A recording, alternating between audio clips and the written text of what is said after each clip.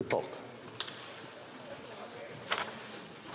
It being 11:03, the House will now proceed to the consideration of private members' business as listed on today's order paper. Orders of the day, ordre du jour, private members' business, resuming consideration of motion 86 on Citizens' Assembly on Electoral Reform, standing in the name of Ms. Barron. Resuming debate, the honourable member from Aurora Oak Ridge, Richmond Hill for 10 minutes. Thank you, Mr. Speaker. And it's an honour to rise for the first time this session to represent the people of Aurora Oak Ridge's Richmond Hill and to speak on a matter that many of my constituents are passionate about, and that is Bill M86, Citizens' Assembly for Electoral Reform, sponsored by the Member of Parliament from Nanaimo Ladysmith and jointly seconded by me and 20 other members of Parliament. The bill calls for the creation of a Citizens' Assembly on Electoral Reform, which in turn would determine whether electoral reform is recommended in the Canadian context and make suggestions as to how it can be improved. We must address voter apathy and lack of trust in our electoral system. When young people say they do not vote because their vote's not going to make a difference in what the government looks like after the election, we need change. When people in certain regions of the country feel that they're not represented because most of their elected representatives are from a party that has drastically different views than theirs, we need change. When certain groups of Canadians do not feel welcomed or able to participate in our parliamentary system, which is oppositional and largely the legacy of male white settlers and colonialists, we need change. When qualified individuals who want to help make our country a better place opt out due to the polarization and abuse fostered by our current system, we need change. And where the only way to influence policy is to demonize and overthrow the existing government, rather than to collaborate and work together to come up with the best solutions to help Canadians, we need change. We know we need change, and over 75% of Canadians agree and support electoral reform. So how do we get it? And why a Citizens' Assembly? You know, we know that a Citizens' Assembly is made up of a representative of non-elected Canadians, a wide range of Canadians from across the country. That can be chosen by subgroup to represent every group across our country. It's selected like a jury. It can be, and it's taken to ensure representation of the population. It can look at a broad range of reforms, of options for reform. And the findings can either be referred to government or we can go to a referendum. There are different options depending on how we proceed. You know, we've already seen that trying to find consensus on election reform through the usual order of business in government procedures has failed. In 2015, it was the will of this government to implement electoral reform. But the process found consensus only on retaining the status quo. While the intention was to create a more representative and responsive democratic process, achieving consensus on a specific alternative proved elusive. But Canadians still want electoral reform. Now, it may not be the most urgent issue facing us today, but it's an extremely important one to the future of our democracy in our country.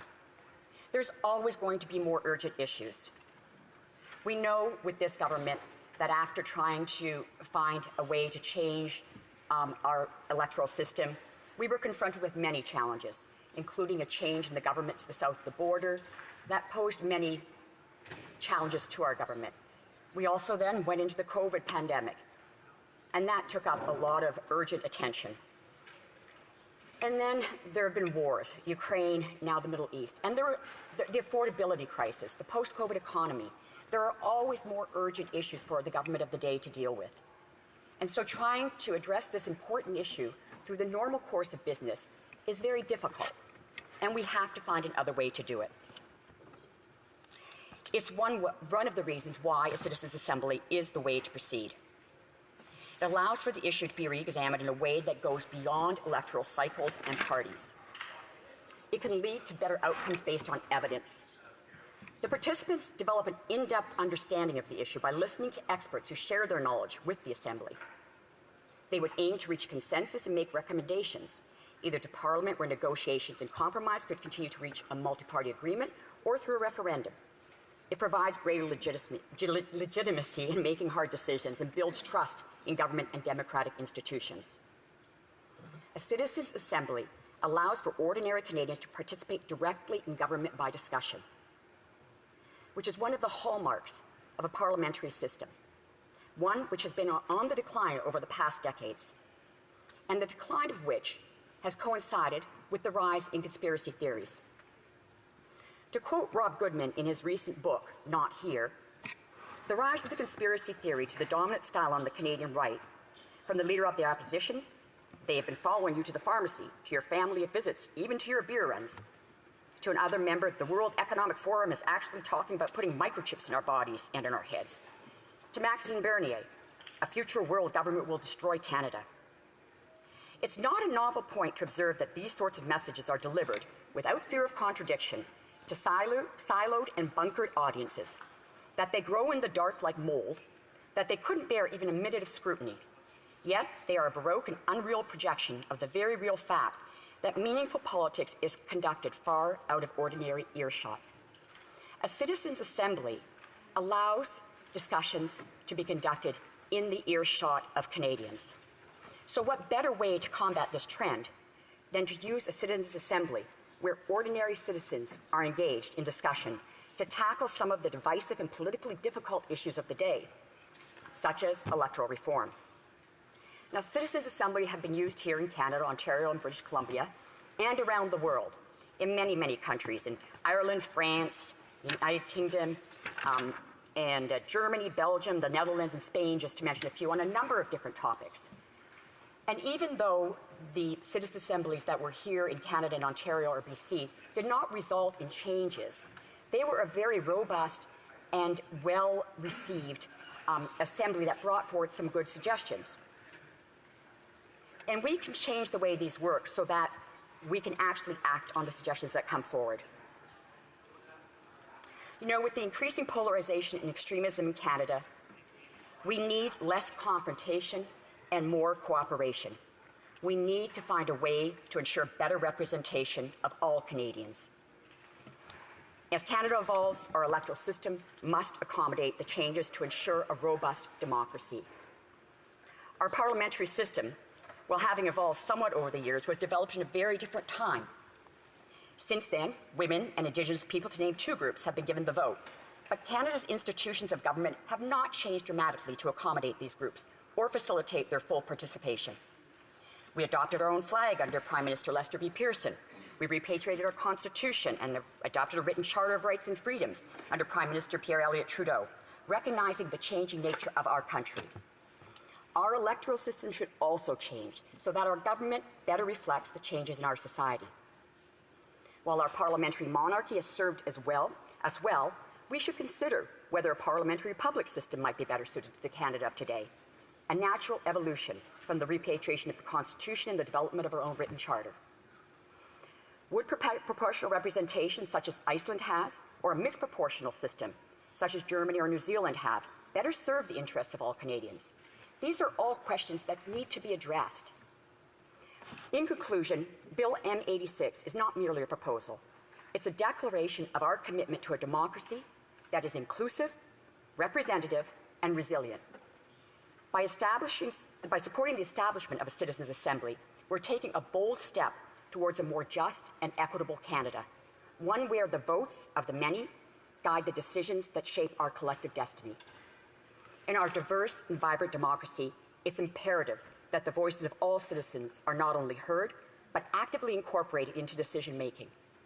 The Citizens Assembly, envisioned by Bill M86, would serve as a powerful mechanism for fostering inclusivity, ensuring that every Canadian, regardless of background or affiliation, has a genuine opportunity to contribute to shaping the future of our nation. To quote Ernest Naval, a Swiss philosopher and theologian, "The right of decision belongs to the majority, but the right of representation belongs to us all." Thank you, Mr. Speaker.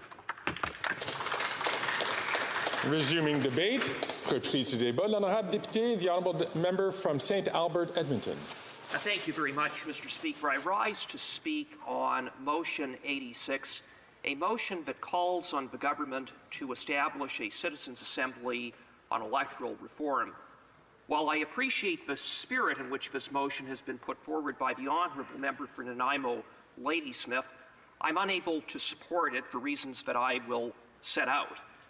I would acknowledge, Mr. Speaker, that a citizens' assembly can play a constructive role in making recommendations around alternative electoral systems.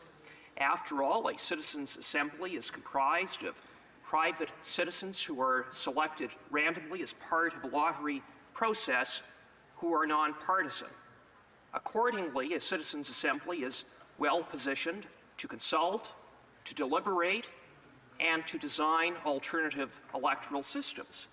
Indeed, citizens' assemblies have played precisely this role twice in Canada, in British Columbia and in Ontario in 2004 and 2006, respectively. However, that is not precisely what this motion calls for. Rather, this motion calls for the establishment of a citizens' assembly with a mandate to, quote, determine if electoral reform is recommended for Canada, and if so, to recommend specific measures that would foster a healthier democracy. And so, based on the wording of the motion, if the Citizens' Assembly determined that electoral reform were desirable, presumably it would go about making recommendations on alternative systems, but the wording on its face is somewhat ambiguous. It isn't clear. But what is clear is what is missing from the motion, and that is any mention that there be a referendum of Canadians to decide whether to adopt any new electoral system. Mr. Speaker, a citizens' assembly on its own is completely insufficient to determine any new electoral system. Likewise, I would submit it would be inappropriate for politicians to make such a determination, for example, by way of a bill introduced in Parliament, having regard for the fact that all of us have partisan political interests that would influence decisions around the design of any new electoral system. Nothing short of a referendum will suffice. A referendum is needed in order that any new electoral system have the moral weight and legitimacy that would be needed. Indeed, anything less would likely cast doubts amongst segments of Canadians that certain partisan actors had taken advantage or manipulated the electoral system for partisan or ideological gain, which would undermine democracy and undermine confidence in any new electoral system. And so, Mr. Speaker, I cannot support the motion on that basis. I cannot support a motion that could be construed as recommending a process whereby a citizens' assembly on its own would determine a new electoral system as opposed to merely recommending alternative electoral systems. Now, with that, I would like to make a few observations more broadly on the matter of electoral reform. Proponents of this motion make the case that this is something that Canadians want. Indeed, within the motion itself, there is a poll that is cited that indicates a sizable percentage of Canadians would like to see a citizens' assembly. I would respectfully question whether this is something that Canadians want, and I question it not on the basis of a poll. I base it on results of votes of Canadians in 7 referendums held over the past 20 years in 3 provinces. In 5 out of 7 referendums, Canadians, when given the choice, have voted against electoral reform and in favor of the status quo, first past the post system. Indeed, the only referendum in which a clear majority of voters elected to adopt a new electoral system was in the 2005 referendum in British Columbia, which 57% of voters gave the green light for electoral reform, but it didn't meet the threshold for implementation. There were two subsequent referendums in British Columbia in which more than 60% of voters opted for the status quo. And although it may be unfashionable to say, perhaps the reason voters have opted for the status quo is because the first past the post electoral system has served Canadian democracy well. There are many merits to the first past the post electoral system, including the fact that it is straightforward. It can best be summed up as the candidate with the most votes wins. What could be more straightforward than that? It is also inherently democratic. It is based on the premise that each voter is equal. One person, one vote, with each vote weighted equally. That is in contrast to alternative systems where some votes count more than once, based on second and third ballot choices, for example. As former Prime Minister, current Secretary of Foreign Affairs of the United Kingdom, David Cameron, observed in a column that he wrote in The Telegraph in 2011, the first past the post system produces winners, whereas alternative voting systems in some instances produce winners out of losers, in the sense that candidates who in some instances place second or third out of first ballot rankings end up winning. Further, Mr. Speaker, first past the post is efficient and transparent. It tends to produce decisive results. Canadians learn, more or less on election night, what kind of government they're going to get. That is in contrast to many European countries where governments are formed weeks, sometimes months after an election night. That is not efficient, that isn't transparent, and I would submit it isn't democratic. And first past the post ensures accountability. It is heavy on accountability. When Canadians decide that it is time for a change, time to change a government, first past the post tends to produce such an outcome. And it provides accountability by connecting members of Parliament with their electors, their constituents. That is in contrast to other electoral systems where, for example, members are elected based on being on a party list.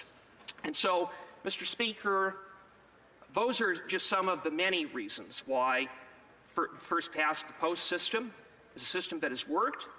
I would submit that it isn't by accident that Canada is one of the most stable and strongest democracies in the world. I don't think it is an accident that we have seen for more than 150 years the peaceful transfer of power. Very simply, Mr. Speaker, if the system isn't broken, then there's no need to fix it.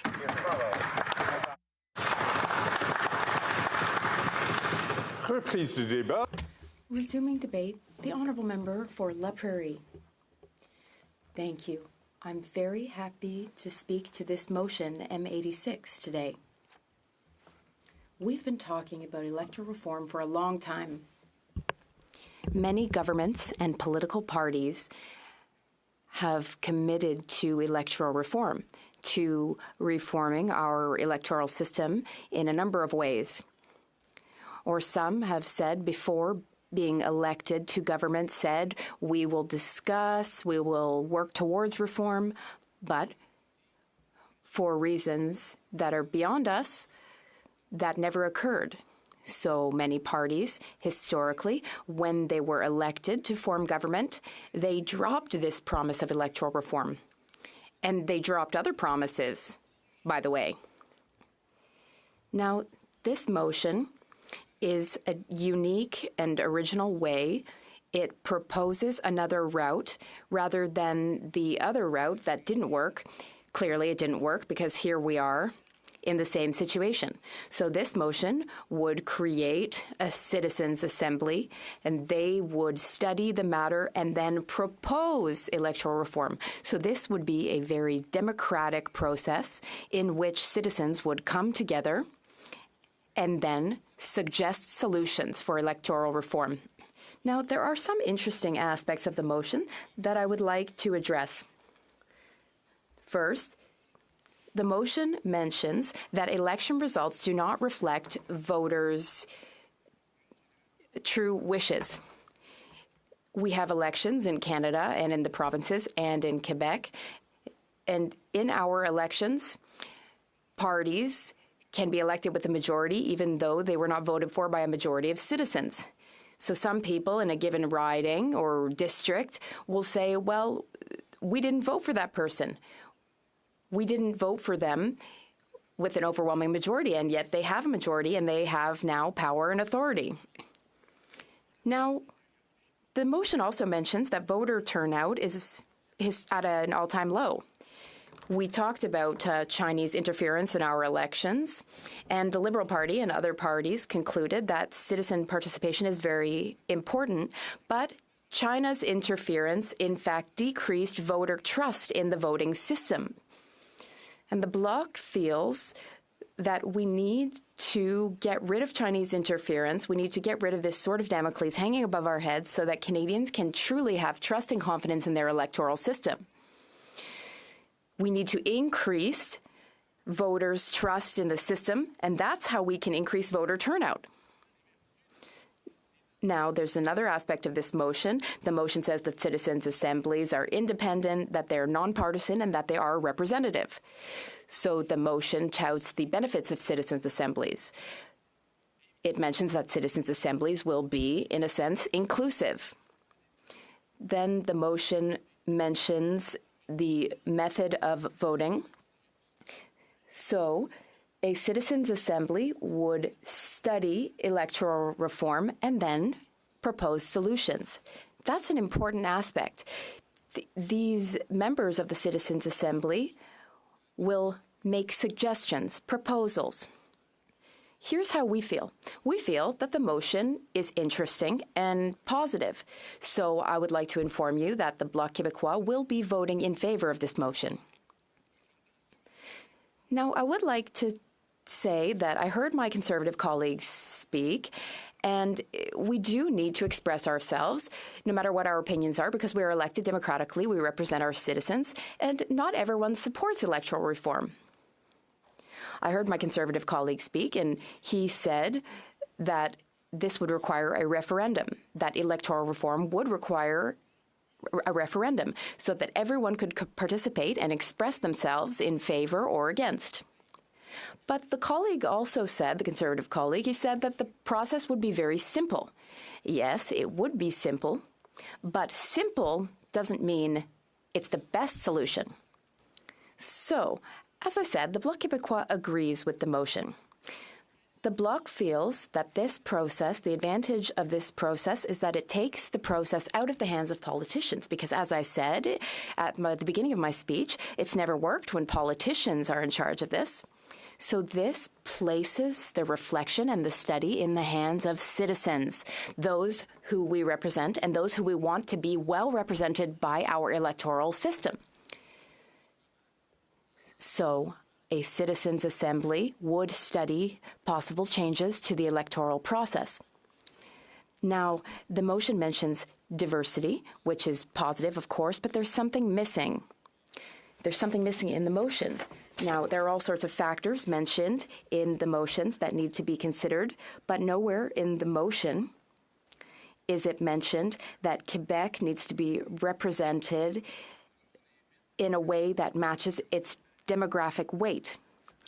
So we call on our colleagues to make sure that Quebec is properly represented in a way that matches its demographic weight. Now, elections are the cornerstone of democracy. So this matter is incredibly important. Now, there is no perfect electoral system. It doesn't exist. In France, for instance, their system is completely different from ours, but satisfaction is not necessarily higher among citizens. The system in France is criticized left, right, and center. So what's the solution then if there is no perfect election system? What's important is that political parties, when they take office, they totally do a 180. Now, I'd like to read to you what was said in the speech from the throne. When the government was elected in 2015, they said the government will lead consultations on electoral reform to ensure that 2015 will have been the last election under first past the post. That was said in the speech from the throne. And this just goes to show that you can't trust any political party, other than the Bloc Québécois maybe, but we will never form government in this parliament. So it's hard to trust political parties, and we can't leave electoral reform up to political parties. So after this speech from the throne, a committee was struck. They met 57 times. They had about 200 witnesses, several participants, and what that led to was nothing at all.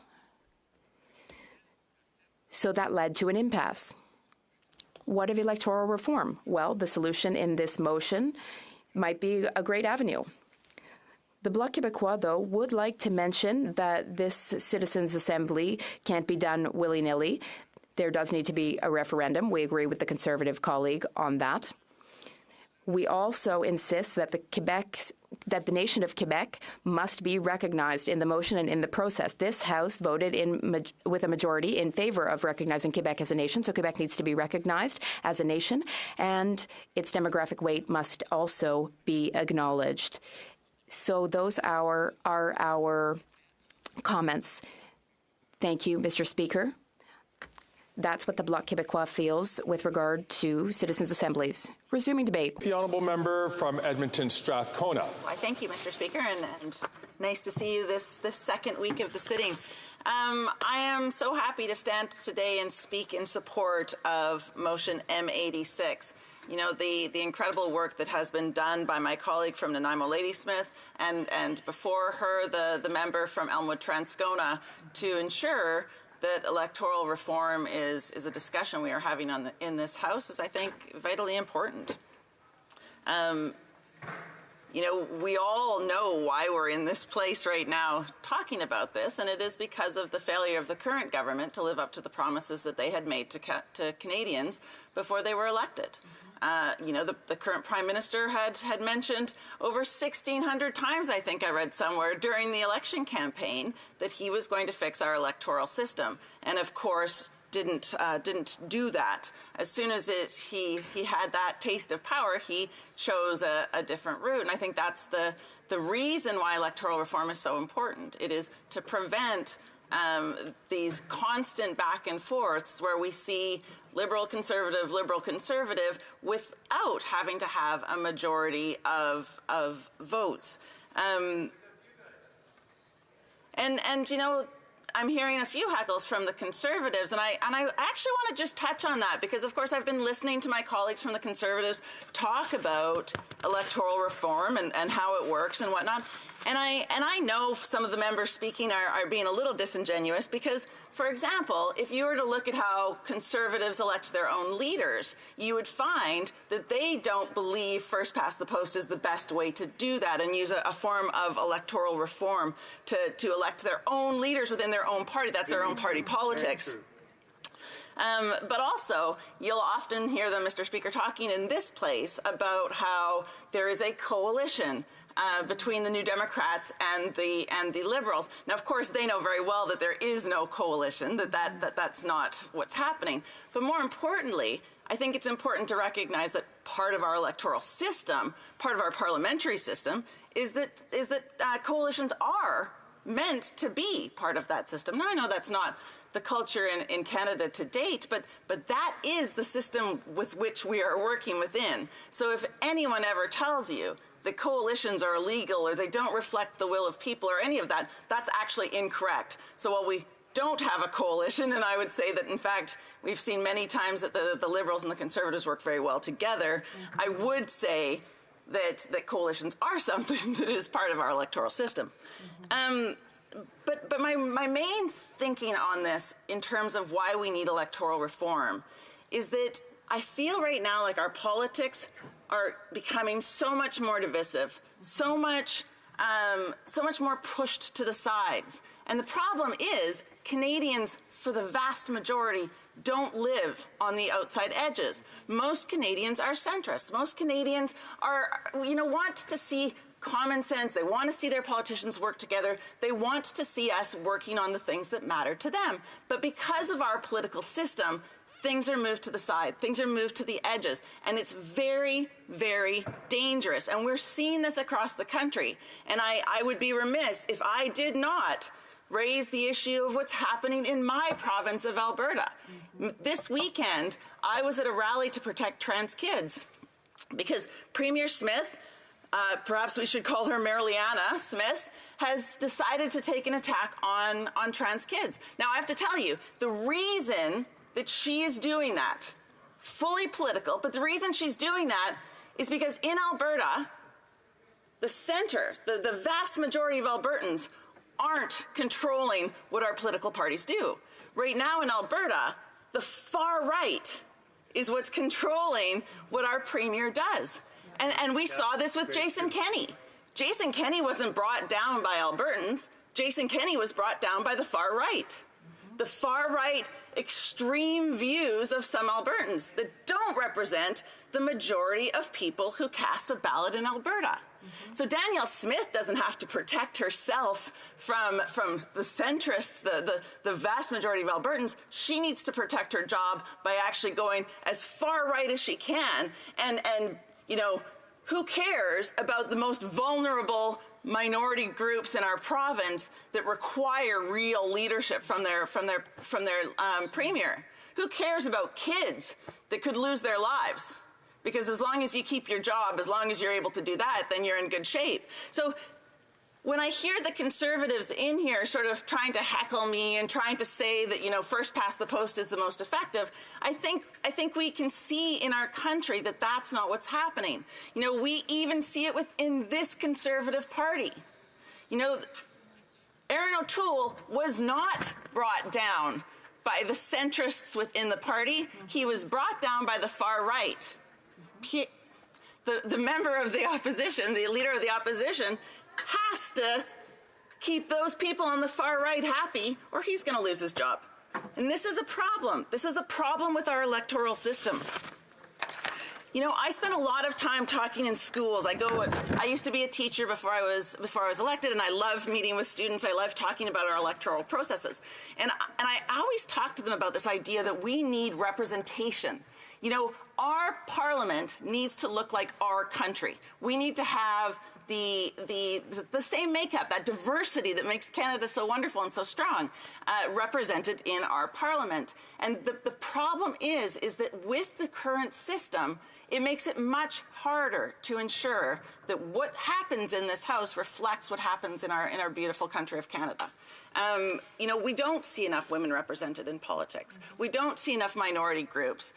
We don't see that diversity of age, of ethnicity, of language. All of those pieces are missing when we have a system that first past the post. So for me, when I speak to young people, I always think you should all be thinking about politics as a potential career, every one of you, because we need more people that want to get engaged. We need more women. We need more diversity within our House of Commons.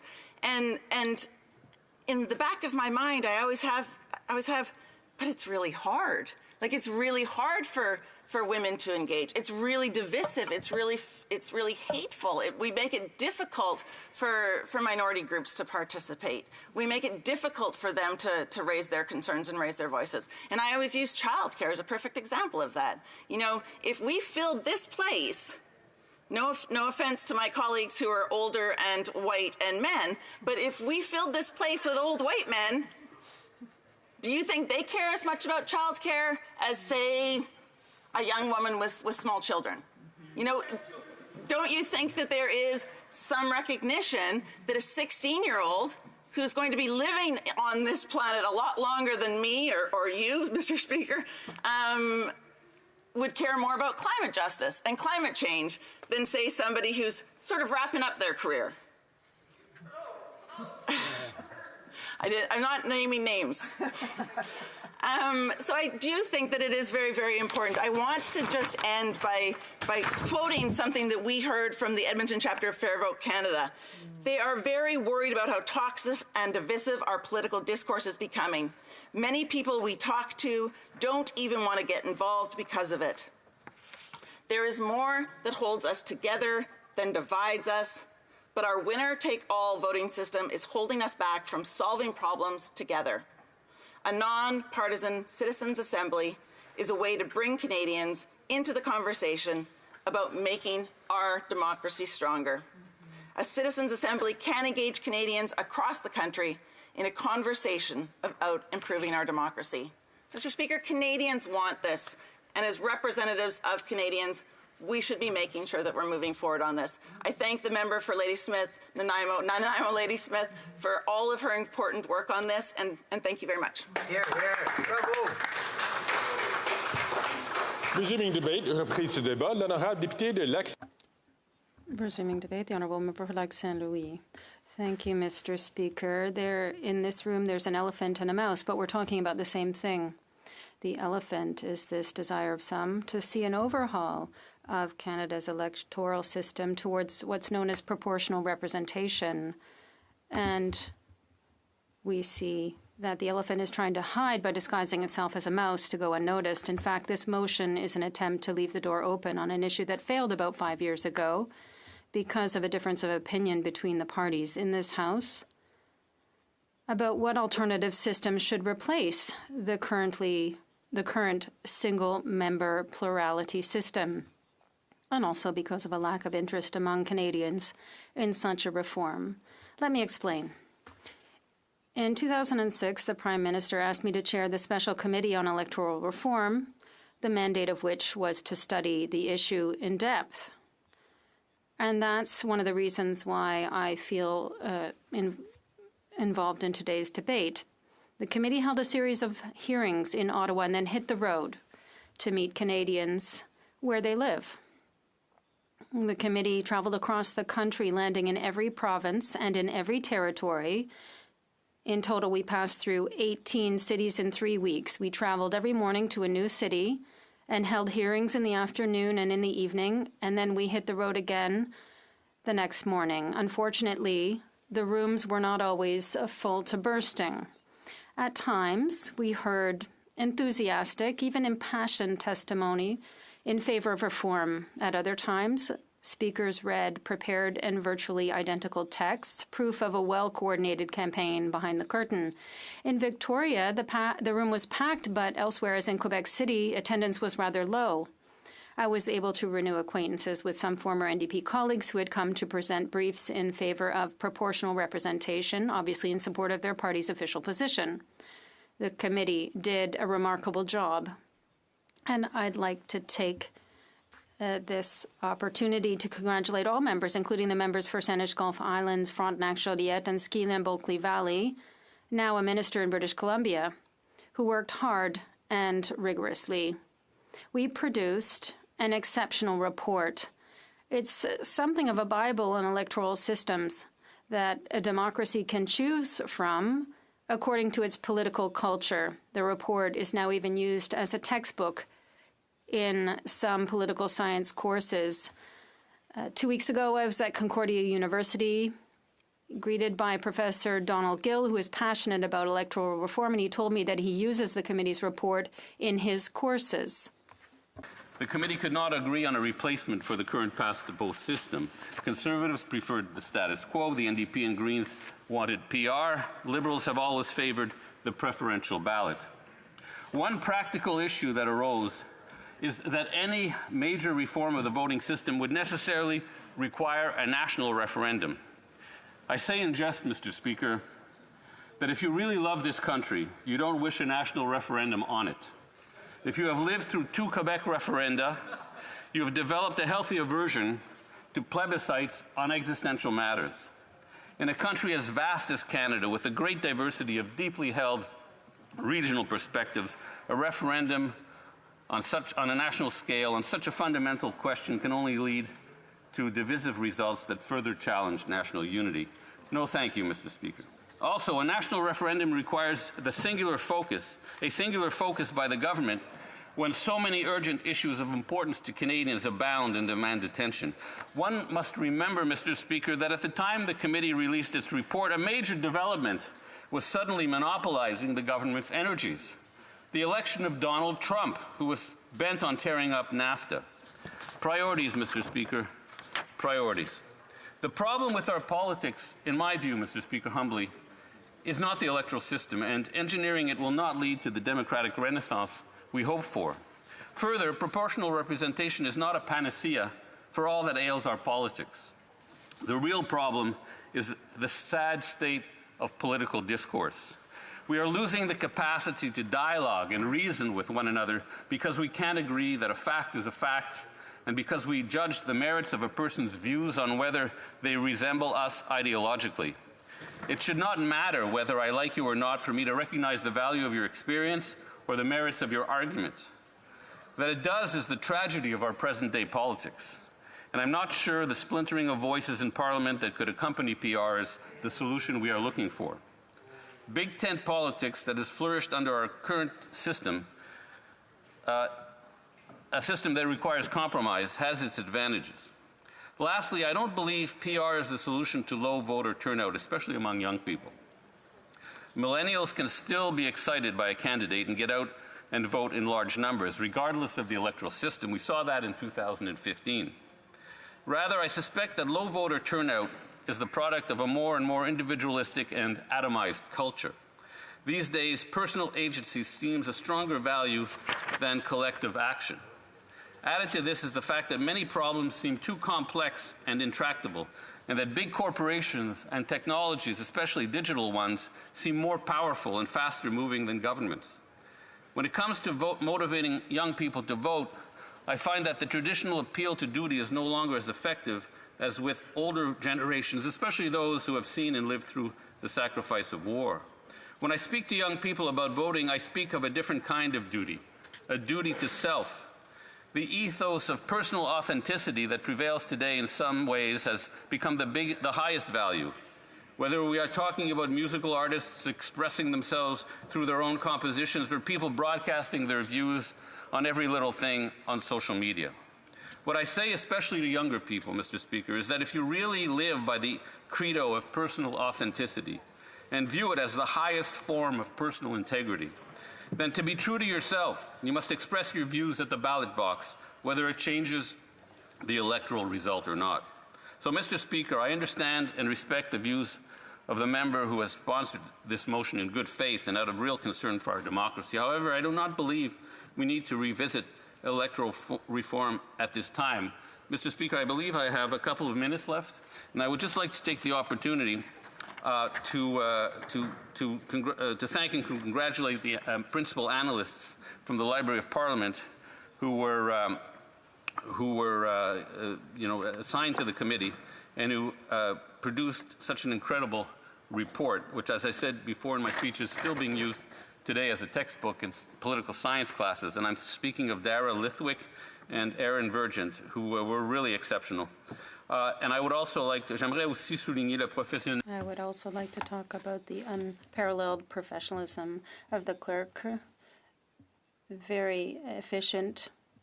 Ms. Lafrance was at the wheel and everything happened very smoothly. Thank you. Reprise du débat. Resuming debate, the honourable member from Victoria. Mr. Speaker, proportional representation is fundamentally about ensuring Parliament reflects how people voted. It's about upholding each citizen's right to equal treatment under election laws and equal representation in our democracy. Unfortunately, our current electoral system, first past the post, is outdated and unfair. It doesn't accurately represent how people voted. It creates false majorities. It results in barriers to participation for women, racially marginalized, and other equity-deserving groups. and it results in worse outcomes for everyday people, including on things like the environment, the economy, health, and tackling inequality. At a time when people are struggling to make ends meet, when we are witnessing the devastating impacts of the climate crisis, increasingly divisive politics, we need to ask the question, is our current system serving Canadians? And I would say no. Before getting into politics, I taught political sociology at the University of Victoria. I also lectured in political science classes on the topic of electoral reform, and I co-hosted a television program called Voting for Change. It brought experts, elected officials, and community leaders on to discuss proportional representation. It's clear to me that proportional representation is a more fair, more effective, and more engaging democratic system, and Canadians would benefit from this change. But regardless of which electoral system you prefer, the process of engaging Canadians in a citizens' assembly is one that everyone should be able to get behind. Of course, the Liberal Party doesn't want this because it reminds people that the Prime Minister failed to deliver on his promise to reform our electoral system. He made a firm and unequivocal commitment, which his team and he repeated over 1,800 times. 1,800 times he told Canadians that 2015 would be the last election under first past the post. Canadians believed this promise. It would have been the right thing to do, but it was one of the first of many promises he would break to Canadians. And over the past 8 years, the Liberals have shown that they are more interested in maintaining power and the status quo than ensuring that every vote counts. Very true. Canadians deserve leaders that follow through on their promises, leaders that have a sense of integrity, leaders willing to listen to the voices of Canadians. Instead, we have a Prime Minister who Canadians no longer trust, a party that has broken their trust so many times that people now joke that the worst thing for a policy is to be an explicit Liberal commitment. Policies have a much better chance if they are unspoken, vested interests of wealthy Liberal insiders. Trust has been broken. And this is why a citizens' assembly is such an important tool. Citizens' assembly have legitimacy and public trust because they are independent, nonpartisan, and they are a representative body of citizens. 78% of Canadians support the idea of striking a nonpartisan, independent citizens' assembly on electoral reform, which isn't surprising when Canadians are feeling disheartened by the polarization of politics, concerned about the health of Canada's democracy, witnessing low voter turnout and voter disengagement. Citizens' assemblies have been used successfully in Canada and in other countries around the world to tackle difficult issues through nuanced public deliberation. And while 90% of Canadians want a parliament that reflects how people voted, a citizens' assembly on electoral reform would give citizens a leadership role in building consensus on the specific model for electoral reform for Canada. To me, and to the majority of Canadians, it's clear that proportional representation is a fairer and more democratic system. It ensures that every vote counts and that all voices are heard. It would lead to a more representative government that truly reflects the diversity of our country. And the research backs it up. Proportional systems have better representation of women, racialized groups, 2S LGBTQ plus folks, and other equity-seeking groups. Canada has an embarrassingly low percentage of women in Parliament. The House has never reflected the diversity of our country, and there is an abundance of research showing how proportional representation increases representation of marginalized groups, creating new avenues of political power for groups traditionally denied fair access to power and representation. And representation matters. A true democracy isn't just a system that represents the majority, but one that also represents and upholds and protects the rights of minority folks. And right now, when trans kids are facing such intense discrimination and hate from right-wing elected leaders, it's important that we ensure that their voices are represented in Parliament. Hear, hear. And to trans kids, I want to say, we see you, we hear you, and we will stand with you. Yes. Proportional representation also encourages parties to work together. And since no party is likely to win a majority of seats in the legislature, it leads to more cooperation and compromise. Parties being forced to work together leads to more inclusive policy making. And as they're forced to consider the views of other parties and their constituents and enact more representative policies that reflect the needs and interests of a broader range of systems, we get better policy. It also helps governments avoid policy whiplash. Under first past the post, you typically oscillate between two parties that frequently win false majorities. Policy whiplash happens when, in a polarized system, Party A comes in and undoes the majority of policies of Party B. They start their own agenda, and then when they're defeated, Party B comes in and undoes all the work of Party A. This happens back and forth to the detriment of citizens. It wastes bureaucratic resources and stalls progress that would support Canadians. Proportional representation forces parties to work together, which helps to reduce political polarization and gridlock. It can lead to more stable and effective governance as parties are less inclined to undo the work that's gone on before when they were included in creating it. You get greater continuity because it requires greater consensus. Overall, proportional representation can help create more inclusive, representative, and effective democracies. We've seen a glimpse of what that is when we've had minority parliaments in Canada. We wouldn't have health care in Canada if it weren't for a minority parliament forcing Lester B. Pearson to work across party lines with Tommy Douglas. We wouldn't be rolling out dental care for the first time in Canada if New Democrats hadn't used our power in a minority government to force the Liberals to provide dental care. Hear, hear. We get better policies when we work together. But I think one of the most compelling arguments for proportional representation is that people want to vote for what inspires them. They want to vote for the candidate who best aligns with the vision they have for the future. And unfortunately, our current system requires them often to vote for what they don't want. People want to see their vote count. It's part of the reason proportional representation increases voter turnout. Many people are strategically voting, but it's demotivating. Under our current first-past-the-post system, many Canadians feel like their vote doesn't matter. Proportional representation would ensure that every vote counts. It would allow a more diverse range of voices to be heard in Parliament. It would encourage greater voter turnout as people feel their vote actually matters. The Liberal government has claimed that proportional representation would lead to unstable governments. It's simply not true. Many countries around the world use proportional representation. They have stable governments. In fact, the vast majority of OECD countries use proportional systems.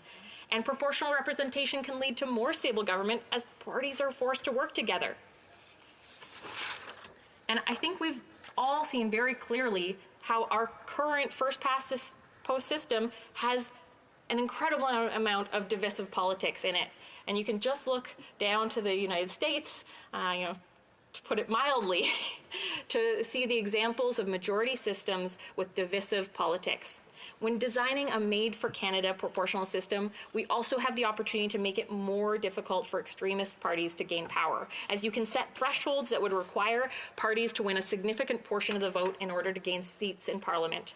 It's time for the Liberal government to stop making excuses and start listening to the voices of Canadians. We need a government that's committed to democratic reform, that's willing to take action to ensure that every vote counts. It's why I'm joining the member from Nanaimo Ladysmith to call for a Citizens' Assembly on proportional representation. It's time for people to get on board and understand that Canadians deserve a voice. The government needs to listen. Proportional representation is the future of democracy in Canada. Let's put in place a fairer system where Parliament truly reflects how people voted. Join me in calling for a Citizens' Assembly on proportional representation, and together we can create a more just and fair Canada. Thank you. Le temps est arrivé pour avoir The time is now turned to the right of reply. from Nanaimo Ladysmith on her motion. Thank you, Mr. Speaker. Thank you. It has been such an honor to bring forward M86 in the House of Commons and to have this vitally important debate around electoral reform. Mr. Speaker, now more than ever, we need all members of Parliament working together to strengthen Canada's democracy, to ensure those elected are representative of our communities, and to encourage members of Parliament to work together to implement real solutions at the pace required to meet the emergent needs faced by Canadians. People are struggling like I have never seen before in my lifetime across this country. An affordable, safe, and adequate place to call home is out of reach for so many in my riding of Nanaimo Ladysmith and across the country. Too many are unable to provide for their families, seniors are unable to retire with dignity, and people living with disabilities don't have anywhere near the supports they need to make ends meet. To make matters worse, the impacts of the climate crisis are here, with extreme weather continuing to devastate communities across the country. I could continue listing the problems faced by Canadians for my entire speech, but because of limited time, Mr. Speaker, I will say for all these reasons, we cannot keep doing things the way they have always been done.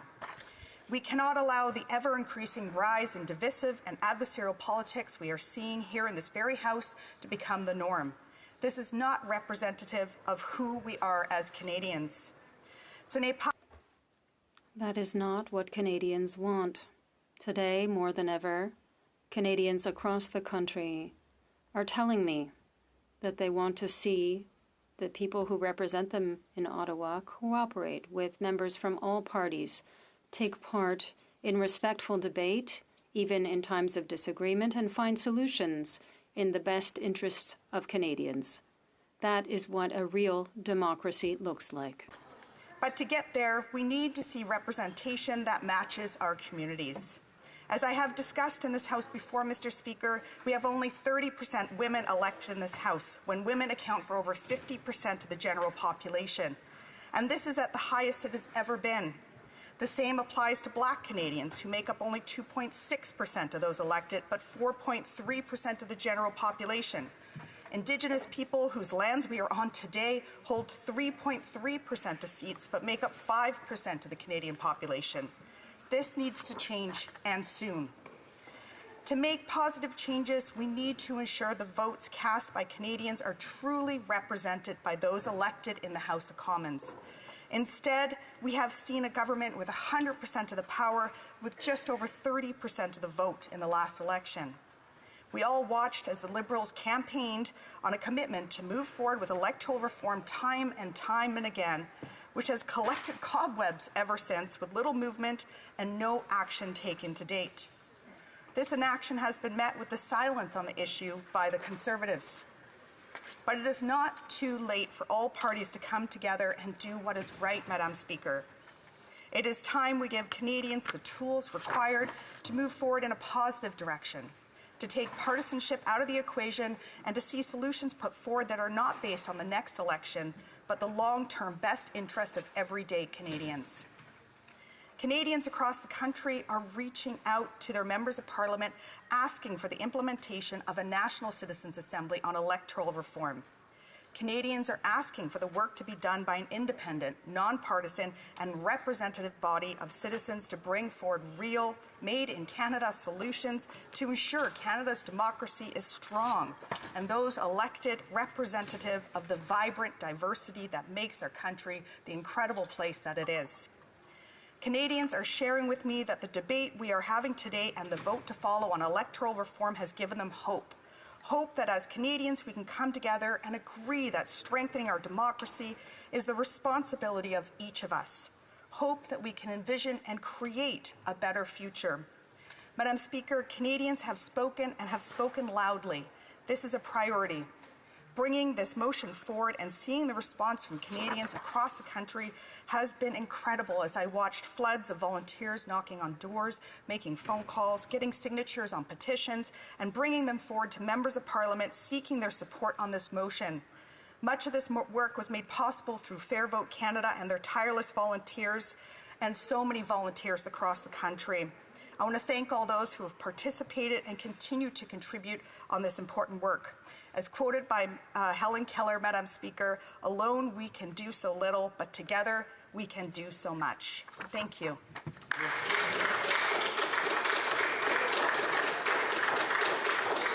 Alors, la question est la suivante. The question is as follows. And seconded by Mr. Blakey, move that A, the House recognize that 1, representative democracy is a fundamental part of Canadian society. 2, in Canada's current electoral system, the majority of voters cast ballots for a candidate who does not get elected, and many voters feel that election results do not accurately reflect their views.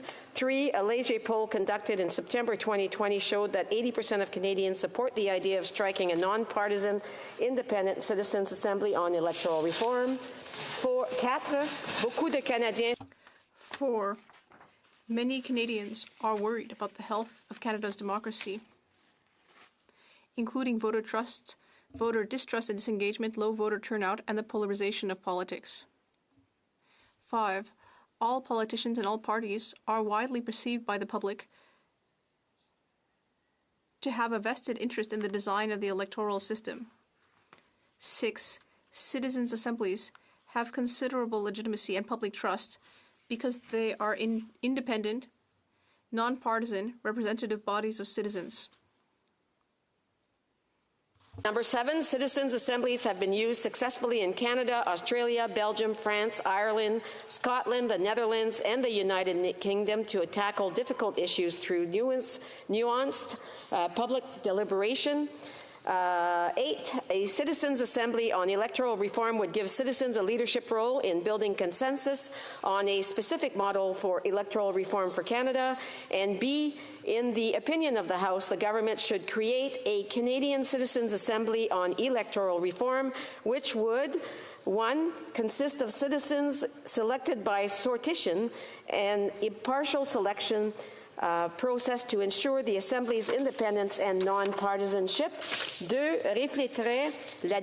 2, reflect the diversity of the Canadian population, including representation and meaningful participation of age groups, genders, ethnicities, languages, socioeconomic backgrounds, and geographic regions, including from First Nations, Inuit, and Métis peoples. 3, determine if electoral reform is recommended for Canada, and if so, recommend specific measures that would foster a healthier democracy.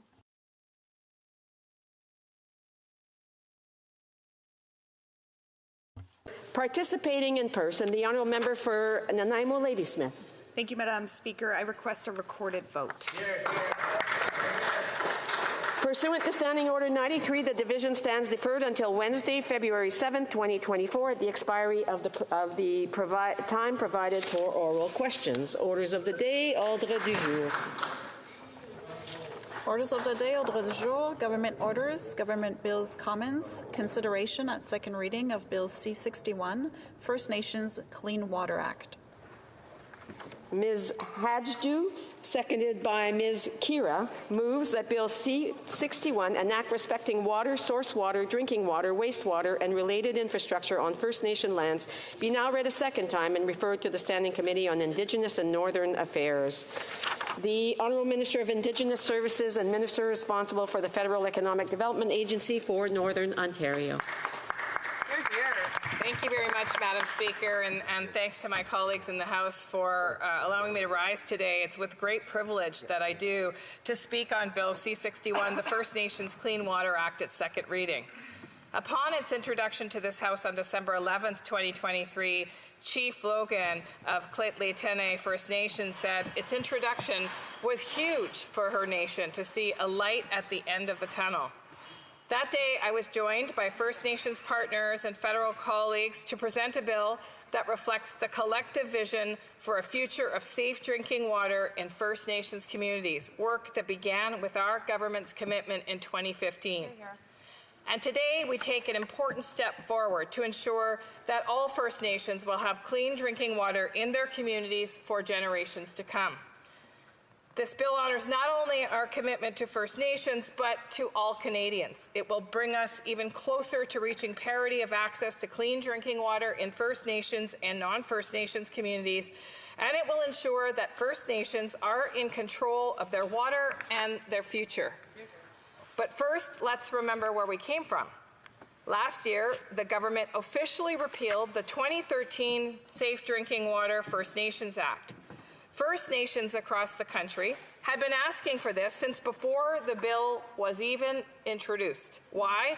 Because the Harper government never considered including the voices or perspectives of First Nations when they drafted that legislation.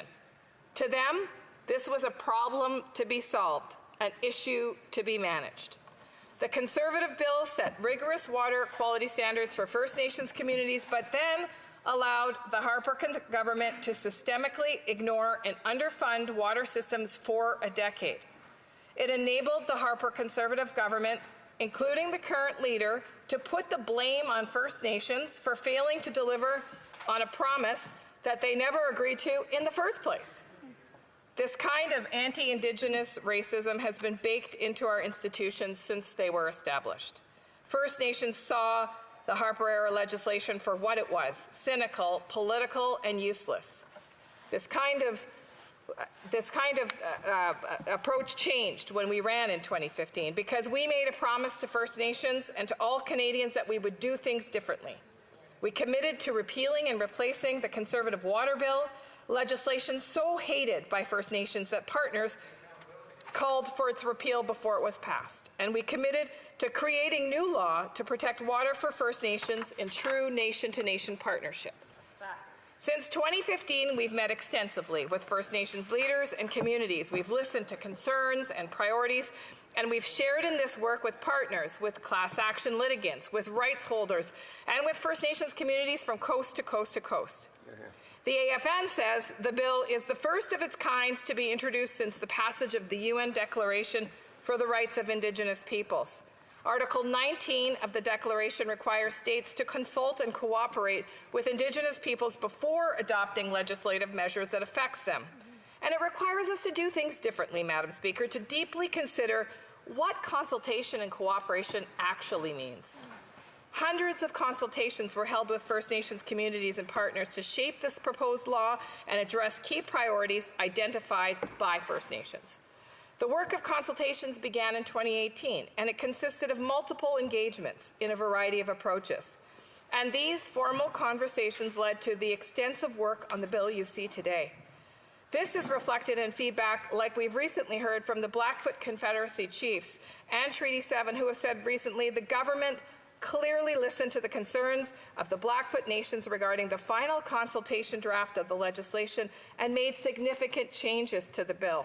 It is for this reason that our nations support Bill C-61. Comme le rappel, as the elders regularly remind me, and as many other knowledge keepers and people from throughout the country remind me, water is life. It is the foundation of community health and well-being. As we all know, we must do more to protect First Nations sources of water. Partners shared with me, Madam Speaker, how powerful it was to see their words, their feedback reflected in our way forward. On the day the bill was tabled, Chief Erica Baudouin of Cowessess First Nation said, and I quote, "I believe today is historic, not only because the bill has been introduced, but because it is the start of that day where our children will be born with the regulations that are needed. This is truly a historic moment for law development in Canada."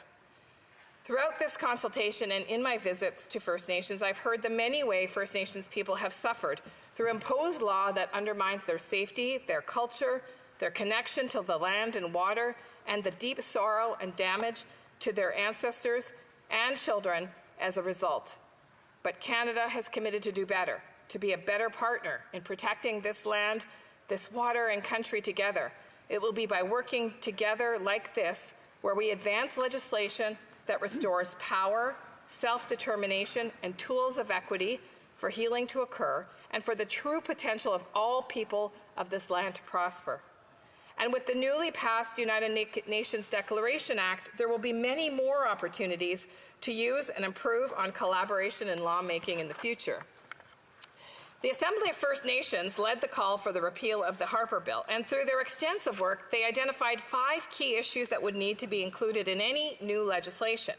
They are as follows. 1, affirm First Nations' inherent rights to manage their water systems. 2, create the tools First Nations need to protect their source waters. 3, hold governments accountable to invest the funding needed for water infrastructure. 4, co-develop minimum standards for clean drinking water. And 5, support the creation of a First Nations-led water institution. Each of these 5 areas are significantly addressed in this bill, and the AFN now says it is confident that the proposed legislation addresses one of their most critical priorities as First Nations, ensuring safe and clean drinking water and adequate wastewater. Bill C-61 recognizes and affirms the inherent right of First Nations to self-government, including jurisdiction in relation to water, source water, drinking water, wastewater, and related infrastructure on, in, and under First Nations lands. The proposed legislation would also establish rights-based regulatory pathways to protect water and source water adjacent to First Nations lands. This would be done in consultation and cooperation with First Nations, other federal ministers, provinces, and territories to protect drinking water sources that flow onto First Nations lands. It commits the federal government to work with First Nations to ensure they have the tools they need to protect the lakes and the rivers that feed water systems. Le projet de loi Bill C-61 would support the implementation of the UN Declaration on the Rights of Indigenous Peoples, including by applying the principle of free, prior, and informed consent. The bill would strengthen funding commitments to provide adequate and sustainable funding for water services on First Nations lands comparable to services received in non-First Nations communities. The bill would establish minimum national standards for drinking water and wastewater services on First Nations land based on the choices of First Nations themselves. It would help ensure that First Nations have reliable access to drinking water and wastewater services on First Nations lands in a manner that's comparable to services available to those living in non-First Nations communities. It would also ensure First Nations are involved in making the decisions related to their drinking water and wastewater services. The government will have to consult and cooperate with First Nations when making funding allocation decisions and when developing federal regulations. Des règlements fédéraux. Federal regulations on drinking water, wastewater, and related infrastructure on First Nations territory will guarantee that there is effective regulation of drinking water for all First Nations. At the same time, the bill would support First Nations in exercising their inherent right to self-government by making First Nations law paramount over federal regulations under the bill should First Nations choose. The bill would also facilitate water agreements, including transboundary source water protection agreements and bilateral financial agreements between First Nations and Canada to support the exercise of First Nations jurisdiction on First Nations land. The bill would also require Canada to be an active partner in the creation of a First Nations Water Commission that would support First Nations in exercising greater control over drinking water and wastewater services on First Nations land. In short, the bill puts First Nations in the front when it comes to making decisions on clean drinking water. First Nations peoples have always known the importance of protecting the lakes and rivers that give life to us all. They should be the ones making these important regulations to protect water for their communities. They should have the power to develop clean drinking water standards, and they should have the funding they need to do this work along with the tools that enable it to be done. It is not one thing that will protect water for generations. It is many. And this bill addresses the key elements First Nations have identified that they need to do this work. And it's also why the Atlantic First Nations Water Authority is supportive of its introduction. As Chief Wilbert Marshall said, it's a unique opportunity for First Nations to control their service, critical to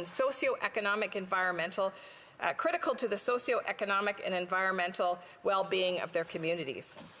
Aligned with the United Nations Declaration on the Rights of Indigenous Peoples, this legislation was developed through engagements that put First Nations voices at the center.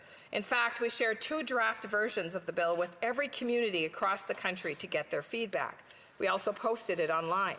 And with the extensive feedback through many sources, it has been First Nations voices leading the process, pushing the federal government to examine itself and its ways to evolve towards true partnership in law creation. C'est une première à ce vide. That's a first for Indigenous Services Canada. I'd like to thank all those who reviewed the bill, who provided comment, and who helped us to develop and strengthen the bill.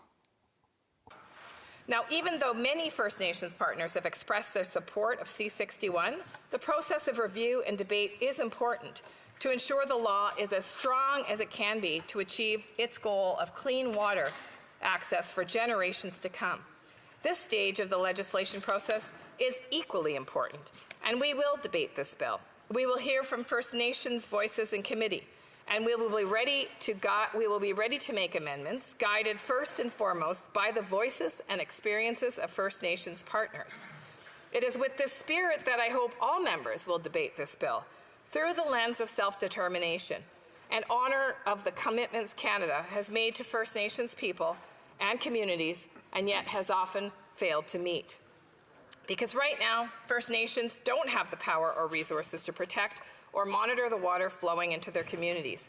And the result has been generations of loss, damage, illness, grief, and even death. Last year, I visited with Tataswiaq Cree Nation in northern Manitoba. I met with elders, educators, and members of Tataswiaq to hear about their love for Split Lake, a body of water that almost entirely surrounds their community. I heard about their history of playing, drinking, and enjoying the lake in the past, and their deep grief and anger about the poisoning of the water through decades of industrial pollution. The water is so damaged that it now cannot be used to bathe with, swim in, let alone drink. The community routinely sees dead animals in the lake, adding to the grief and distress they feel living so close to once a vibrant and alive body of water. We've worked hard with the community to find an alternative water source at a neighboring lake, which has meant building a 44-kilometer water pipeline to the nearest clean source of water. But even with this new source, members are distrustful of the safety of their water supply, and they worry about the spread of contamination to the wildlife in the region, important food sources and part of the circle of life. No people should have to live with such fear of their water and such grief of the loss of this most essential element of life. Bien que la province... The provinces and territories have laws and regulations to support the drinking water supply, but there are no similar regulations for First Nations on their own territories. When our federal Liberal government took office in 2015, there were 105 long-term boil water advisories in effect, and sadly, given the decade of neglect under the Harper Conservatives, this wasn't surprising. Indeed, funding for operations was significantly below provincial levels, making it hard for communities to train and retain water operators. Since then, the federal Liberal government has increased funding for water infrastructure by 150%, and the number of long-term water advisories has gone down by 73%. We've also worked together to prevent hundreds of short-term advisories from becoming long-term. Today, 96% of First Nations communities do not have a long-term water advisory. But even still, as Chief Munias just recently has told me from Niskandaga, trust of water is hard to find when you've lived your whole life without confidence in its safety. We must continue our efforts to improve long-term access to clean drinking water for First Nations. We can see a light at the end of the tunnel, Madam Speaker, with the majority of long-term advisories on a clear path to a lift. But we can never go back to an arbitrary and opaque system of First Nations water protection. First Nations have the inherent right to clean water, like we all do, and this bill will enshrine the tools needed to ensure Canada honors its commitments as a true partner in protecting drinking water for future generations to come. It's the first law in our country to be developed in such a collaborative way with First Nations. I truly believe the inclusion of Indigenous peoples in the development of law will mean better outcomes for all Canadians. I look forward to each member's reflections on how to continue this inclusion as we debate this bill together, and I call on all parties to join me in moving forward with the First Nations Clean Water Act, because as Chief Baudouin said it, Indigenous people, Indigenous children deserve to be conceived, born, and die drinking clean water. Thank you, Mr. Speaker. Merci. Miigwech. Bien. Questions and comments? Questions et commentaires. L'honorable député de Avignon-Lamétis. The Honourable Member for Avignon-Lamétis, Matane-Matapédia. Thank you, Madam Speaker. Now, the Bloc Québécois, of course, welcomes the tabling of this bill, but it's shocking absurd, in fact, that in 2024 we should have to legislate to ensure that First Nations in Canada have access to clean drinking water. Canada is not a developing nation. Canada is a G7 country. In Canada, we have 20% of the world's fresh water. So it's incredibly surprising that in 2024 we haven't done more. The 2013 Act was criticized as soon as it was passed, as the minister said, but I'm wondering why it took the government so long to act. They have formed government since 2015. In 2017, water testing was done in some communities in Canada. For example, in Listigouche, in my riding, there was lead found in the water. And Indigenous Services Canada let that continue. So how will this bill ensure that First Nations have access to clean water? The Honourable Minister. Well, thank you very much, Madam Speaker, and thank you to the member for her passion for clean water. And I would share her dismay, really, that this country in many ways has led to discriminatory policy and funding for First Nations. In fact, that's why we are here today. Discretionary funding for water safety has been part of this government's shameful legacy, and we are changing that with this legislation. In fact, not only will this legislation install tools of protection for First Nations that are enforceable, it will also create capacity and partnerships with provinces and territories who play a huge role in protecting the water that feeds First Nations. And finally, Madam Speaker, this law will enshrine the right for First Nations people to have equitable funding to non-Indigenous communities for the protection of their water sources, something that has been sorely lacking. First Nations partners will have the ability to develop those funding models together with the Government of Canada to ensure that we never find ourselves in this situation again. Questions and comments? The Honourable Member of Victoria. Thank you, Madam Speaker. And this government has been in power for 8 years. It is shameful that there are still Indigenous communities without access to clean drinking water. Also, February 6th is the one-year anniversary of the tailings ponds leak that has impacted northern Indigenous communities, First Nations and Métis communities. It's been 1 year, and we know that Imperial Oil knew for years that there was leakage. There have been no charges, no accountability. Indigenous leaders have come to testify at Environment Committee, and they have been calling for accountability for Imperial Oil and big corporations that pollute our waters. When will this government stop letting big polluters like Imperial Oil off the hook, start listening to Indigenous communities, and protect their inherent right to clean water? Minister. Well, thank you, Madam Speaker. And I would say that this legislation establishes the right, the inherent right to clean water, but it does more than that, Madam Speaker. What it also does is provide First Nations with the tools to be able to monitor the source water that feeds their First Nations drinking water systems. And that is work that we must do together with provinces and territories. As you know, Madam Speaker, this is collaborative work with multiple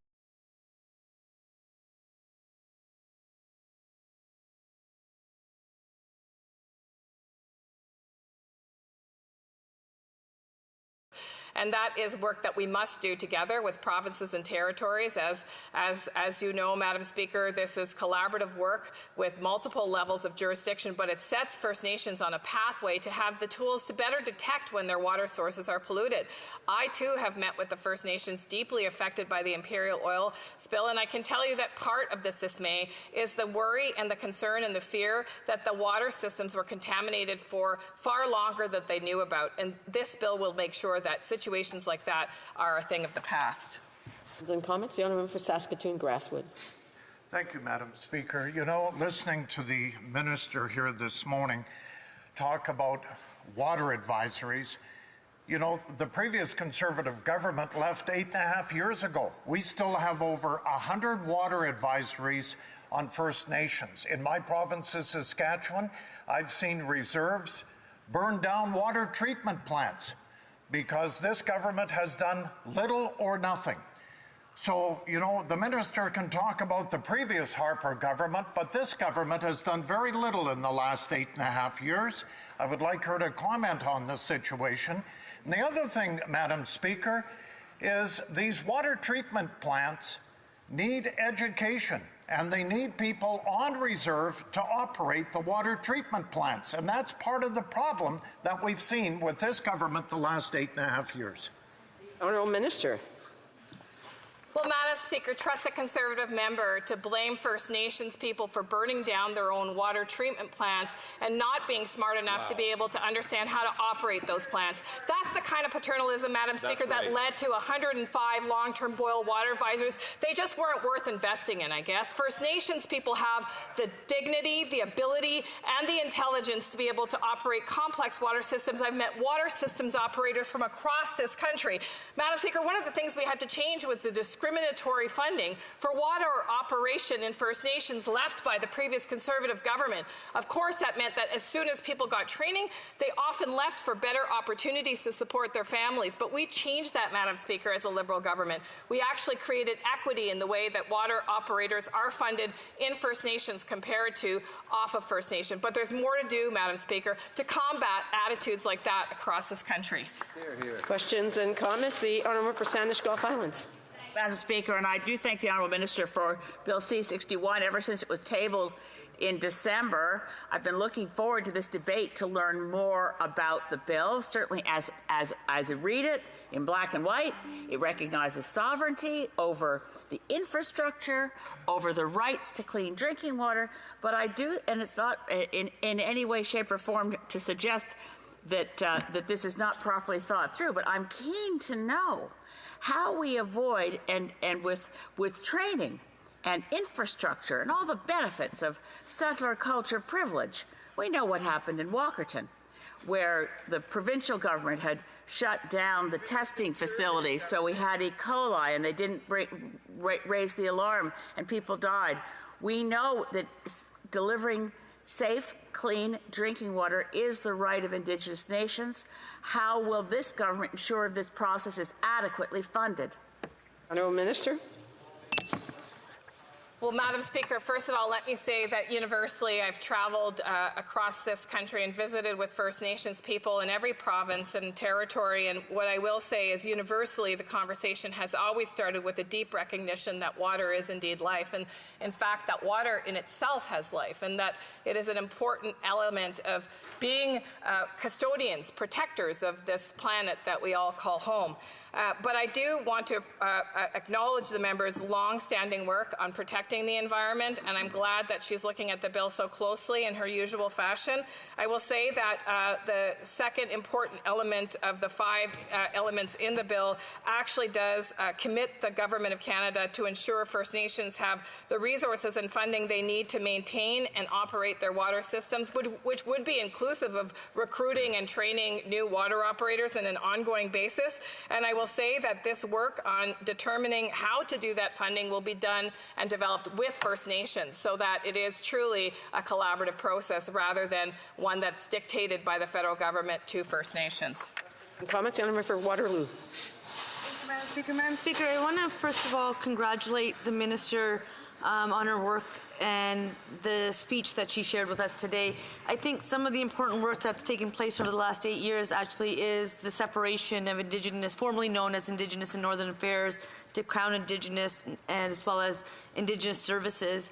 I also appreciated the Minister's comments in regards to actually recognizing the value and importance of a nation-to-nation relationship and having First Peoples, Indigenous peoples, part of the decision-making, because the way we move forward really has to come from a better recognition of what we've done in the past, and I think we have to recognize that we've not always done it well. So I would like just to hear the Minister's comments on just some of the publicly available data when it comes to water advisories, also just the importance of seeing this legislation thoroughly debated and moving forward faster and as quickly as possible. Sure.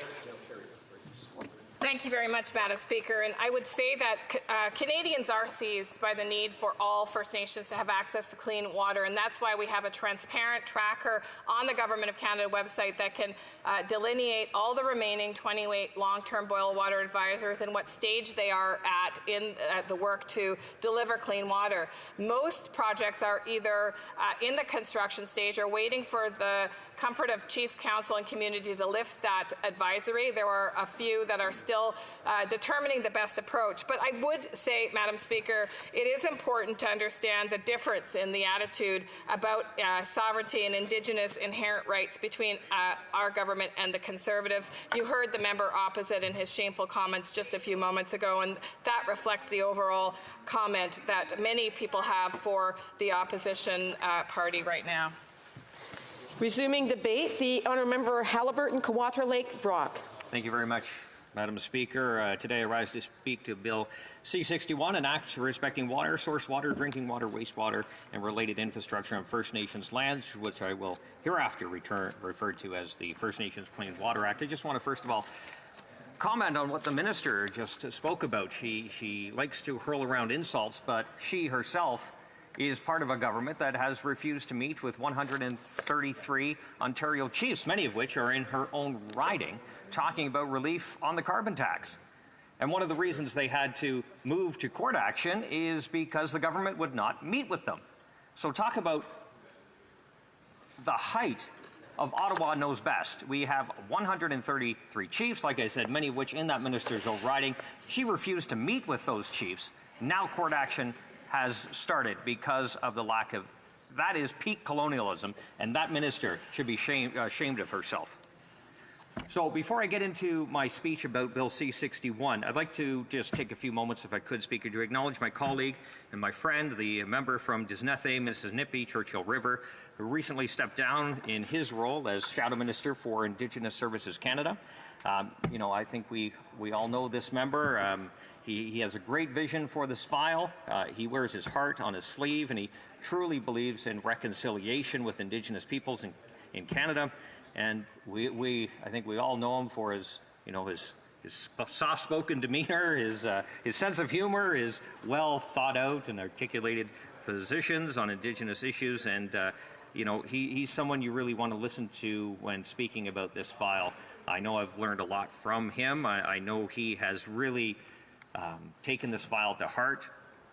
He has told me he'll continue to meet with stakeholders, and he has already valued the information and the knowledge he has gained from the wisdom of those stakeholders, and it's something he will take for the rest of his life, the experiences he's had on this file. I'd also be remiss if I didn't thank his staff, or give them a mention at least. Of course, Dion, who works in the constituency office but heavily involved in this file in Ottawa quite often, Emily and Lene, those individuals put a lot of effort into this file, their hearts in it, and I couldn't be more thankful for the opportunity I've been given to work with that member and his staff.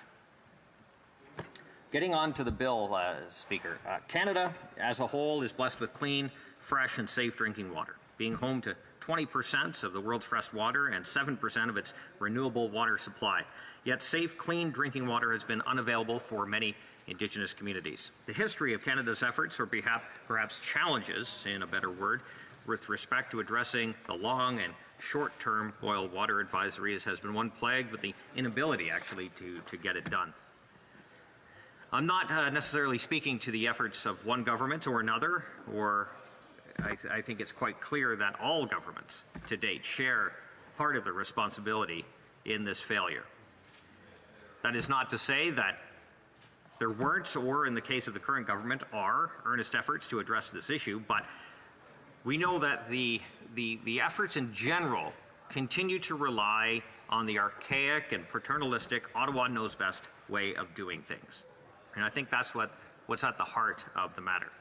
This failure, Speaker, is our collective fault, and the worst thing we can do is to continue to rely exclusively on public servants, in some cases thousands of kilometers from the problem, to make decisions needed to solve them. It is my hope, and surely something I will be focusing on committee, that Bill C-61 addresses this approach, and we look to Indigenous-led solutions in partnership with surrounding communities and all levels of government to ensure once and for all that safe, clean drinking water is available to Indigenous communities. Speaker, the history of Indigenous water crisis is a long one that truly did not start garnering attention until after the tragedy in Walkerton or the contamination in North Battleford, Saskatchewan.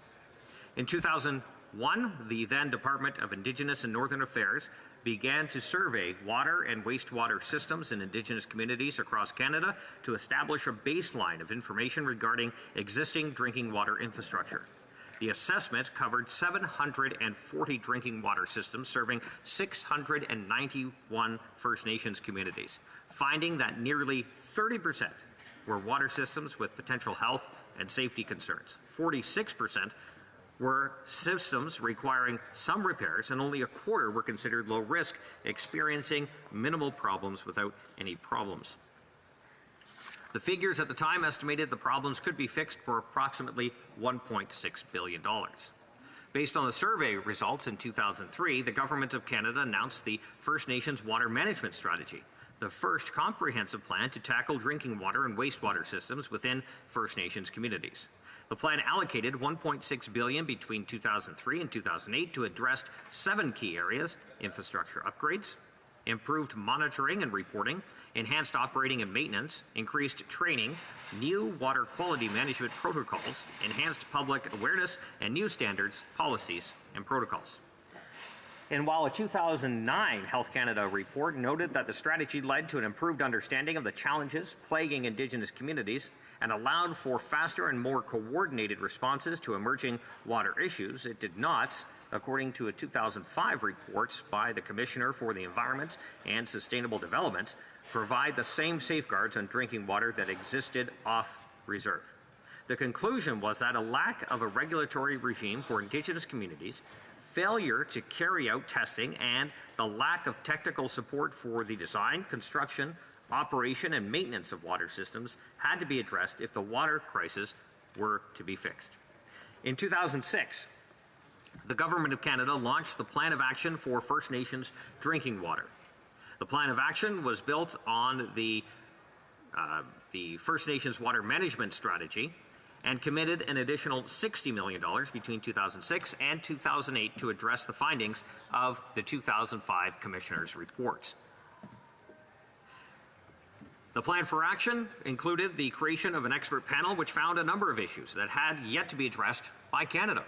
These included that adequate resources for training, operations, maintenance are more critical to ensuring safe drinking water than regulations alone, and that gap existed between the federal government's cost estimates and the actual amount of funding needed to bring First Nations drinking water systems up to standard.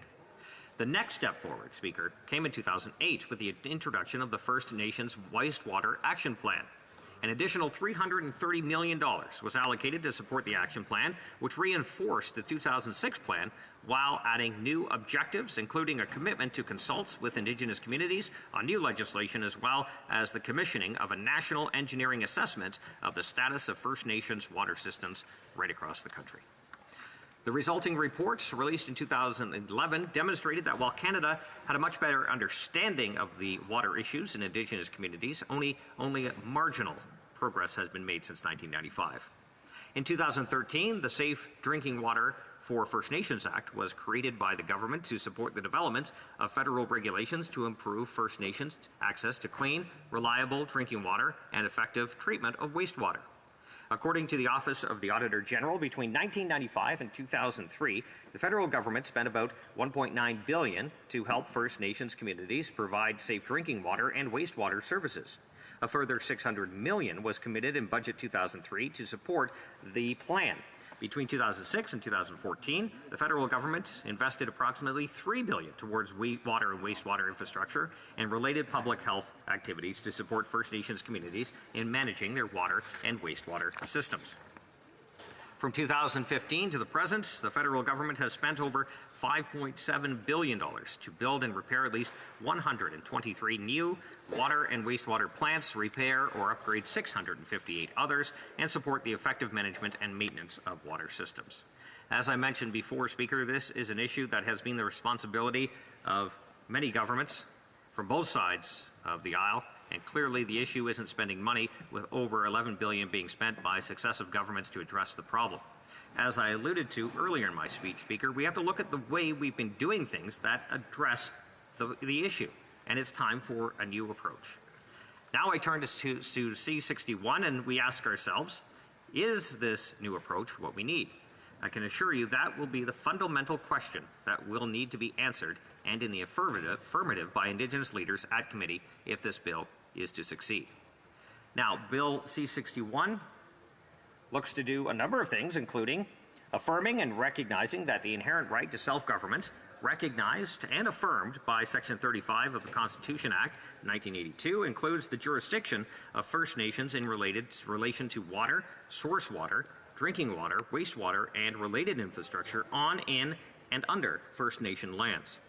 Setting out principles and provisions to address issues related to First Nations clean and safe drinking water and wastewater treatment and disposal on First Nations. The creation of a new First Nations-led water commission is promised that would monitor water in communities, help them obtain legal advice, and make recommendations to federal, provincial, and territorial governments where required. Subject to the wishes of a First Nation governing body, drinking water quality and wastewater effluent would at least need to meet the federal guidelines and regulations or the standards of the province or territory where the First Nations lands are located, and seeking to provide pathways to facilitate water protection by creating water protection zones where First Nations, provinces, and territories are to come together to protect, manage, and preserve water and source water. In 2019, legal action was initiated against Canada in a proposed class action suits on behalf of all members of First Nations and members residents on reserves that had a drinking water advisory for at least 1 year since 1995. On December 22, 2021, the federal courts and the courts of the Queen's Bench of Manitoba issued a joint decision approving an agreement to settle the class action lawsuit. The terms of the settlement agreement were announced on July 30, 2021, and included the following: $1.5 billion in compensation for individuals deprived of clean drinking water, the creation of $400 million First Nation Economic and Cultural Restoration Fund, a renewed commitment to Canada's action plan for the lifting of all long-term drinking water advisories, the creation of a First Nations Advisory Committee on Safe Drinking Water, supports for First Nations to develop their own safe drinking water bylaws and initiatives, a commitment of at least $6 billion to support reliable access to safe drinking water on reserves. The planned modernization of Canada's First Nations drinking water legislation is included in that as well. C-61 specifically requires the Government of Canada to provide funding that, at a minimum, meets the expenditures set out in the 2021 settlement agreement. This commitment is $6 billion to be spent between June 20th, 2021 and March 31st, 2030 to address short and long-term water advisories. As of May 2023, there were officially a total of 31 long-term drinking water advisories in Canada, impacting 27 Indigenous communities. This number, of course, has fluctuated over the years, and in some cases, communities have gone off only to be put back on a short time later. One of the most glaring deficiencies in Canada's approach to safe water for Indigenous communities has always been the proper identification and capture of the full picture with respect to unsafe water sources in Indigenous communities. Part of the problem is the exclusion of public water systems that the federal government has not given funding to, nor does it account for long-term advisories in the territories. A full accounting, taking in the emissions from the official numbers, brings the current total across Canada as high as 55. The lack of consistent and transparent data collection regarding water advisories makes it almost impossible to get a clear picture of the extent of the problem across the country. For those who may be listening, may not understand what a water advisory is and why it is so fundamentally important to the health of communities. Advisories can be issued by a local government, First Nation, or public health authority when drinking water quality has been or may have been compromised to the point where its consumption poses a risk to public health. Water quality can be adversely impacted as a result of a number of factors, including such conditions as contaminated groundwater or aquifers supplying wells, the presence of bacteria like E. coli, unacceptable concentrations of harmful chemicals or pesticides, problems with inadequate filtration or manufacturing equipment, or, of course, failing to meet the clean drinking water guidelines in Canada. Numbers can be misleading, as I mentioned just a few moments ago. Many communities continue to hop on and off these water advisories. For instance, 5 of the 90 First Nations communities in which long-term drinking water advisories have been listed since 2015 have had new long-term drinking water advisories issued since 2019. 2 of those communities have had their previous long-term drinking water advisories in place for over 15 years. An additional 12 long-term drinking water advisories are in effect in Saskatchewan, Ontario, and New Brunswick for First Nations water systems that are not subsidized by the federal government, along with 10 long-term drinking water advisories in British Columbia.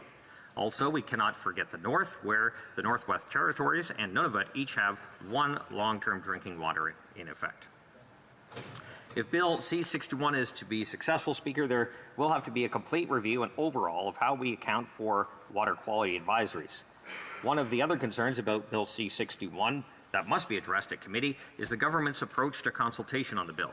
Many First Nation leaders, including the AFN, were involved in the process to develop the legislation, will support it, and I believe it has been a long time coming.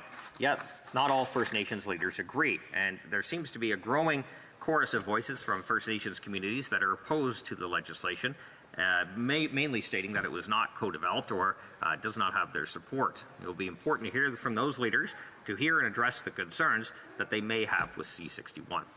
Furthermore, there are a number of other questions that must be explored at committee, including that some communities face extensive barriers to long-term access to safe drinking water, barriers that are not solved, unfortunately, by money alone. What are those barriers, and how can we partner with Indigenous communities to actually overcome them? Keeping in mind the close spiritual and historical connection with land, its relocation, and an option for communities in extreme conditions of no matter what money will provide them that solution. If that is an option, Speaker, what does that look like for an Indigenous community? How do we solve the issue of transparency, ensuring that data is current, relevant, and provides a real picture of the water situation? That long-term operation and maintenance continues to be an ongoing impediment to safe water access. Limited number of trained staff, and in some cases no trained staff for remote locations, begs the question, how do we solve critical staffing issues? Perhaps there is potential to explore regional solutions, shared water management systems that provide a sharing of personnel and resources. We must also look at the aggravating or mitigating factors limiting access to clean drinking water, remoteness, overcrowded communities, areas with poor or no access to water. We need to understand that one solution does not always fit all in these situations. And lastly, what role can technology play? Are remotely operated plants an option? Do we have that kind of technology available, the infrastructure available in Canada? We need to hear from witnesses who can speak to those potential solutions. Conservatives agree, Speaker, that clean drinking water is a basic necessity of life. We must work with provinces, territories, municipalities, and Indigenous communities to develop a real solution with an agreed-upon timeline to deliver access to safe drinking water to all communities. Thank you very much for the time. I look forward to the questions.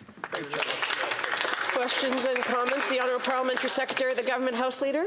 Yes, so thank you, Madam Speaker. You know, it's interesting today we're debating substantial legislation dealing with water, and one of the things that I wanted to highlight is the fact that often as a legislature we have substantive pieces of legislation. You know, this morning the focus is on C-61.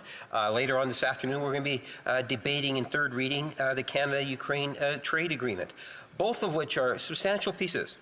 And there's a finite amount of time, and there's a desire to see good legislation pass in a timely fashion. So we're hoping to see that the Canada-Ukraine trade agreement will pass this afternoon. We're also hoping to see that the Conservatives will put a high priority on this legislation. I'm wondering if the member can give a clear indication in terms of what sort of a time frame he would like to see before this bill goes to committee. Member for Haliburton, Kawartha Lakes Brock. Thank you very much, Madam Speaker, and thank you to the member opposite for that question. Yes, of course, as I mentioned earlier in this speech, this piece of legislation, Bill C-61, is an important step forward and something that has support from organizations like the AFN. Others do have some questions they would like asked. We'll get to that in the committee process. As for the actual time schedule, it's the government who controls the agenda in the House. We are at their mercy, and it's really up to them on their priority. I notice in other pieces of legislation, Indigenous-led legislation, we just finished it up in committee today, Bill C-53, the self-governing legislation concerning Métis in Ontario, Saskatchewan, and Alberta. That was promised for months and brought in at the dying days of the session before the break in June. In fact, this piece of legislation, C-61, was promised again for months. And I don't know what the delay was on the government side. I'm not sure what it was. I believe the delay is over 6 months on when we could have been discussing this or even brought it to committee and perhaps even passed it at third reading. But again, it's the government putting up these roadblocks. We'd like to see what timetable they have in mind. Questions et commentaires, l'honorable. Questions and comments. The Honourable Member for Abitibi-Baie-James-Nunavut EU. Thank you, Madam Speaker. I want to thank my colleague for his speech. It's an important bill here because even in my riding, the reserve doesn't have drinking water. I went to Kuujjuaq. They also don't have drinking water available. The facilities are out of date. So there's not adequate infrastructure. What could the government do, and what does my colleague think about this? Member for Haliburton-Kawartha Lakes Brock. Thank you very much, Madam Speaker, and I appreciate the question from the member opposite. Yeah, this is still and a shameful part that this kind of situation still goes on in this country. And I know the member shared a story of long-term boil water advisory in her riding. I can tell you, in the riding of Kenora, the longest boil water advisory in history is still taking place. They're well over 10,000 days now, well over 10,000. It's something that's been in effect since 1995, if you can believe it. 1995, still on a boil water advisory. So that went to the kind of the heart of my speech, what I was talking about. The Ottawa Knows Best approach is clearly not working. If we still have boil water advisories with all the technology available, all the brain power available, that we are able to actually solve it, and we haven't, is beyond me. So that tells me that the structure, the status quo itself is not working. That seems to be the symptom. And if we can address that, I think then with more Indigenous-led solutions, we can actually get this problem fixed. Questions and comments? The Honourable Member for Nunavut. And I'd like to thank the member for his important intervention. I always appreciate what he has to share. And I also appreciate that he did list some of the court case settlements. But I did want to ask about source water protection and who has authority. I know that there's been discussions about whether First Nations should have the authority to discuss source water, be it municipal, provincial, or federal. I wonder if he could share his thoughts on what this would mean and why it should be discussed in committee. The Honourable for Haliburton-Kawartha Lakes Brock. Thank you, Speaker, and I appreciate the question from my friend from Nunavut. I take it that committee is over, that she is in this place, so I will take it as that our committee, INAN committee, wrapped up, and she's now working hard for her constituents, or continuing to work hard. Yeah, I think that's one of the things I wanted to highlight, and I should have actually focused more time on that, is those discussions need to take place. And of course, as we address it, and C-61 touches on it a little bit, well, it does touch on it, is including those voices and those conversations, especially when it talks about source water. So I think I spoke about it a little bit. I'll make a note to speak on it a little more, but one of the things we're going to address in committee is issues like that. Questions and comments? The Honourable Member for Fort McMurray Cold Lake. Thank you, Madam Speaker, and I want to thank my colleague for his in-depth speech laying out some of this. And he highlighted the fact that the timeline on this bill, and this is a bill that I remember being promised and being floated by the government for a long period of time. And it's troubling that this is almost part of the track record of this government of talking about something and then putting it on everyone else when they've failed to schedule the time. And so I think I would like to hear from the member, because he's highlighted some organizations and some communities, and I've seen some First Nations that are quite concerned about this bill and that they weren't consulted with and what that means for them. And so I'm just wondering if you could highlight what you're hoping to achieve through committee. Needs to address all questions and comments through the chair, not directly to the member. The Honourable Member for Haliburton-Kawartha Lakes Brock. Thank you very much, Speaker, and I thank my friend from Cold Lake for her intervention. Actually, I just want to commend her for her work with First Nations and Métis communities within her riding. She's a tremendous champion for those voices, and I know those communities in her riding do appreciate all her knowledge and her willingness to continue to learn on this file, because it is not a file that should be taken lightly, and I know she takes it very seriously, and she really digs in, so I appreciate that. In terms of her comments, she couldn't be more bang on, because this government, like many other pieces of legislation, waited till the last second to bring this in. This legislation, as she mentioned, was promised, I think it's 6 months and counting. C-53, the Métis self-government legislation, was brought in the dying seconds of the sitting before we adjourned in June. We could even go back to the Whitecap Dakota treaty. That was brought in the dying days. Again, it is a growing concern with this government that on one hand they say it's the most Indigenous, the Indigenous file is the most important relationship, but on the other hand, they drop these pieces of legislation at the last second or in the dying days of Parliament. I think First Nations communities deserve more than that. I think we should actually be promoting them front and center, but unfortunately this government says one thing and does the other. Questions and comments? The honourable member for Saanich Gulf Islands. Madam Speaker, and the honourable member for Haliburton, Kawartha Lakes, Brock. I appreciated his speech. I couldn't quite decipher between the lines whether he imagines that he would like to vote for this legislation at second reading to get it to committee, and would that be the position of his caucus if he happens to know that? The honourable member for Haliburton, Kawartha Lakes, Brock. Thank you, Speaker. It's my understanding we're voting in favour at second reading. Time for a brief question. The Honourable Parliamentary Secretary, the Government House Leader. Yes, Madam Speaker, I'm concerned with many of the comments the member made reference in terms of lack of consultation, when in fact there has been considerable confrontations, even representations from AFN at today's introduction of the legislation itself. And I'm wondering if he can just provide his comments in regards to what leads him to believe that the government should not be working with AFN and the many different chiefs and others in order to ensure that we got it right, and we're confident in this legislation today because of all the inputs been in terms of consultations. The honourable member for Haliburton, Kawartha Lakes, Brock, 1 minute to respond. Thank you, Speaker. Unfortunately, I think I didn't catch the whole segment of that member's question. It was about the AFN.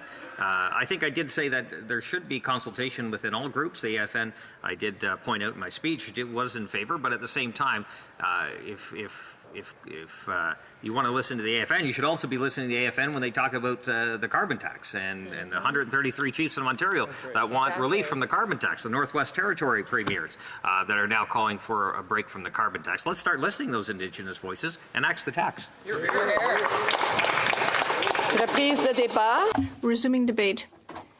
The Honourable Member for Abitibi, Témiscamingue. Miigwech, Madam Speaker. It is with great humility and a great sense of responsibility that I rise today to bear the torch of relations with First Nations, Inuit and Métis, and with the northern parts of our regions for the Bloc Québécois. I would like to recognize my honourable colleague for Manicouagan and pay tribute to her incredible engagement and hard work for Indigenous nations throughout Quebec and Canada over the years. I am determined to work closely with Indigenous communities in the years to come to support their rights and autonomy while creating equitable nation-to-nation relations, thus following up on the excellent work of my colleague from Manicouagan. Before speaking about the bill we have before us today, I'd also like to speak about the participants in the second edition of the First Nations expedition. They are currently about to leave Témiscamingue, and they will be using snowmobiles to cover 3,250 kilometers from Wendake through Rouyn-Noranda, Maniwaki, Saint-Michel-des-Saints, and a number of other places. When I visited the participants in Témiscamingue, the entire political class of Témiscamingue was there to congratulate these participants who were selected because of their awareness of Indigenous causes and because they are deeply curious and wish to learn more about Indigenous nations. Two people came up with this idea, Christian Flamand, who is a Atikamekw, and who yesterday made a remarkable speech about the depth of his convictions, as well as Derek Jeremy Inish, who is Naskapi. They are motivated by principles such as reconciliation, fraternity, respect, solidarity, and courage. The goal of this activity is to pay tribute to the memory of children who were victims of the residential schools, missing and murdered Indigenous women, Joyce Echaquan, and children who were torn from their families at birth. Madam Speaker, I would also like to mention a member of the Naskapi Nation that I met with yesterday, who told me that he has spent his life promoting water among First Nations and defending it. So I would like to thank him, as well as all members of the First Nations expedition. Madam Speaker, for Indigenous nations, water is not a mere question of hydration. It is also not just a mere resource or form of trade good. It is considered sacred. It is the source of life, knowledge, and rights. It is considered a living entity with its own spirit. It is the responsibility of human beings to protect it and to take care of our Mother Earth's vital sap. It is a symbol of Indigenous sovereignty. That is why I rise in this House today to speak to Bill C-61, an act respecting water, source water, drinking water, wastewater, and related infrastructure on First Nation lands. After first reading of this bill, I believe that it is too early to take a decision on this bill, since First Nations don't agree. There are still a number of concerns from First Nations about several provisions in this bill, and so taken together, it may not have the effect that was initially desired. There's a notion of co-development, and yet the principal partner here is not saying the same thing. That says a lot about the process, Madam Speaker. And we've seen that just recently with Bill C-53. So perhaps this government should revise its mechanism for consulting First Nations in order to have a better dialogue. Let me come back to this bill. C-61. It might seem a long-awaited response to the persistent problem of inequality in water access experienced by Indigenous peoples in Quebec and Canada, but the devil is in the details. Now let's look at the right to access a safe and clean source of drinking water, which is key. But many First Nations communities throughout the country are facing major difficulties in this regard. Since 1977, the government has committed to providing to reservations comparable water and water treatment services to those received elsewhere. But often those promises were nothing more than empty words. Often First Nations have to bear the disproportionate impact of bad water management, water insecurity, and a deficit in access to quality drinking water, which would be considered unacceptable for anyone living outside of reservations. In fact, it would be unimaginable for most of us who live in G7 countries. I don't have to detail at great length the effects of water insecurity. But in this year, 2024, where once again we rise in this House to debate legislation on water, I would like to just mention that there is a link between water insecurity and high rates of suicide in many Indigenous communities. In recent years, a great deal of research has shown that water insecurity and the loss of traditional practices linked to water can ultimately lead to feelings of anxiety, depression, and a lack of cultural identity. And this can then have more repercussions and lead to a higher risk of suicide. Access to safe, clean drinking water is critical not only to the physical health of Indigenous nations, but also mental health and cultural vitality. In fact, one of the clearest examples of persistent inequality has to do with the continuing existence of drinking water advisories on First Nations reservations. Despite Canada's commitments to provide drinking water and its repeated promises and its international obligations that recognize that this is a human right, Those advisories have been in force for decades. It is shocking that in Canada, a country where there's an abundant amount of easy-to-access water, it is shocking that Canada is still unable to offer adequate infrastructure to access drinking water and wastewater treatment. Unlike developing countries, Canada is not facing a water shortage. In fact, nearly 20% of world reserves of freshwater are in Canada. It is not facing a precarious situation in terms of resources, and it is not an unstable, dictatorial, illegitimate government. So the only reason we have the current situation can only be attributed to successive Canadian governments and their negligence towards Indigenous nations. The federal government has shown a manifest lack of interest in taking care of First Nations. This is clear when we look at the discriminatory situation that these communities are being forced to bear. There are ongoing concerns. Now, given these realities, C-61 does represent a step in the right direction. The legislation does state that there is an inherent right to governmental autonomy recognized and confirmed by Section 35 of the Constitution Act 1982, including First Nations jurisdiction in the matter of water, and it also lays out principles like real equality to guide First Nations drinking water supply, as well as effective wastewater treatment on First Nations land. It also lays out minimum standards for water quality, and it also makes it easier to protect water sources. But as I said earlier, it is 2024 and we're still debating such legislation to enable communities to just have decent access to water and infrastructure. And even though it's a step in the right direction, it is unsatisfactory, given that the principal partner of the government, that is First Nations, has contested the Minister of Indigenous Services statement that this legislation is the one that was the closest to coming to full collaboration with First Nations in its development. The lack of consultation conflicts with the vision of a bill based on free, prior, and informed consent, as defined in Section 19 of UNDRIP. It might lead us to think that this was treated as more of a simple suggestion, rather than a strict requirement for all aspects of the bill. How can First Nations trust that the government will consult them about the bill?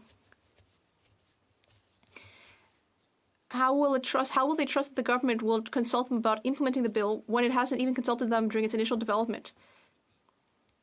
The bill confirms that water sources on First Nation lands are part of their lands, which creates a barrier against provincial property claims. In fact, Section 6.1 of the bill states that First Nations possess an inherent right of self-government recognized and affirmed by Section 35 of the Constitution Act 1982, including jurisdiction in relation to water, source water, drinking water, wastewater, and related infrastructure. The use of that terminology, referring to Section 35 of the Constitution Act, clearly states that there is an inherent right to self-government on water on reserve lands, and that this is a constitutional right and not simply authority conferred by law. The addition of the terms water and source water means that First Nations can exercise complete control over all aspects having to do with water on their lands. Protecting source water is crucially important to enable First Nations to have a proper water supply, both in quantity and quality, satisfying requirements, encouraging economic development, and preserving Indigenous rights and cultural practices. Protecting source water is mentioned throughout the text of the bill, but there are no clear requirements for protecting it. In fact, on the contrary, the control and protection of source water remains vulnerable under provincial and federal agreements as laid out in 6.1b of this bill. This would not give sufficient authority to First Nations to protect source water. They would only have limited jurisdiction, given that the jurisdiction also depends on the agreement of the federal government and the respective province or territory to coordinate the application. That is an issue, especially because protecting water varies considerably from one province to the next. And this bill might become a way for the federal government to wash its hands of its responsibilities to Indigenous partners. It gives a large scope to First Nations, but the fear of a disengaged federal government remains. And Bill C-61 does not even recognize the fundamental right that humans have to safe drinking water. Now, in Section 5.2a, it does recognize that the distinct needs of First Nations for reliable access to water services must be addressed in a way that respects First Nations rights, and their access must be comparable to that in non-Indigenous communities. The principle of substantive equality is recognized, but that doesn't in itself equal a right to quality drinking water. And this goes against Canada's international obligations.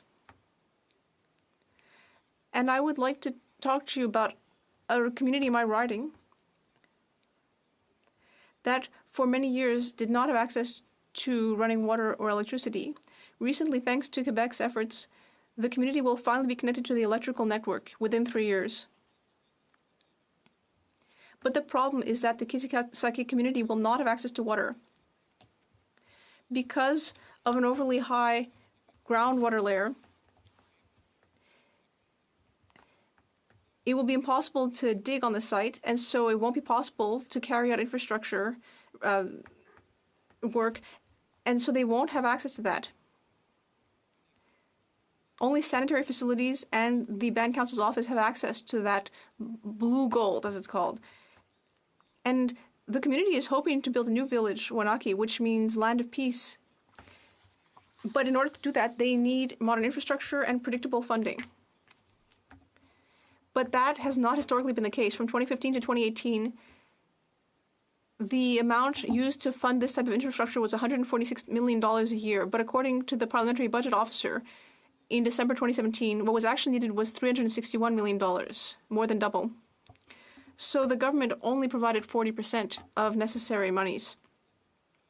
Once again, Madam Speaker, let me speak more about the impacts in my region. The costs of maintenance and construction are much higher in the regions, and that can force communities to make heartbreaking choices.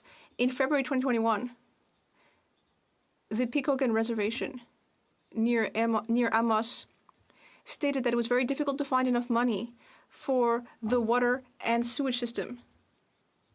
It was hard for the community to choose between supporting its water system and the other things that they needed, for example, roads and social and economic development. And in these remote regions, repairs are more expensive, especially because of the labor shortage and competition with mines in the construction sector. So looking at the bill, we see that this bill wants to do something about the funding problem. But once again, we see that superficial language is being used. It only requests that, or requires that funding at a minimum respect the commitment for funding laid out in the 2021 Regulation Agreement on Drinking Water for First Nations. These funding provisions in the bill do not go far enough to guarantee appropriate funding for First Nations.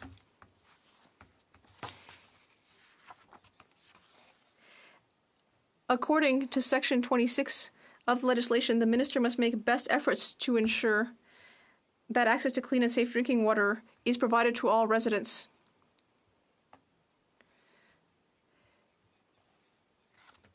And to provide appropriate support for health, for sanitation and water services. But this ultimately leaves the door open to inaction, because this expression, best efforts, is a loophole that enables the government to wash its hands of its responsibility.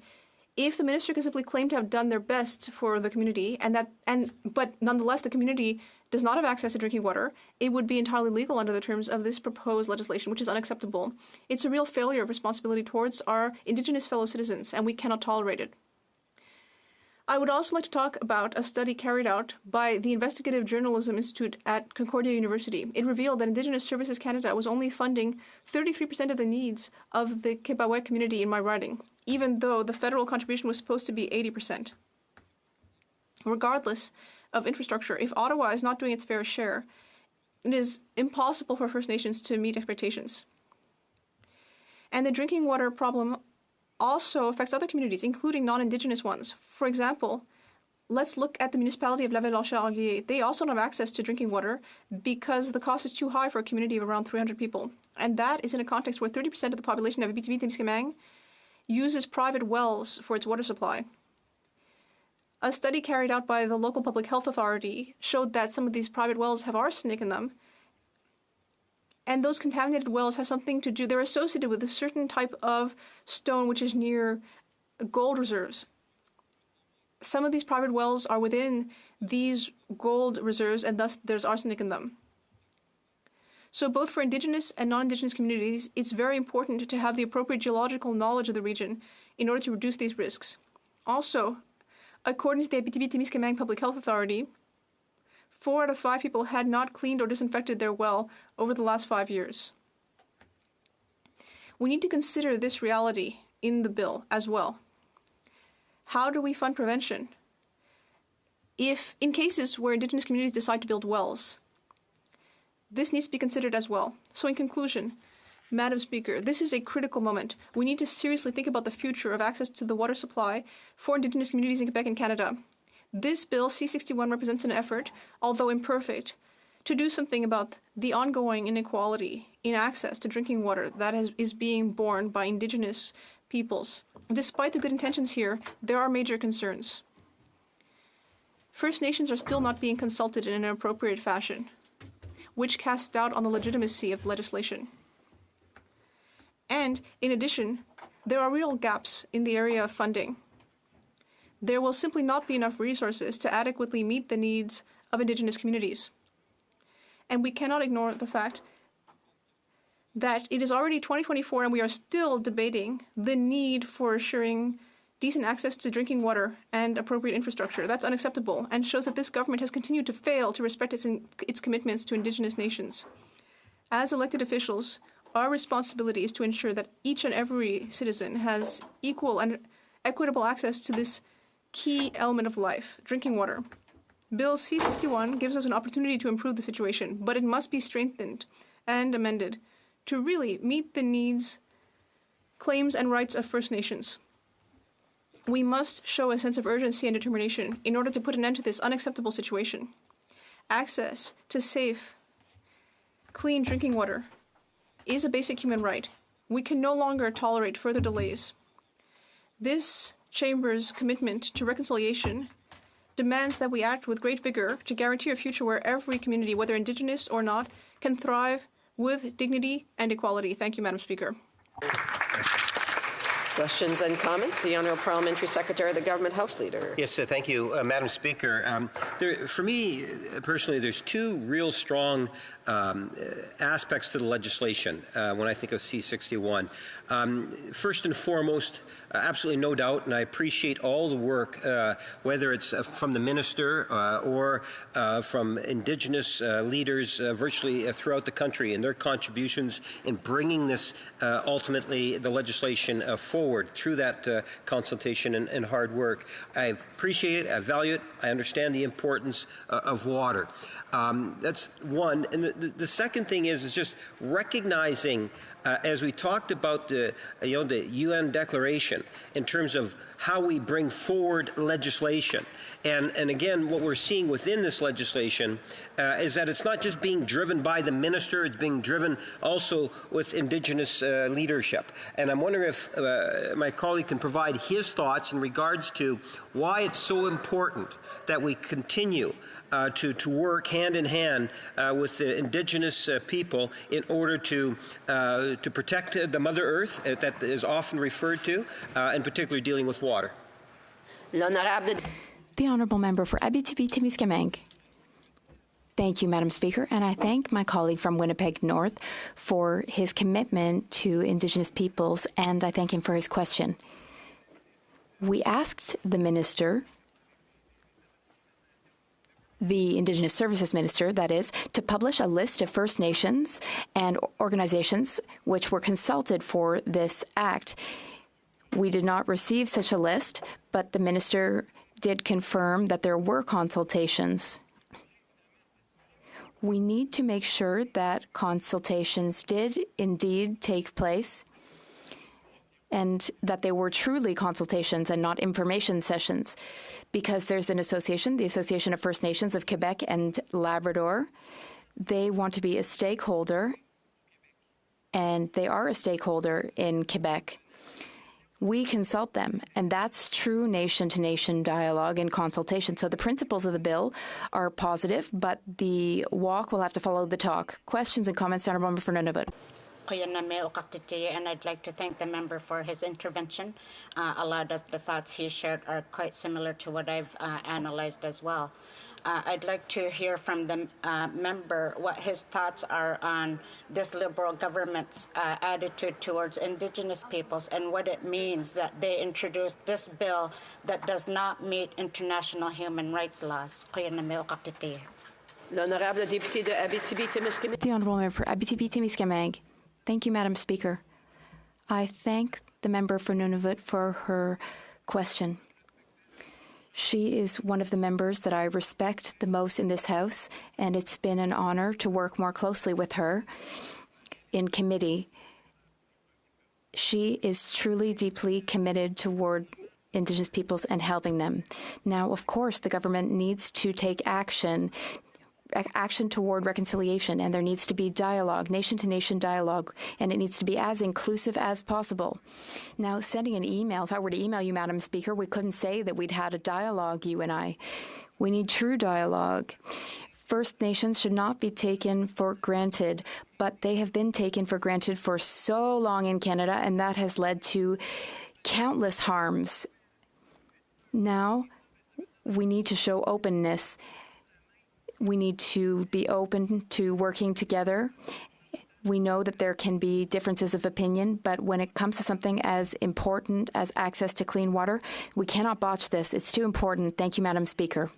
Questions and comments. The Honourable Member for Avignon-Lamitis-Matan-Matapédia. Thank you, Madam Speaker. I congratulate my colleague on his recent appointment as our party's spokesperson for this very, very important file. Now, as I was telling the minister earlier, in my riding in Listigouche, water testing was conducted in 2017. Lead was discovered in the water. There was a quantity of lead which was above the acceptable limit as set out by Health Canada. Listigouche informed Service Canada of that, and they replied, well, just let the water run a bit before you use it and drink it. That was their response, rather than, for example, investing to help the community change pipes and plumbing.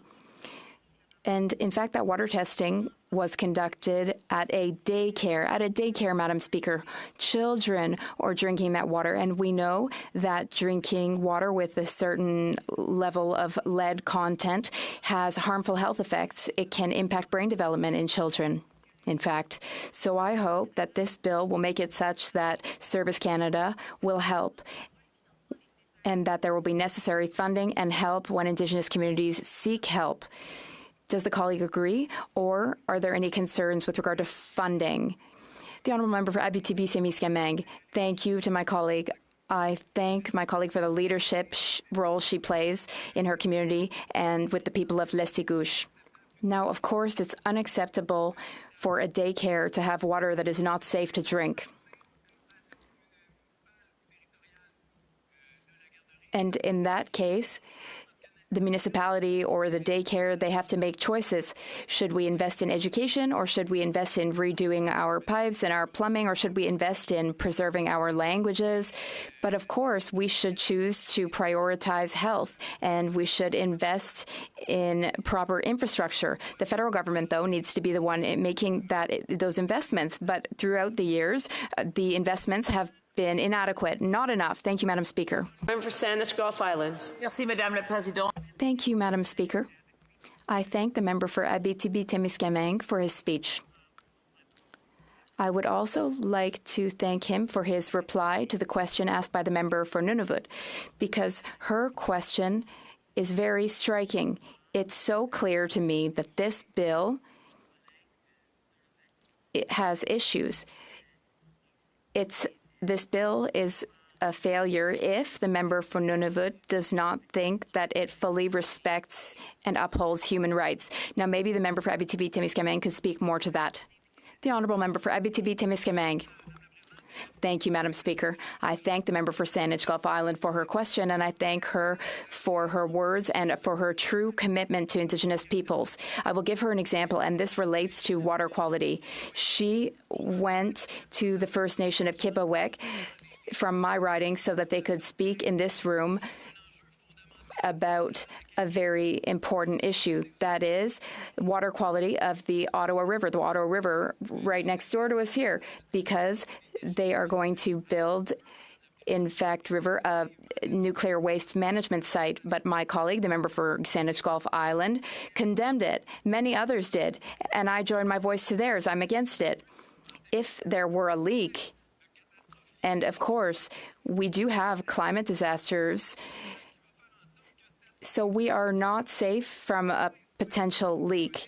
And that facility, the Chalk River facility, is near a stream that could flow into the Ottawa River. It's 6 kilometers from the Ottawa River, and that would have an impact south of the site. The water will flow through Gatineau and Ottawa, but it will also go all the way to Montreal and Quebec. So there could be disastrous consequences for Indigenous Canadians and non-Indigenous Canadians. We need to be incredibly careful and vigilant when it comes to water protection and water quality, and I'm working in that direction. Thank you. The honourable member for Longueuil-Saint-Hubert, a quick question. Thank you, Madam Speaker. This is absolutely shocking. I've been tuning into debate today. How is it possible? You know, Indigenous peoples are 5% of the population of Canada. So we are debating a bill to give 5% of the Canadian population access to safe, clean drinking water. That is absolutely shocking. Now, I'd like my colleague to speak about another issue. In his riding, housing is a big issue. In Lac-Simon alone, they're missing 300 housing units that they need. And the stats in housing are just horrifying. You know, and Indigenous peoples are even more affected by housing issues. They have overcrowded housing. They have unclean housing. So does the member feel that there should be a housing bill for First Nations to have access to good housing? Well, the member just took over a minute to ask his quick question. I did ask for a quick question. The honourable member for Abitibi-Témiscamingue in 30 seconds. Well, that was a great quick question, and that brings me back to the importance of Indigenous self-governments, First Nations self-governance. There needs to be ongoing, recurring funding, predictable funding. And also in Quebec, we have an act, and First Nations in Quebec have told us that if the federal government wanted to take real and tangible action, then they would allow First Nations to respect provincial jurisdiction, which is already very ahead of its time. So the federal government should stop overstepping when it comes to provincial jurisdiction. Thank you. That was 31 seconds. Not bad. Thank you. Thank you very much. Questions and comments. The honourable member for Nunavut. I am privileged to represent Nunavut in this House. I am sorry that I missed the Minister of Indigenous Services in her speech as I was in committee. Our committee was concluding the study of the Métis self-government bill. So I am glad that I'll be able to at least find what her statements were and respond to them later. I appreciate that before July 1, 1867, Inuit, First Nations, and later the Métis governed these lands. Before Canada, Inuit, First Nations, and later the Métis had laws regarding wildlife, marine and terrestrial environments, ecosystems, and relationships with each other. Bill C-61, an act respecting water, source water, drinking water, wastewater, and related infrastructure on First Nations land, is a particularly important one to remind us of the existence of Indigenous peoples before colonialism. Before colonialism, Indigenous peoples protected water, the land, and used the environment for sustenance, acknowledging the limits. Therefore, protecting and preventing future damage was at the core of being sustained by the environment, especially water. I take this opportunity to remind Canadians that Canada's colonial efforts to remove the Indian in the child remains active. There are more Indigenous children in foster care than there were in residential schools. There are more Indigenous peoples that are homeless, in overcrowded housing situations, or living in substandard housing. First Nations, Métis, and Inuit have the largest infrastructure gap. Indeed, the NDP found that the First Nations infrastructure gap is at $350 billion. This Liberal government made cuts to MMIWG funding. So when this bill was introduced, I put on my oppressed lens and saw where it could be familiar to me. Where I found familiarity is to ask these questions. Why in this legislation does human rights and treaty rights not be on par with other Canadians and what they have as rights? Why does this bill not align with international human rights laws regarding water? Why does this bill only provide a guide regarding the United Nations Declaration on the Rights of Indigenous Peoples? Before I go deeper into this analysis, I share that what is included in Bill C-61, according to the Government of Canada's website. The key elements of the bill including recognition and affirmation of the inherent right of First Nations to self-government, including jurisdiction over water, source water, drinking water, wastewater, and related infrastructure on, in, and under First Nations lands. Rights-based regulatory pathways to protect water and source water adjacent to First Nations lands in consultation and cooperation with First Nations, other federal ministers, and provinces and territories to help protect drinking water sources following into First Nations lands. Minimum national standards for the delivery of drinking water and wastewater services on First Nations lands based on First Nations choice. A federal commitment to make best efforts to provide adequate and sustainable funding for water services on First Nations lands comparable to services received in non-First Nations communities. A requirement to provide funding that as a minimum meets the commitment expenditures set out in Section 9.02(2) of the Settlement Agreement.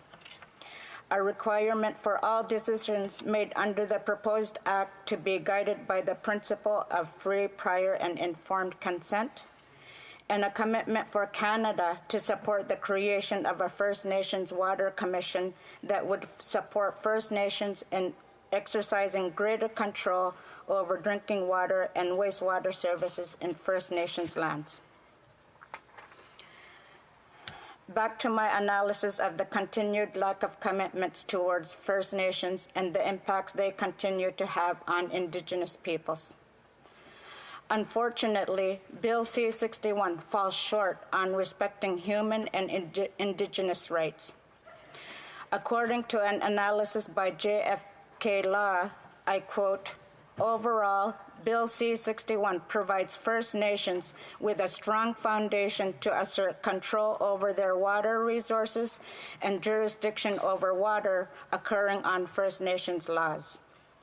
However, the legislation fails to expressly recognize a human right to drinking water or a guarantee for substantive equality for the access to water services on and off First Nations lands.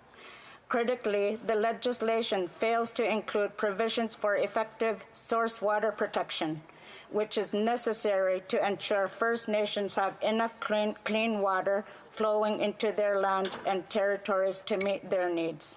End quote. The Federation of Sovereign Indigenous Nations stated that, quote, "The first public draft released by Canada in February was developed in secret by Indigenous Services Canada without any direct input from First Nations, a fact that has been raised by the Assembly of First Nations and several regional First Nations organizations over the course of 2023, end quote. Other First Nations, such as Treaties 6, 7, and 8, and Nescandiga said early on that they had been kept in the dark about the legislation and did not see it before it was tabled. I note that in addition to another bill tabled by the Liberal government, Bill C-38, an act to amend the Indian Act on new registration requirements, Bill C-61 is also introduced on the basis of a court case. In November 2019, legal action was initiated against Canada on behalf of all members of the First Nations and members resident on reserves that had a drinking water advisory for at least 1 year since 1995. Terms of the settlement agreement were previously announced on July 30, 2021.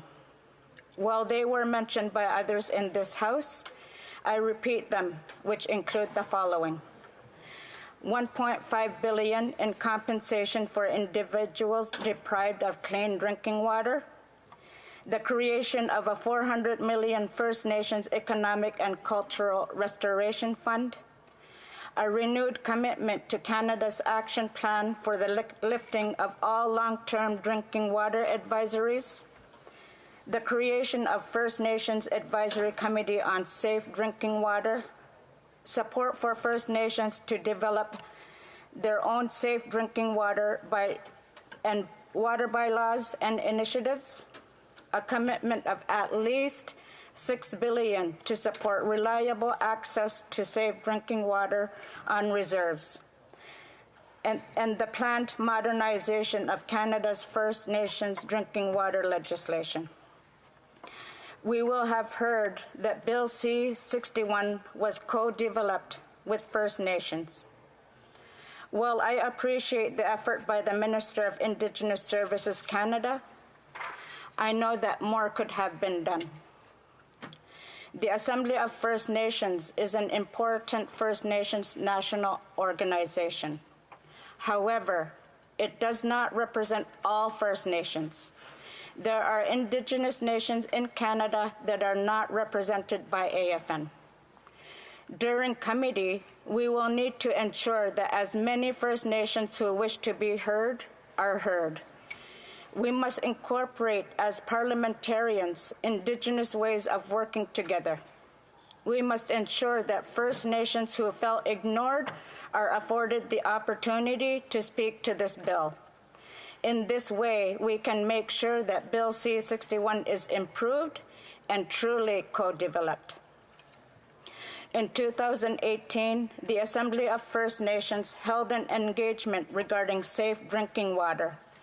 The concerns shared at the time included lack of adequate, predictable, and sustainable funding, lack of recognition of Indigenous rights, potential infringement of Indigenous and treaty rights, lack of protection of source water, and insufficient engagement on water issues that directly affect First Nations. When Bill C-61 goes to committee, it must seek to answer all of these answers. Bill C-61 will require scrutiny to make sure that inherent treaty rights and human rights obligations are met. Canada must show as a G7 country that it treats the original inhabitants with the utmost respect. We have generations of First Nations that have grown up without access to tap water. They have grown up probably thinking it is normal to drink bottled water. We have First Nations who probably think it is normal to boil water before it is safe to drink. It is 2024. We must ensure that First Nations do not continue to think it is okay to do this, to drink water. Bill C-61 will require a lot of work, and I hope that we as parliamentarians do so with the lens that First Nations have inherent treaty rights, First Nations have human rights, and we all must do what we can to ensure that their rights are respected.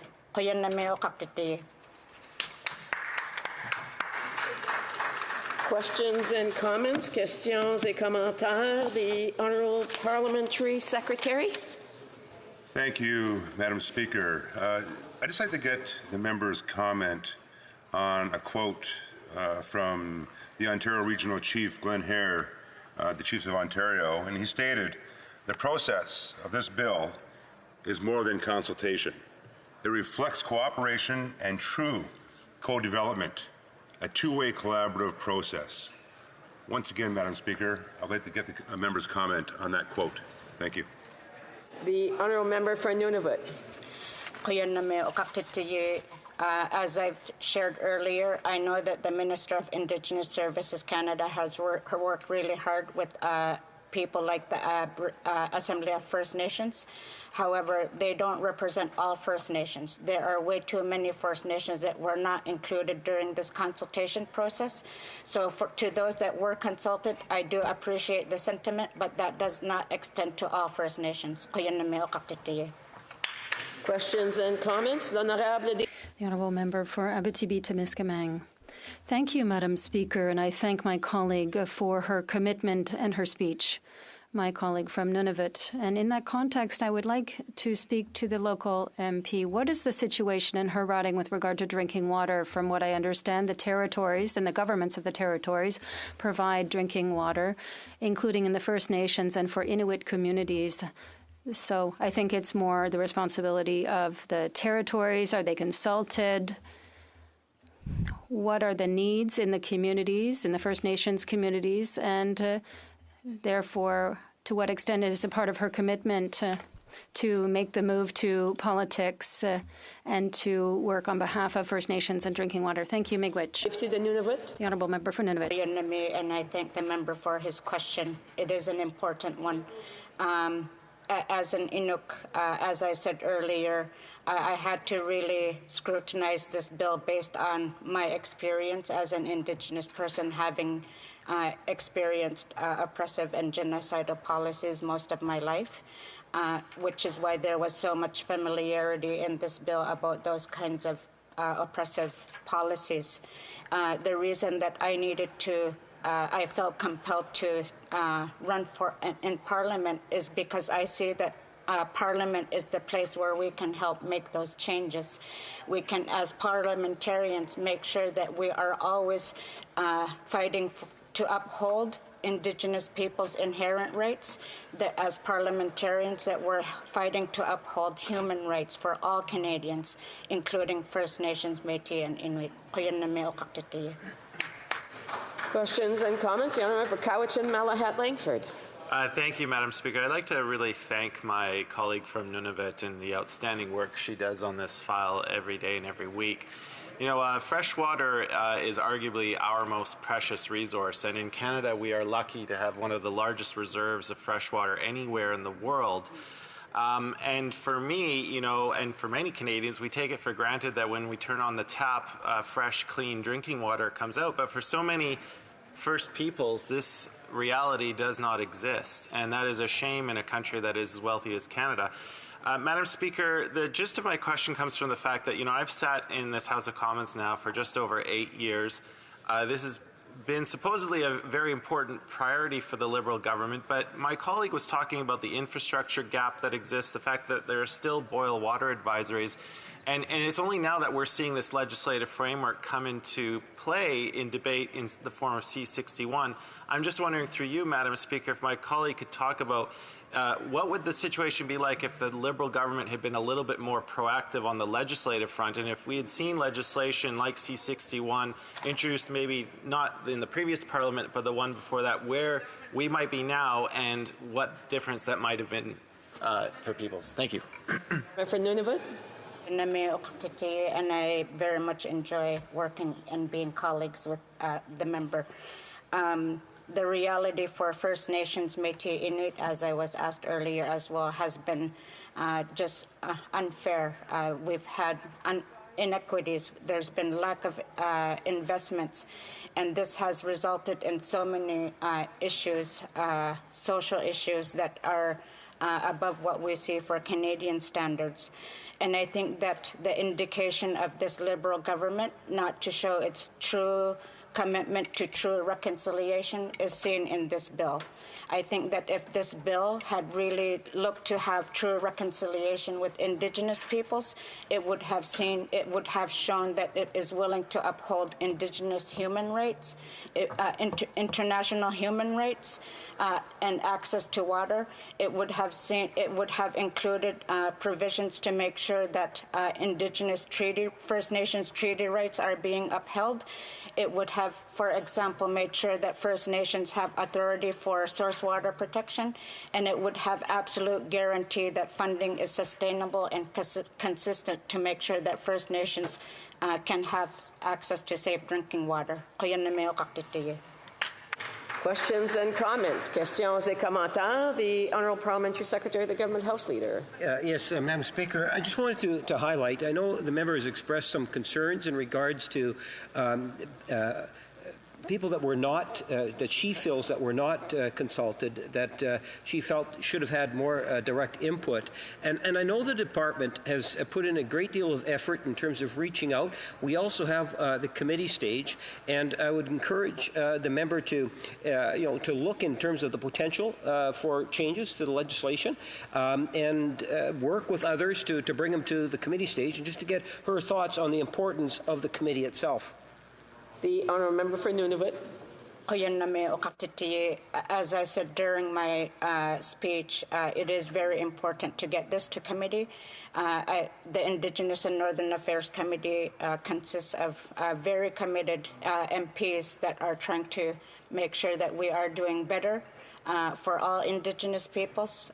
We just had completed a study on another bill that required us to think about how we all can be united in ensuring that we are respecting all Indigenous peoples, be it First Nations, Métis, or Inuit.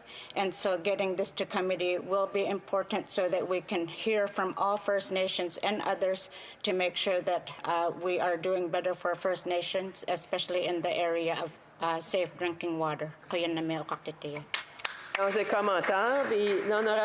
Honourable Member for Abitibi-Témiscamingue. Thank you, Madam Speaker, and I want to thank once again my colleague from Nunavut for her speech. We can hear that these are important monies that will be invested through this bill. Perhaps it's only the third or the fourth since 2015 or 2014, so there is a cost. I'd like to hear from my colleague what is the cost of not investing if it's sufficient sums of money in investing in the First Nations and other communities who are affected by the lack of drinking water. What are the real consequences that these individuals can suffer from when they don't have access to drinking water? And I thank the member for his very important question. What will be the cost of not getting this done right? I think that some of the bigger costs could include Canada being seen as not upholding international human rights laws regarding water. Canada would be not seen as upholding the United Nations Declaration on the Rights of Indigenous Peoples. But at the community and ground level, First Nations will continue to have to boil their water before they brush their teeth. They will have to continue to make sure that they're given funds to buy bottled water. We'll continue to see First Nations struggling to provide source water, as we've seen in Neskantaga, who's experiencing a 30-year boil advisory, that they may not get the resources that they need to get them out of the boil water advisory. This Liberal government had promised to make sure that that boil water advisories are eliminated. We still have far too many, and these are having everyday consequences for Indigenous peoples. We suffer the highest suicide rates. We suffer the highest mental health issues. There are too many that are addicted to substance abuse, and we need to do better. And ensuring that First Nations, Métis, and Inuit can have access to water is at the core of doing better for First Nations. Resuming debate, the Honourable Parliamentary Secretary, the Government House Leader.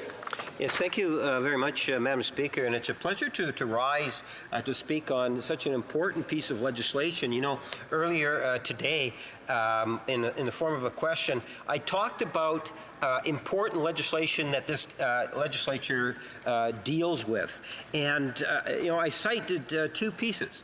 The one that's up for debate right now in the C-61, and the issue of water.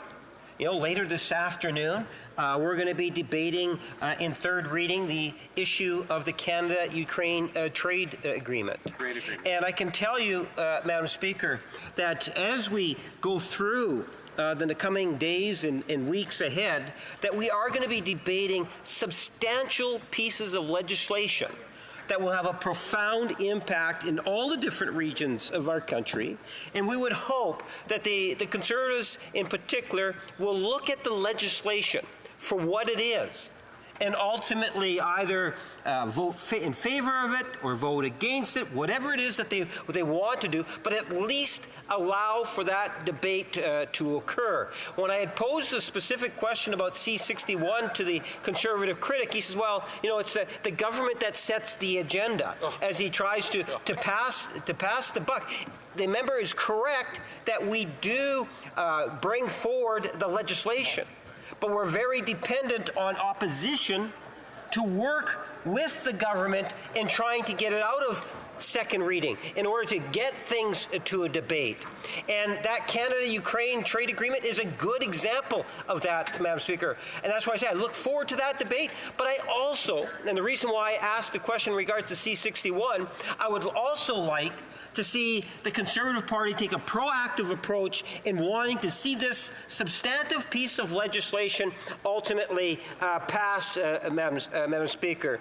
It is really important for us to recognize that there's a limited amount of time, a very limited amount of time in which we can actually debate on the floor of the House of Commons, and we would like to see that this legislation actually gets to committee, Madam Speaker. It's important to recognize that it is co-developed, that this is something in which there was a great deal of consultation that was done in working with in First Nation communities in order to be able to have what I believe and the minister refers to as co-developed legislation that's going to have a very real and tangible impact in terms of water, Madam Speaker, and the supplies. And I have, well, if not a first-hand, indirectly first-hand experience in terms of dealing with the issue of water.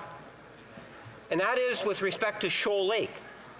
You know, Shoal Lake, if you take a look at the history of Shoal Lake and how Winnipeg ultimately came to receive the water we receive today, which is virtually untreated, Madam Speaker, that water comes from Shoal Lake.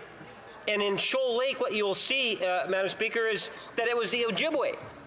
Ojibwe was the ones that were protecting that water and had access and resourced that water for hundreds and thousands of years, Madam Speaker. And the city of Winnipeg is actually responsible for ensuring now that we are able to get water, and we turn to Shoal Lake.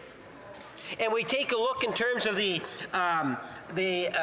the First Nation number 40, Madam Speaker, that provides us some of the best water in the world out of Shoal Lake, and at the same time, Indigenous people, in particular the Ojibwe and others, were actually at times under a water advisory. So think of that. Shoal Lake provides healthy, clean water to the city of Winnipeg, but people that are living around Shoal Lake at times were under water advisories.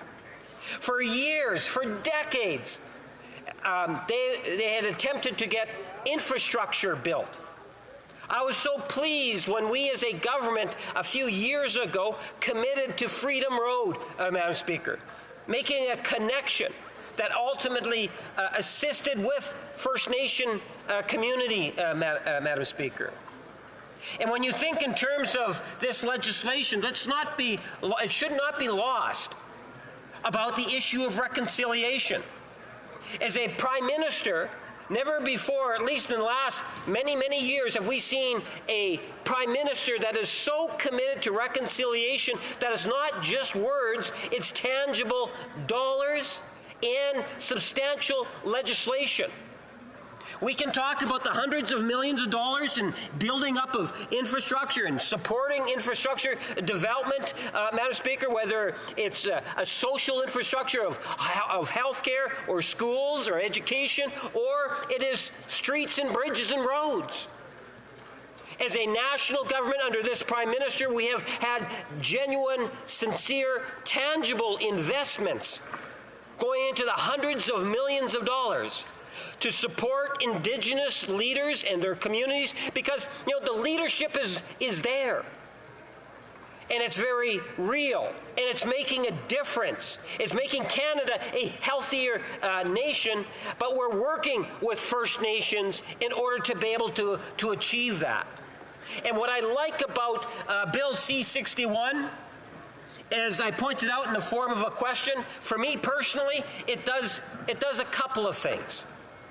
One is it deals with one of those life ingredients, if I can put it that way, Madam Speaker, that being water, in a very tangible way, where it can be regulated, where it can be protected going into the future, and it's First Nations that are going to be leading Canada on that particular file, I would suggest to you, Madam Speaker. And we need to support that. And that's why, for the first time, we actually have legislation to deal with that. And unlike previous governments, this is a government that literally worked in a way that it is being said that it is cooperative or co-sponsored, if I can use that word, legislation, Madam Speaker. The impact that AFN and others, whether directly or indirectly, that has had on this legislation is considerable. It wouldn't be what it is today if that consultation, if that working togetherness didn't occur, Madam Speaker. So, as I posed in the question to the member that just spoke, there's always going to be concerns. We recognize that, Madam Speaker. And that's one of the reasons why at the beginning of the comments I indicated what we want to be able to see is this legislation ultimately be allowed to go to committee. The sooner it can go to committee, the better it is, Madam Speaker. And in good part, it is going to be the Conservative Party that's got to work with the government, work with the opposition, and try to allow this legislation to go to committee so that we can hear from all the different stakeholders, in particular, Madam Speaker, and I wouldn't classify them as a stakeholder, I would classify them as a partner, Indigenous, in particular First Nations, Madam Speaker, and providing their ongoing thoughts, and in many ways, providing where they can the support for many of the things that are incorporated in the legislation that are there because, in fact, they requested it to be put into the legislation. Many aspects of the legislation, Madam Speaker. So that's the reason why I think it's really important when we take a look at the legislation as a whole that we recognize that this is something that is, in fact, been worked on for many years. For 5+ years, Madam Speaker. And what we need to do is to take it to the next step. So we've heard from all opposition critics. We've heard from the minister in the explanation. There's the opportunity, hopefully sooner as opposed to later, where we'll actually see the debate conclude, Madam Speaker, and allow the legislation to ultimately pass into committee stage. So the honourable member will have 11 minutes the next time this matter is before the House, because now it's time for statements by members. The honourable member for Whitby. Madam Speaker, while we've been fighting to give Canadians more choices in the grocery aisles and fair prices at the checkout counter, Conservatives have tried to block all of our attempts to help Canadians. Between Jenny Byrne's current affiliations with Loblaws and the deputy leader of the Conservative Party's past lobbying for Walmart, it's no wonder the Conservatives are ragging the puck on our competition legislation, while they went so soft on Galen Weston at committee, or why they refused to fight for Canadian families. Their leader has been getting his marching orders from corporate CEOs. The leader of the opposition will cut your child care, cut your dental care, but not your grocery bill. Conservatives aren't in it for you. They're in it for themselves and their corporate buddies. Hear, hear. The Honourable Member for Chicoutimi-Le-Fjord. Mr. Speaker, today I rise to pay tribute to Marina Larouche, who died at the age of 88 in January. She was a mother of 9. She was able to find a balance between work and family at a time when we never even thought about such concepts. She later became a municipal councillor for 28 years. The Access Blueberries campaign led to the creation of a 4-way road in the Laurentide Natural Park. This led to the existence of a safer and easier road that is helping everyone. In 2002, she received the Elizabeth II Prize. In 2015, the Chicoutimi Arena was named after her. Madame Larouche was a model as a woman, mayor, and politician. The Honourable Member for Glengarry Prescott Russell. Mr. Speaker, Canadians are asking for concrete action to make their grocery bills affordable. We are proposing clear solutions, but Conservative members are going skiing and ragging the puck, which is not surprising because Jenny Byrne is associated with Loblaws, and the deputy leader of the Conservative Party used to lobby for Walmart. So it's very clear that the Conservative leader is getting his marching orders from the CEOs of big business. We know that the Conservatives are not sincere about adopting the Grocery Code of Conduct, and that's why they don't want to strengthen competition legislation. The leader of the Conservative Party will cut the services Canadians need, but not cut their grocery bills. The Conservatives are not there for you. They are there for themselves and for their buddies. When Conservative members rise on the other side of the House to yell about affordability, it reminds me of a chihuahua. The barking is loud, but there's no bite. The Honourable Member for Belleuil-Chambly. Mr. Speaker, Dany Laferrière is one of the greats. And in fact, he was honoured with the top prize of the French Francophones Ambassadors Group on the 1st of February in Paris, after publishing a book titled A Brief Treaty on Racism, a subject which is very delicate, but Laferrière addressed it with great nuance and simplicity, with a shared question without an imposed answer. Whether with novels or nonfiction, he brought into our lives the charm and playfulness of a difference that should not have to pay a price in suffering. When I saw him in Paris in October, he was staying in an artist residence and was charming everyone around him. For all these reasons, I'm honored to mention the recognition that he's received, which pays tribute to Quebec and Haiti. Un des plus grands. One of the greatest. Member from Aurora Oak Ridges, Richmond Hill. Thank you.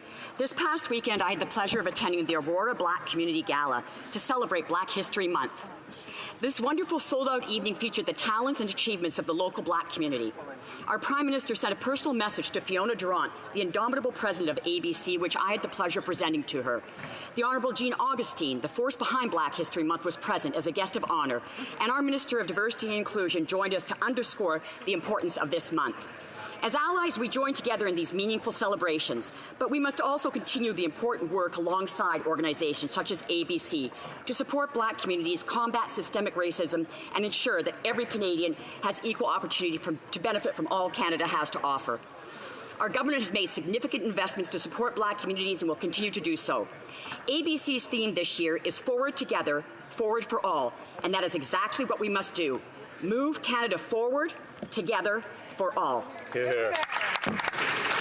The honourable member from Prince George Peace River, Northern Rockies. Mr. Speaker, Nunavut, Northwest Territories, and Yukon know this Prime Minister is not worth the cost.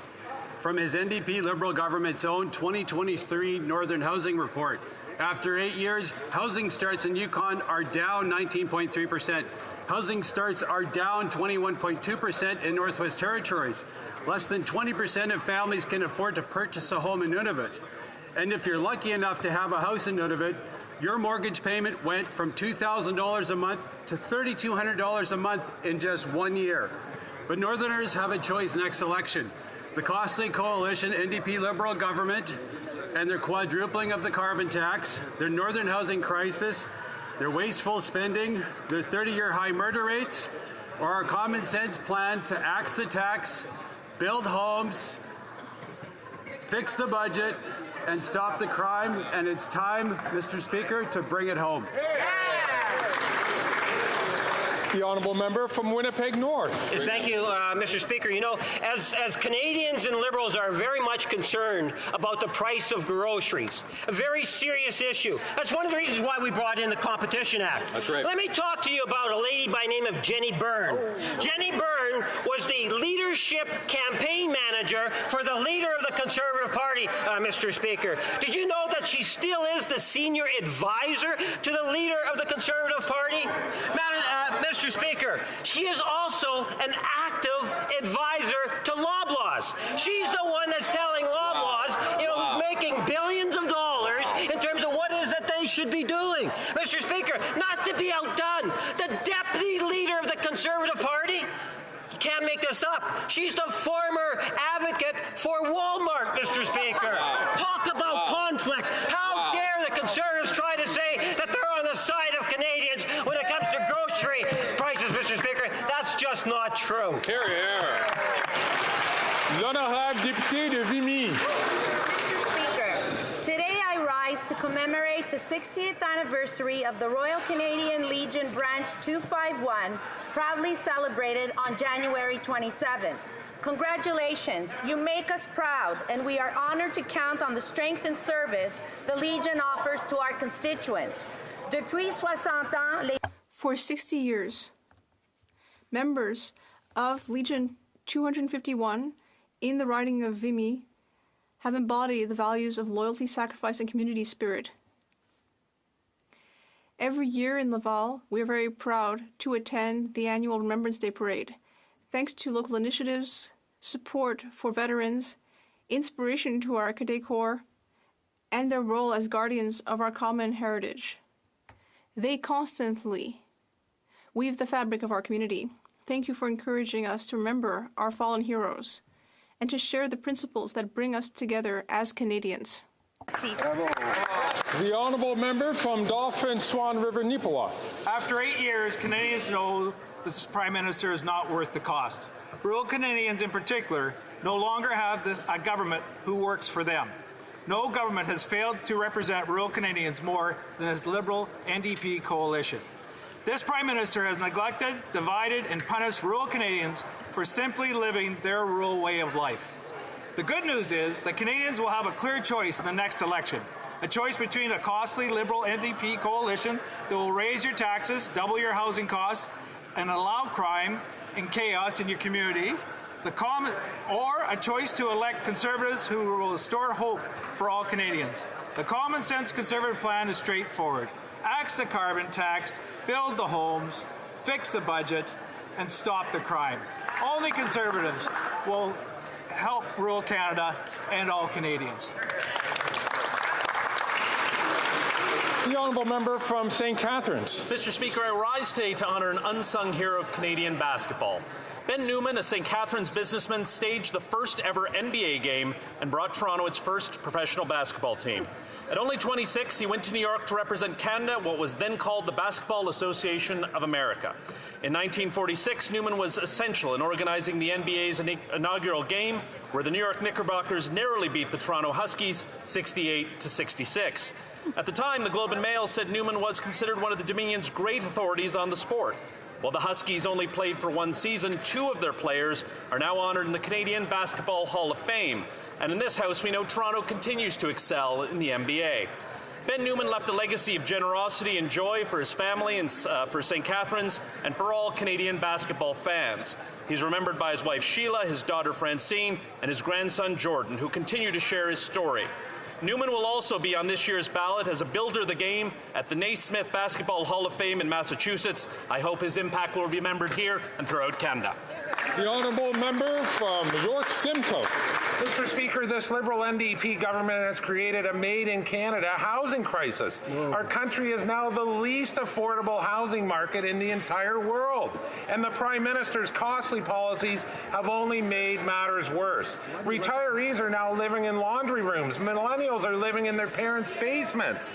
Students are living under bridges, and Canadians of all ages are having to choose between paying their rent or mortgage, putting food on the table, and heating their homes. Investing in a home of your own is about shelter, but it's also about independence, stability, and opportunities. These dreams used to be available and achievable for any Canadian, but not anymore. The Liberals have no real solutions to fix their made-in-Canada housing crisis. After 8 years, the chickens have come home to roost, or at least they would if they had a home.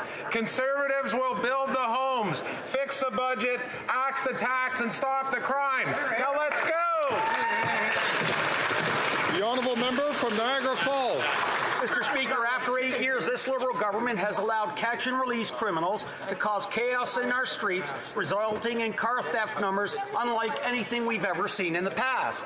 According to the Liberal government's own news release, auto thefts in Toronto are up 300% since 2015. And what happened in 2015? This Liberal government happened in 2015.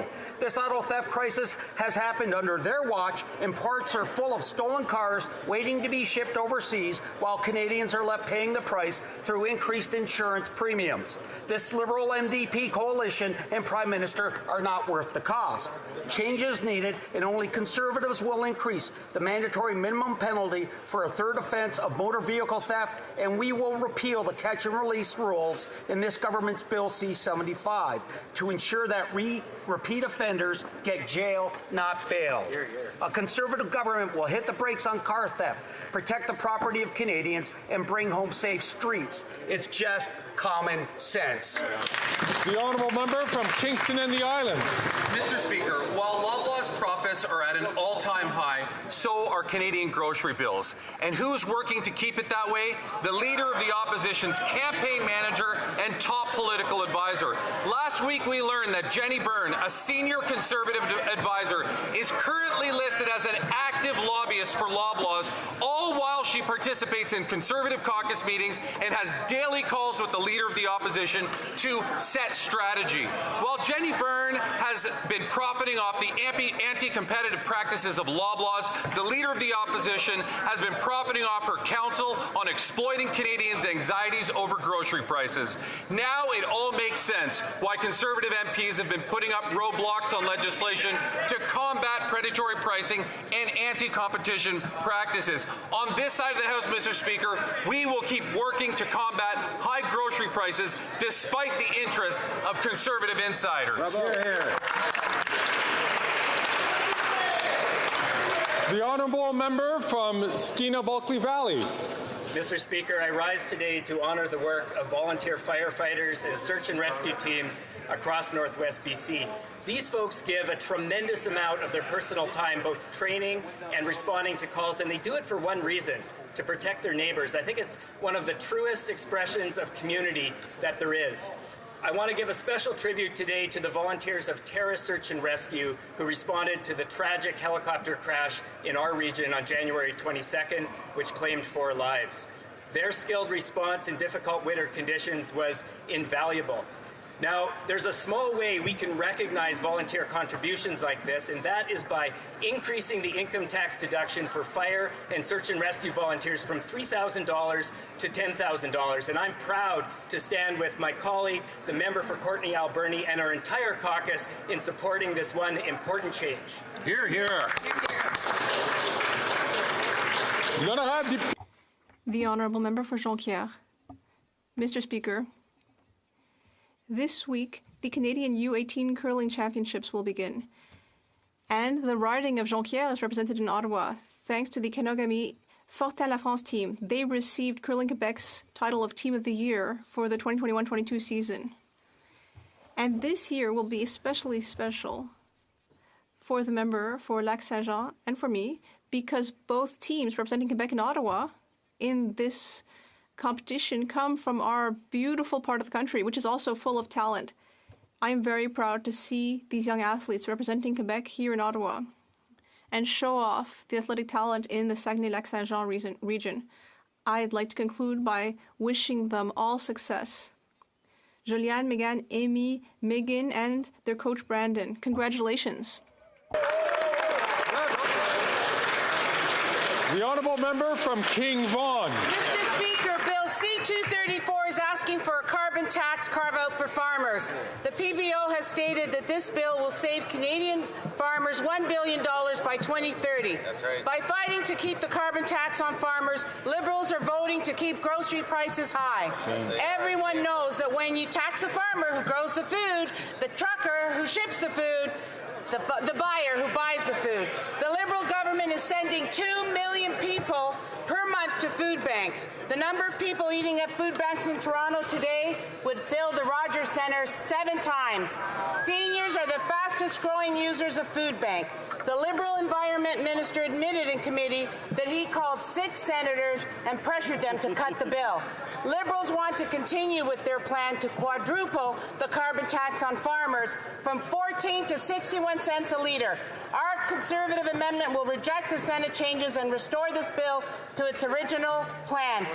Conservatives will axe the tax, build the home, fix the budget, and stop the crime.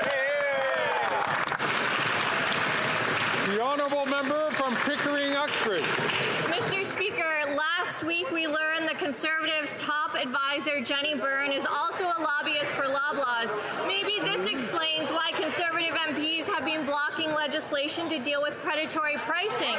6 leaders and counting, but it's the same old Conservative Party who promised to stand up for Canadians, but in reality they are making deals behind closed doors to help their wealthy, connected friends. Mr. Speaker, we know these Conservatives love a slogan, so here's one for Canadians to remember. The Leader of the Opposition will raise grocery prices in your home, in my home. They're gonna bring higher prices home, Mr. Speaker.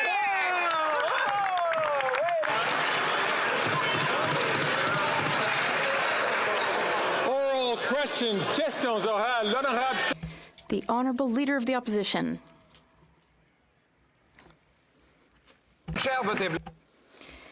It's expensive to vote for the Bloc, Mr. Speaker. The Bloc voted for Liberal Bill C-75 to release car thieves the same day they're arrested.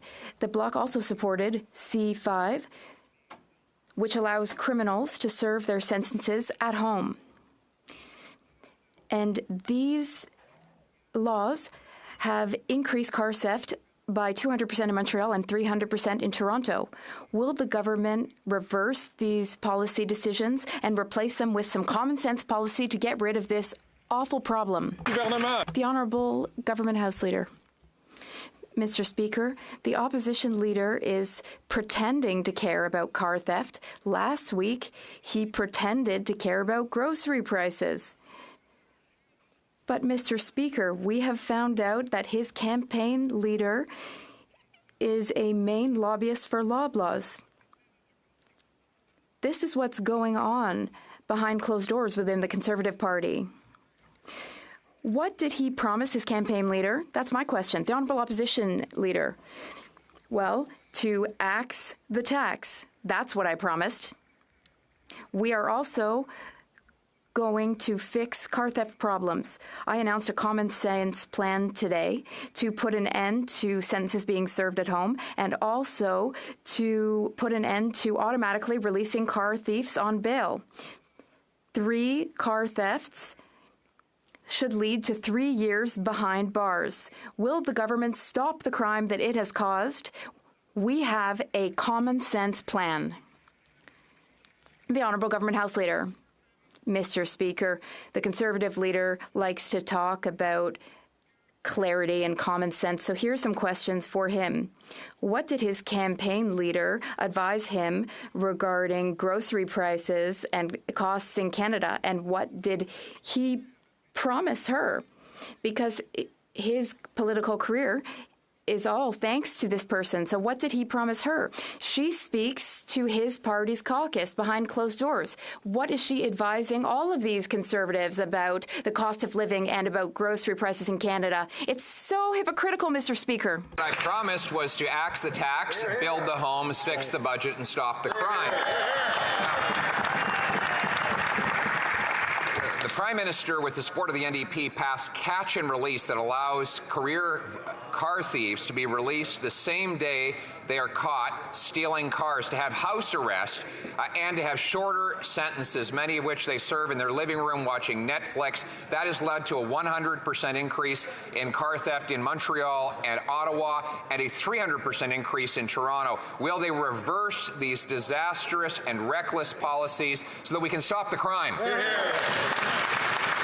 The Honourable Government House Leader. Mr. Speaker, of course this government has a comprehensive plan on auto theft. It's interesting, though, the leader this week is pretending to care about food prices and about competition in the grocery sector. This week he's pretending to care about auto theft, Mr. Speaker, but we find out that his campaign manager, the woman to whom he owes the leadership of this party, is addressing he and his caucus and advising them on food prices. What is her advice, and what does he owe his campaign manager, Mr. Speaker? The Honourable Leader of the Opposition. The advice is to axe the tax, build the homes, fix the budget, and stop the crime. This Prime Minister is not worth the cost and not worth the crime. We now are paying $1 billion more in insurance premiums because he has led to a quadrupling of car thefts in Toronto. I have a common sense plan, which I rolled out today, to end house arrest and catch and release for career criminals and bring in 3 years of jail for 3 stolen cars. Will this government accept the common sense plan? The Honourable Minister of Justice and Attorney General of Canada. Speaker, I'm very happy that the Leader of the Opposition, after reading a government press release, has finally tuned into this issue. But a couple of clarifications. Mandatory minimums for auto theft for repeat offences already exist in the criminal code. So you're not changing something that already exists. Secondly, as an aggravating factor for an auto theft that occurs with organized crime, that's already on the books too. 718.2 of the criminal code, Mr. Leader of the Opposition. Why don't we focus on things we can actually do, like getting tough with organized crime and anti-money laundering?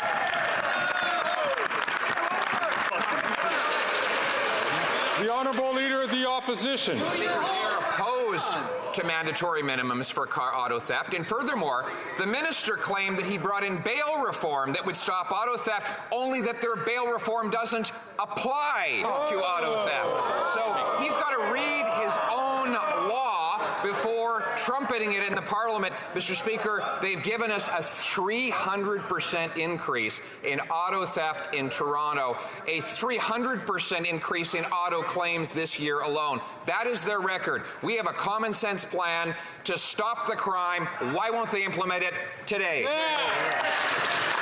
The Honourable Minister of Justice and Attorney General for Canada. Speaker, the Leader of the Opposition purports to be tough on crime. You know who I listen to about crime measures? Police officers. You know what they tell me, Mr. Speaker?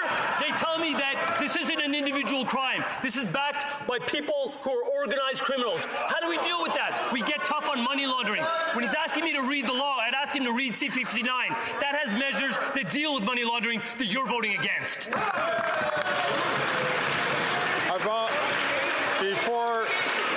Before we continue with question period, for the second time, I'd like to remind members that all comments go through the chair. I remind the Honourable Minister that all members come through the chair as opposed to directly to another member of Parliament. L'honorable député de La Prairie. The Honourable Member for La Prairie. Mr. Speaker, when it comes to asylum seekers, the Liberals are mocking Quebecers. The $470 million they've owed Quebecers since 2021 has not been repaid. What's more, this Liberal government is going to give Toronto $143 million to house future asylum seekers and only $100 million for the entire province of Quebec. It's just one injustice after another when it comes to asylum seekers. Ottawa isn't paying Quebec what it already owes Quebec, and for the future, it's not even giving Quebec its fair share. Enough is enough. The Liberals have mocked Quebecers long enough. Where is our $470 million? The Honourable Immigration, Refugees and Citizenship Minister. Thank you, Mr. Speaker. The Bloc Québécois feels that $70 million, $50 million, and $100 million are nothing. Well, this money is very significant and helpful for asylum seekers in Quebec. And as the member knows full well, we have good rapport with the Government of Quebec. We will work with them responsibly. And the Quebec Finance Minister will be meeting our Finance Minister today. We will continue to work well together. The Honourable Member for La Prairie. He's the only one who thinks the relationship is going well with the Government of Quebec. You know, $143 million is going to Toronto to house future asylum seekers, but only $100 million for Quebec. Meanwhile, all of Quebec's requests are quite literally being ignored. There's been no repayment of the $470 million. There's no plan to share the cost of welcoming newcomers with the provinces. There are no visas for Mexicans, no acceleration of the processing of applicants' files, no work permits within an acceptable time frame. No one is listening or taking action when we call on the Liberals to do their job. They're always lecturing, but never doing any work. When are they going to get to work? The Honourable Immigration, Refugees and Citizenship Minister. Well, they are being armchair managers, as they often do. We gave $50 million to Quebec with $100 million additional funding to house asylum seekers. And this year, the Bloc Québécois is cherry-picking its statistics, reaching all sorts of random conclusions. They're being armchair managers. Meanwhile, we will work with the Government of Quebec to do the work that needs to be done to welcome asylum seekers. The Honourable Member for Burnaby South. And Manulife Insurance teamed up to end the coverage or limit the coverage of 260 medications for Canadians. More profits for them and less coverage for Canadians. Well, they tried to do it. We fought back and they've walked back that decision. But the Prime Minister has an opportunity now.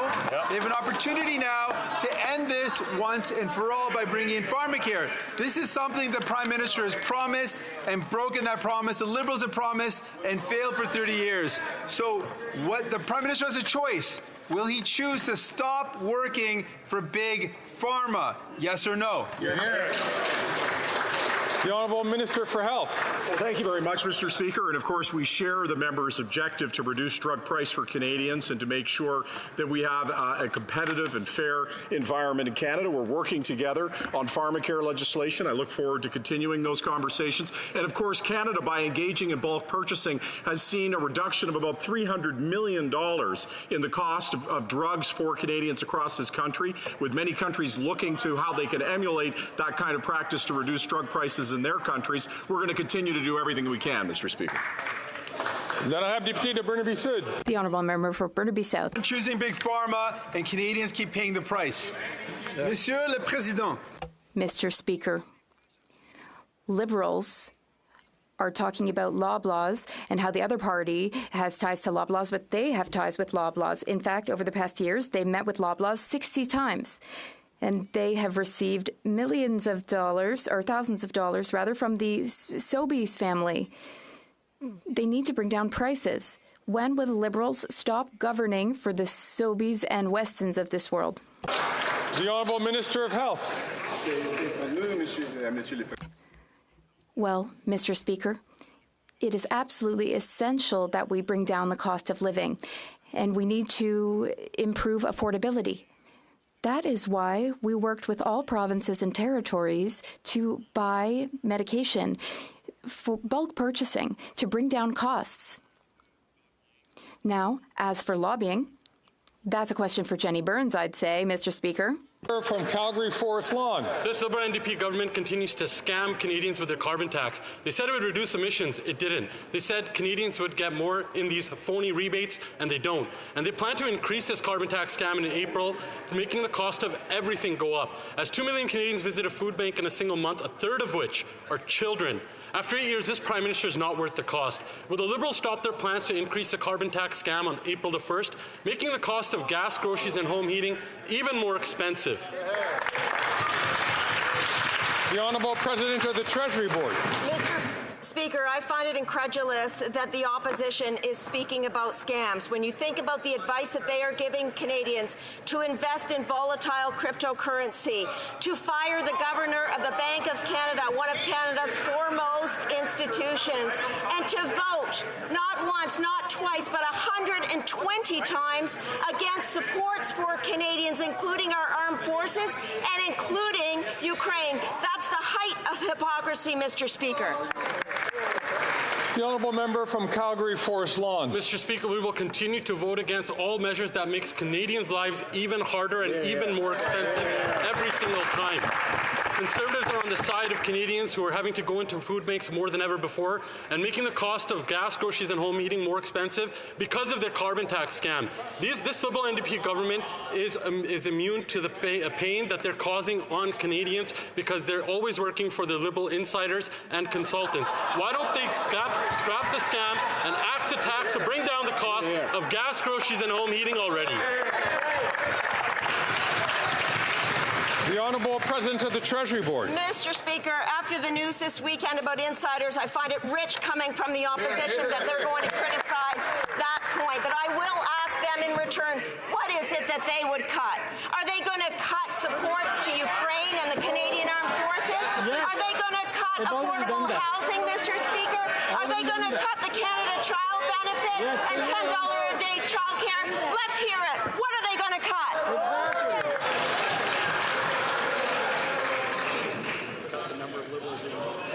Order. I'd like to hear the question from the Honourable Member from Foothills.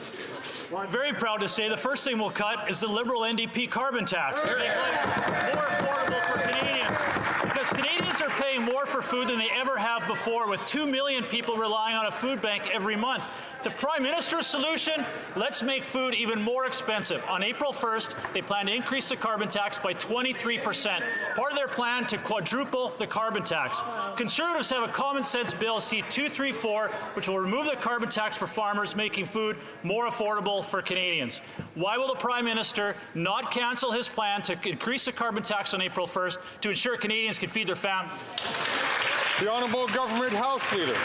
Mr. Speaker, it's rich coming from this opposition talking about food prices when we know that that member's campaign chair, campaign manager, senior advisor, the person that walks into their caucus every week and gives them advice is the chief lobbyist for Loblaws in this country, Canada's leading food retailer. Mr. Speaker, instead of talking about axe the tax, maybe they should axe the hacks. The Honourable Member from Foothills. The desperation from the Liberals is incredible as they continue to avoid the real question. Canadian farmers should be applauded for their environmental accomplishments instead of being punished by the carbon taxes from these Liberals. Why? To produce a ton of canola in Saskatchewan is 67% lower than the carbon footprint of European wheat. You can transport wheat, Canadian wheat, 3.5 times around the world before it has the same global footprint of wheat grown in Europe. But the Prime Minister wants to punish farmers instead of rewarding them for their environmental stewardship. Why won't the Prime Minister cancel his carbon tax increase on farmers to make sure that we can grow food for Canadians? The Honourable Minister. Mr. Speaker, I've heard today Alberta MPs talking about vulnerable, and yet the leader of the Conservative Party claims to talk about freedom, but now he's showing every Canadian exactly the type of leader he is. He is showing Canadians what type of person he is. He is the one standing with the bullies. He is the one who's picking... I'm just having a little bit of trouble hearing the Honourable Member. The Honourable Member has 15 seconds left on the clock. I'll ask all members to please order. The Honourable Minister for Workforce Development.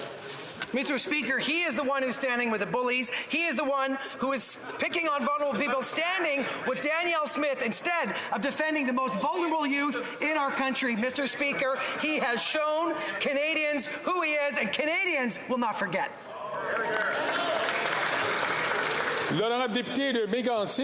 The Honourable Member for Mégantic-L'Érable. Today, the costly Bloc Liberal coalition will have the opportunity to vote on a Conservative motion to cancel the April 1st carbon tax increase. 800,000 Quebecers are lining up at food banks every month. Meanwhile, the Bloc and the Liberals think that it's a good time and a good idea to raise taxes. What's worse, Bloc MPs want to radically increase the carbon tax, which has a direct impact on the cost of groceries in Quebec.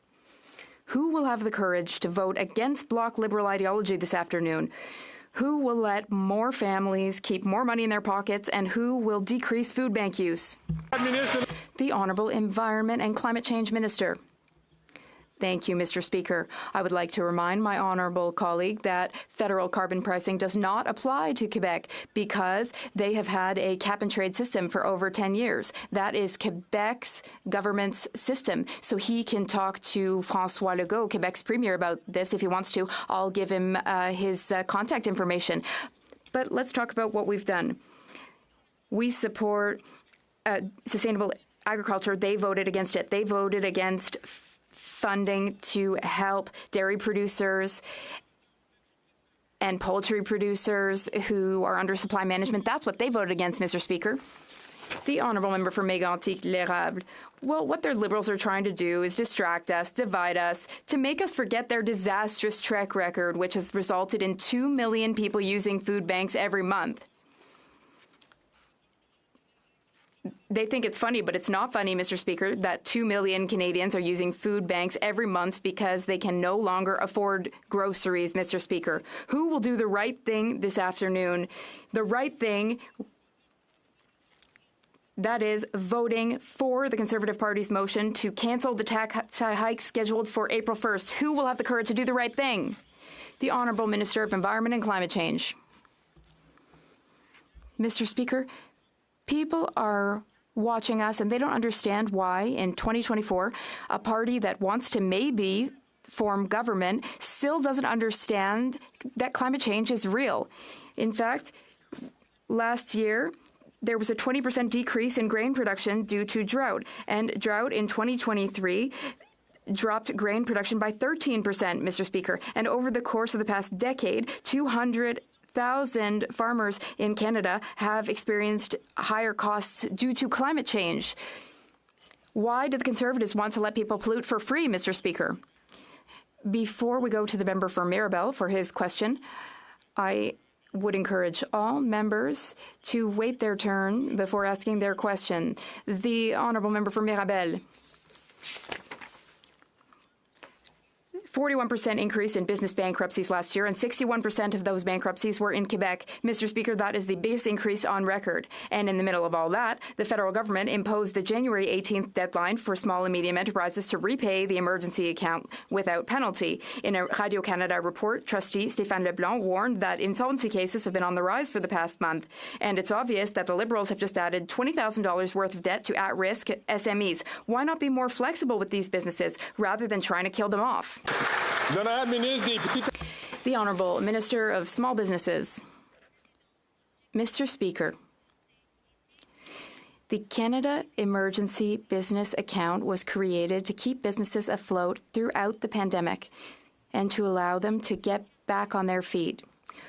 Over 80% of businesses have repaid their CEBA loans, and thus they get some loan forgiveness. We are also helping businesses with credit card loans so that they can keep more businesses and more money. The Honourable Member for Beauport-Limoilou. Well, the Liberals brag that 80% of SMEs paid back their emergency account on time, but that's not good news because it means that 20% of SMEs are at risk of bankruptcy. These aren't multinationals we're talking about. These are small shops and restaurants in our neighborhoods. In order to help them, the government needs to do three things. 1, study their cases on a case-by-case basis. 2, guarantee loans from financial institutions. And 3, reinstate the $20,000 subsidy. What is so hard about showing our local businesses a bit of flexibility?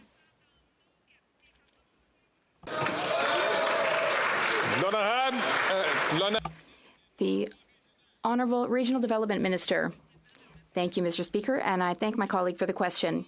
I would like to remind my colleague that that wasn't the first extension of the deadline. It was the second. We offered 2 extensions to businesses, and businesses were supported by the government. But if they cannot repay it, we will guarantee it for 3 years at an interest rate of 5%, which is $250 a month in repayment payments.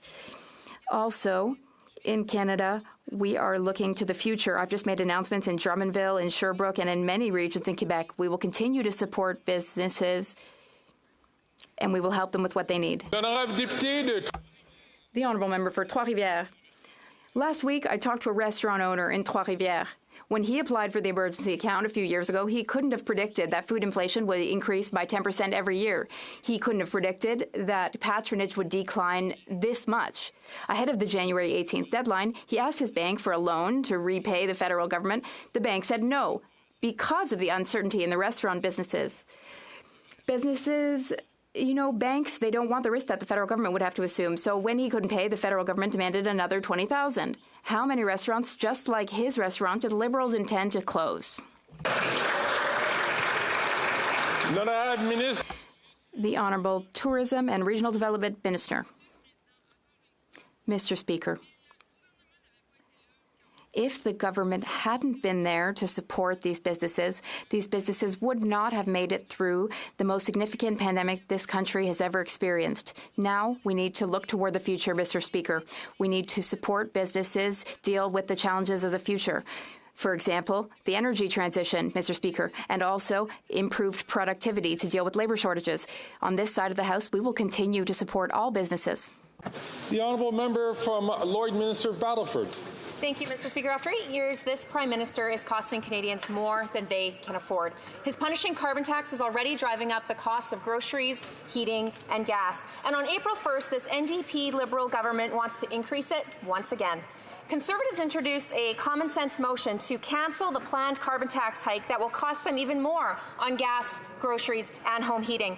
Will the Liberals support our common-sense Conservative motion and cancel their April 1st carbon tax hike? Hear, hear. Well done. The Honourable Minister for Natural Resources. Thank you, Mr. Speaker. Once again, we hear misleading rhetoric from the other side of the House. Folks in Canada know that 80% of Canadian families get more money back than they pay. It is an affordability measure as well as something that actually addresses the climate crisis in front of us. It is something that helps the poorest of Canadians. And in fact, what he wants to do is take away the rebate. He wants to take away from poor and modest income people money that actually help to pay for groceries, that help to pay for rent, that help to pay for transportation. Shame on you for trying to target those folks and benefit only the wealthy in Canada. I know that there are many things I must regret. I'm hoping that this is not one of them. So I'd invite ministers to please make sure that the answers are directed through the chair. The Honourable Member from Battleford, Lloydminster. Mr. Speaker, that minister can manipulate the facts all day long, but that's not going to change the painful reality that Canadians across this country are experiencing. Let's not forget that the PBO has said that Canadians will still be paying hundreds of dollars in carbon tax even after the rebate. Canadians who are already struggling to afford gas, groceries, and home heating cannot afford this NDP Liberal government's carbon tax increase. Will the Liberals show some compassion and cancel their April 1st carbon tax increase? The Honourable Parliamentary Secretary. Speaker, if Conservatives are truly concerned about the price of groceries, why don't they just ask their top advisor to pick up the phone and talk to Loblaws? Or perhaps the next time she goes to pick up her paycheck, she could just ask Loblaws to join in our work to bring down lower grocery prices, to bring in more competition, and to get rid of predatory practices. Mr. Speaker, if the Conservatives are truly concerned for Canadians, I know just the person they can have to give their buddies at Loblaws a call. The Honourable Member for Beauce. Mr. Speaker, after 8 years, Canadians have had enough of this government's inflationary policies and excessive taxes. The Bloc Québécois 100% fully supports the Liberals when it comes to radically increasing the carbon tax. 2 million Canadians are going to food banks every month. Also, farms are going out of business because the carbon tax is crushing them. The government is asleep at the wheel. They need to wake up, do the right thing, and suspend the increase scheduled for April 1st. The Honourable Government House Leader. What hypocrisy! What hypocrisy coming from that side of the House today, Mr. Speaker. We have found out that the campaign manager, maybe that hasn't been translated into French yet for the member across the way, but in fact, the opposition's leader's spiritual leader is the chief lobbyist for the biggest grocery company, and they're trying to give us advice? The Honourable Order. The Honourable Member from Wellington Halton Hills is an experienced member and a very respected member and knows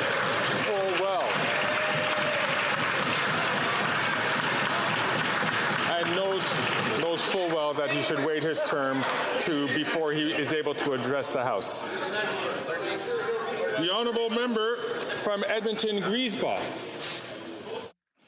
Danielle Smith is denying trans kids their basic human rights by denying their access to life-saving health care. It's not the role of politicians to tell doctors how to treat patients. Meanwhile, this leader of the Conservative Party remains shamefully silent on attacks on trans rights. The hate and prejudice of some should never override the fundamental rights of others. Will this government commit to using the powers of the Canada Health Act to intervene in any denial of life-saving care for trans youth? The Honourable Minister. Warm, fuzzy video hiding daggers at my community in Alberta came out last week on social media. I have spent hours on the phone consoling people who are crying on the phone asking how we can stand up for the rights of 2 LGBTQ people in Alberta. Mr. Speaker, we are going to continue to work on this, and I have one message for Albertans and people across the country. Legal challenges notwithstanding, the one way we can stop this is to kill the bill before it gets to the legislature. So write to your UCP members, get fired up, mobilize, because kids' rights matter.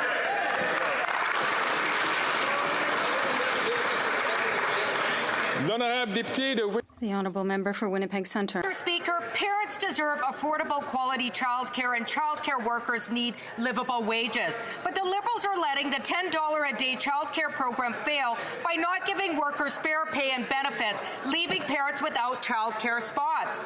And Conservatives, they want for-profit childcare. This means... I hate to interrupt the Honourable Member. Sometimes, colleagues, sometimes we can clearly hear the question and sometimes we can't. This is one of the opportunities where the chair cannot hear the question. I ask all members please to keep your conversations private so I could hear the Honourable Member. Can the Honourable Member from Winnipeg Centre start her question again from the top? Mr. Speaker, parents deserve affordable quality childcare and childcare workers need livable wages. But the Liberals are letting the $10 a day childcare program fail by not giving workers fair pay and benefits, leaving parents without childcare spots. And the Conservatives, they want for-profit childcare. This means higher fees for parents and lower wages for workers. Liberals and Conservatives don't care about care workers. When will the Liberals finally enforce livable wages and benefits for childcare workers so they can live in dignity? The Honourable Minister for Families and Social Development. Thank you, Mr. Speaker. Our national child care program is making life more affordable for thousands of Canadian families, as is the Canada Child Benefit. We continue to work with the provinces and territories to ensure that the 5-year agreements are upheld, that we do see improvements to wages and benefits for the essential caregivers that we all rely on for the child care that our kids need. On this side of the House, we continue to do the hard work, and we continue to see the Conservatives oppose every step of the way. Shameful. The Honourable Member from Thornhill. 8 years, this NDP Liberal government, it pays to commit crime in Canada. Stolen cars now cost Canadians over $1 billion a year in insurance rates. Car thefts are up 300% in Toronto. That's thanks to the catch and release legislation that turns violent offenders loose onto the streets, allowing them to commit more crime. When will they reverse their disastrous policies, put the bad guys in jail so that Canadians can keep their cars? The Honourable Minister of Justice. I thank the member for her question. I remind her that she represents a part of the Greater Toronto Area, as do I. What I hear from my constituents and people throughout the 905 is that they're concerned about criminality, and they applaud the fact that we took steps to ensure with bail reform that serious violent repeat offenders are being kept off our streets. The other thing they applaud is when we work hand in hand with the police to keep our communities safe. So when I'm standing with the Chief of the Durham Police and a progressive Conservative Premier and giving them $121 million to help with law enforcement, they're saying that's a step in the right direction, and there's more to come. And before I go to the member of Thornhill's second question, I'd like to apologize to the member for Don Valley East, whose question I skipped by mistake, but it's illogical to go with the second question of the member from Thornhill. The honourable member. Speaker, I don't know why we have to explain this to the Attorney General, but bail reform doesn't apply to auto theft. It's thanks to their policies that you can get arrested in the morning and go back to committing crimes in the evening. And if you happen to get sentenced, you can serve the sentence in the comfort of your own home while watching Netflix or even Disney+. That is Canada's justice system after 8 years of this Liberal NDP government. So when will this Liberal government listen to common sense Conservative policies, repeal the catch and release, the stay-at-home sentencing, and finally put offenders in jail where they belong? That's right. The Honourable Minister of Justice and Attorney General of Canada. I very much appreciate the interventions from the member opposite, but if we're going to talk about the criminal code, let's talk about the mandatory minimum that still exists for repeat auto theft offenders under 331.1 sub A. Let's talk about the fact that when you commit an auto theft crime and you're involved with organized criminality, that's already an aggravating factor on sentencing. Oh yes, that was 718.2 sub A sub 4. Please take note. The important piece is that we are bringing together stakeholders, auto industry, every actor that's involved in this system to ensure we tackle this at every dimension. That conversation is happening this week. It's too bad they won't be there for it. The honourable member from Don Valley East. Well, thank you very much, Mr. Speaker, and I want to wish every member in this House a happy Black History Month. Speaker, February is a time where we can remind ourselves of the contribution of Black Canadians in this country, the contributions that go back hundreds of years to helping build a beautiful Canada. It's also a time for us to remind ourselves that there's still barriers that are in place that we have to remove. Can the Minister for Diversity, Inclusion and Persons with Disabilities please tell us more about Black History Month this month? Bravo. The Honourable Minister for Diversity and Inclusion. Speaker, this year's theme for Black History Month is Black Excellence, a heritage to celebrate, a future to build. It's about telling the stories of thousands of incredible Black trailblazers who have made Canada the country it is today. It's about recognizing the resilience of Black Canadians in the face of injustice. It's about celebrating the fact, Mr. Speaker, that Black history is Canadian history, and our government will continue to be deliberate about investing directly into Black communities so that we can continue to build a more inclusive and equitable future for all Canadians. Happy Black History Month, everyone. Go ahead. The Honourable Member for Charles-Bar, Haute-Saint-Charles. Mr. Speaker, after 8 years under this Prime Minister, auto theft has increased significantly in Canada and 59% in Quebec alone. The ports, the RCMP, CBSA, and the Criminal Code all fall under federal jurisdiction. Instead of taking action, the Liberal government is committing to hold a discussion about this. It's a waste of time. We already know that there are weak Liberal policies on crime, and they're responsible for this increase. Does the Prime Minister recognize that he alone is responsible for the increase in auto theft? The Honourable Minister of Justice and Attorney General of Canada. The increase in auto theft affects us all and directly concerns us. What we have is that organized crime is connected with this kind of theft. What we have on the table here in the House of Commons is a bill that affects money laundering. C-59 that the Conservatives are voting against. If they are really for fighting car theft, I would invite them to change their decision on this vote. The honourable member for Charlebourg-Saint-Charles. Mr. Speaker, what we know at present is this Prime Minister has made Canada number one in terms of exports of stolen cars around the world. This morning, our leader proposed solutions to fix the harm caused by Liberal legislation. Among other things, we will discourage car theft by stopping house arrest and increasing prison sentences for these kinds of criminals. That's common sense, Mr. Speaker. Will the government commit to supporting our efforts to fight auto theft? The Honourable Minister of Justice and Attorney General of Canada. Mr. Speaker, as I have mentioned several times, the fact that there is a mandatory minimum penalty for car theft, it already exists in the criminal code. The fact that it is tied to organized crime, this can lead to a higher sentence. It's already set out in the criminal code. What's not in the criminal code is the fact that we must fight more to fight organized crime. But there is a bill which is here on the table in the House of Commons, and the Conservatives will vote against it. The honourable member for Saint-Hyacinthe-Bagotte. The Americans are continuing to unfairly attack our softwood lumber industry. Again, last Thursday, the U.S. officially announced a nearly 14% hike in their illegal duties starting next summer. Ottawa must clearly stand up for Quebec forests, but it will take more than just words to get through the crisis. Ottawa must absolutely offer a loan and loan guarantee program to match the unjust amounts being taken by Washington. Will the government take up a proposal to protect our businesses and our workers? The Honourable Minister of International Trade. My honourable colleague for that important question. We have consistently stood up and said that the tariffs against softwood lumber, particularly our very important forestry sector, are unjustified and absolutely unwarranted. We have been working with the Americans to make sure that we are using the dispute settlement mechanism to make sure that there are panels who can actually look into this. We will always stand up for Canadian workers, Canadian softwood lumber industry, the forestry sector, and I look forward to working with my honourable colleague to keep doing that. Thank you.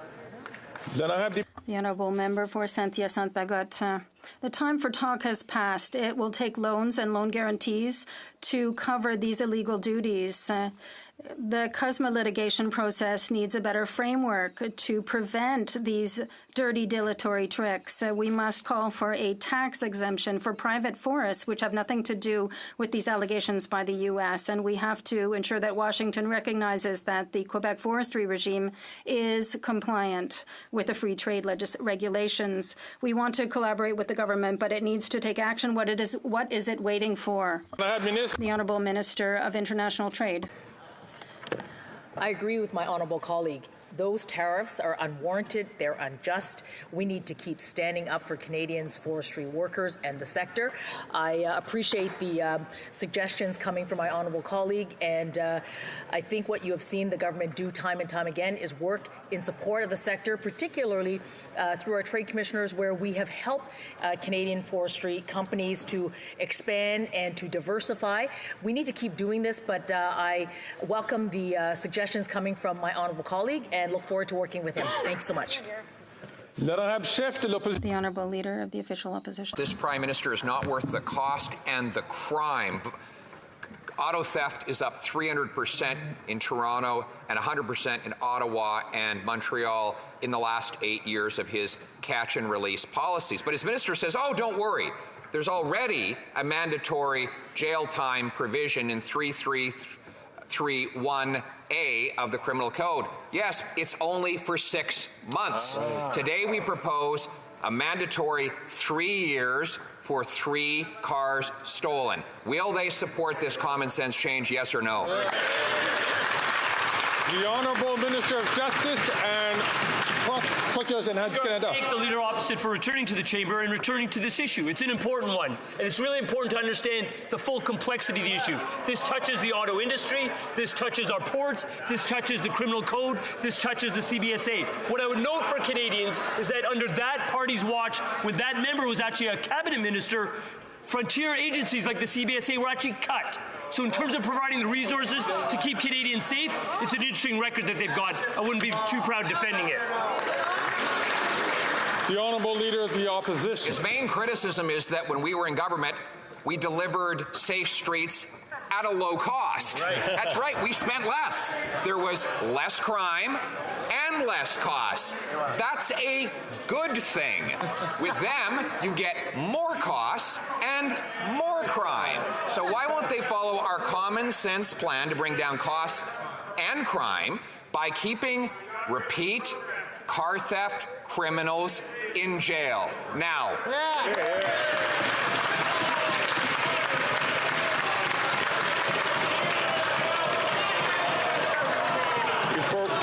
I'm going to just ask for all members, please, to make sure that they listen to the question that's being answered. I know they're experienced members. The Honourable Government House Leader. Mr. Speaker, what we have on display again today is the hypocrisy of the Leader of the Opposition.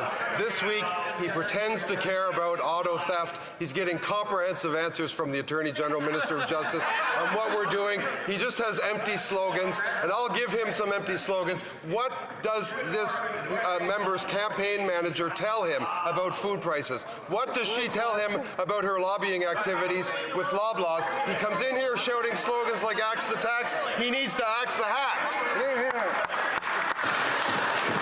The Honourable Leader of the Opposition. Well, Mr. Speaker, I have right here an announcement from the king of lobbying, Hill and Knowlton, which brought on a special national leader of financial communications, who is that member right there.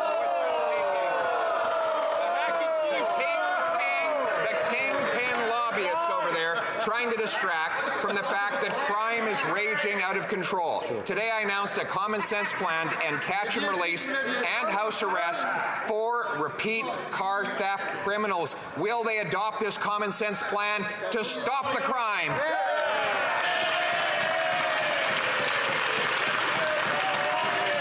The Honourable Government House Leader.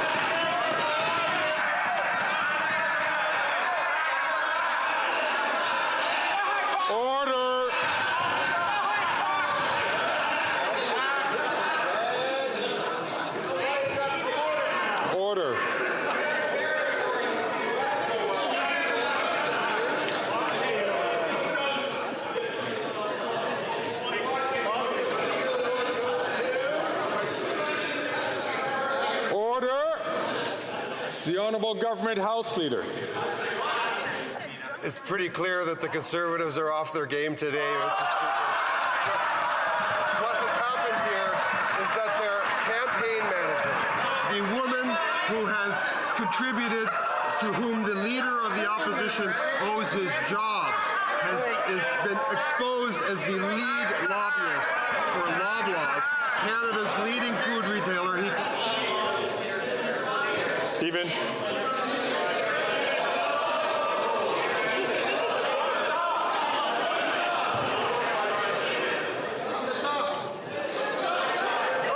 Order. Colleagues, it's in everyone's interest that the Speaker be able to hear the questions and the answers which are being put forward in the House. I ask members to please restrain themselves so that I can do so. The Honourable Government House Leader has 13 seconds left on the clock. The Leader likes to ask specific questions, so I'll ask him. What's been the advice on food prices given by his campaign manager? How much is she getting paid to do that? And what has he promised her? What does he owe this woman for her lobbying for Loblaws?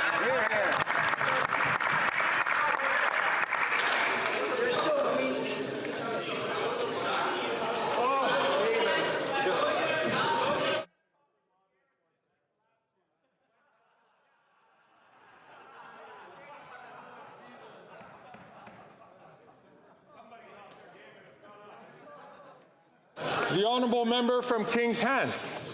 Over the weekend, Nova Scotia was hit with some of the worst snowfall amounts in recent memory. In Cape Breton Regional Municipality, over 100 centimeters of snow. The municipality has declared a local state of emergency. There are over 3,000 people without power, Mr. Speaker. There are communities that have been cut off, and there is a concern about people being able to have access to actually leave their homes. Can the Minister for Emergency Preparedness update this House on the work that he is doing alongside provincial provincial, municipal, and members of this House to make sure that people are safe in Cape Breton and indeed all across Nova Scotia. The Honourable Minister for Emergency Preparedness. Thank you, Mr. Speaker. I'd like to thank the member for this question, and in fact, actually thank members of Parliament who kept me updated yesterday on this significant snowfall in Nova Scotia. We received a request for assistance from the Nova Scotian government late last night, something which I approved, and I'm happy to report that search and rescue crews have been working all weekend. Snow clearing heavy equipment from Parks Canada have been made available, as well as transportation support from the Coast Guard, and our humanitarian workforce will provide additional support as well. Thank you, Mr. Speaker. The Honourable Member from Sherwood Park, Fort Saskatchewan. After 8 years, it's clear that well-connected insiders have never had it as good as they do under this NDP Liberal government. The Arrive Scam Watchdog report found a made-for-insiders process for this $54 million spend, where qualified companies were cut from contracts if they didn't have the right connections and experience. High-priced insiders got paid every time. This wasn't a bug in the system. It was a feature in a process designed to drive up costs and reward insiders. It's clear that this Prime Minister is not worth the cost. The only explanation for this insider protection scheme is incompetence or corruption. So which is it? Which is it? The Honourable Parliamentary Secretary. Mr. Speaker, I have to admit, when I was listening to the member opposite's question about insiders, collusion, corruption, I thought he was talking about their chief advisor, who is also serving as Loblaw's lobbyist. And, Mr. Speaker, isn't it interesting how they are blocking legislation to reduce grocery prices? When it comes to our government's record on issues of Arrive Can, Mr. Speaker, all procurement policies must be followed. We have made this very clear. Any reporting of wrongdoing will come with consequences. Can the members opposite say the same for their own House? The Honourable Member from Fort Saskatchewan, Sherwood Park. Mr. Speaker, that response had absolutely nothing to do with the question. That's right. There is a sham investigation. The government's investigator admitted that he's not independent. His job depends on the government's pleasure. We have with the Arrive scam, when whistleblowers criticize the government, they're suspended without pay. When witnesses defend the government, they're protected. It's a $54 million Arrive sham. This Prime Minister is not worth the cost in spending or in corruption. After 8 years, why is this government continuing to protect their Arrive scam, Arrive sham insider friends? The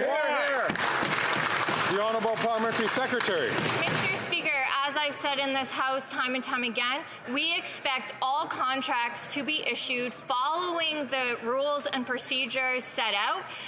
Mr. Speaker, CBSA is conducting audits, internal investigations. The police are being called in when necessary. And Mr. Speaker, let me be very, very clear. Any reports of wrongdoing will come with consequences. The Arrive Can app was created at a time to keep Canadians safe, and we expect contracts to be issued following the rules. The Honourable Member from Calgary-Midnapore. Mr. Speaker, after 8 years, this Liberal NDP government wouldn't know accountability if they were hit over the head with it. Today, the Government Operations Committee heard from the Border Services Agency's head of professional integrity.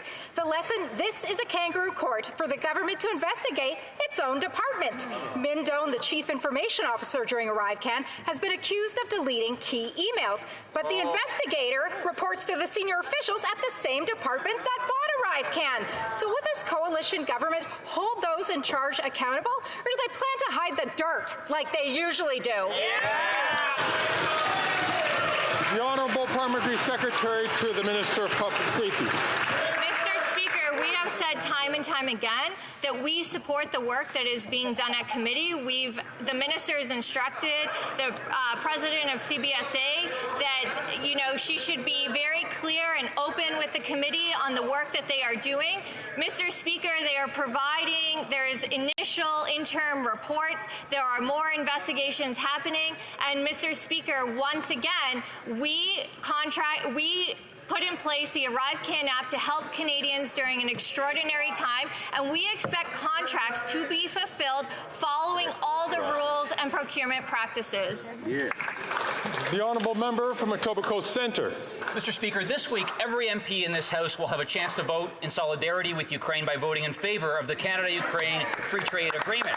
It's important to remember that the Ukrainian people are not just fighting for their own security, they're also fighting for our security, and we need to be fighting for them. Our government has been unequivocal in our support for Ukraine, but under this leader, Conservatives have abandoned for Ukraine. They voted against Operation Unifier, against military aid, and they've used their climate change denialism as an excuse to vote against this free trade agreement. Could the Minister of International Trade clarify the environmental provisions in this agreement and explain why it is so important that everyone vote in solidarity with Ukraine?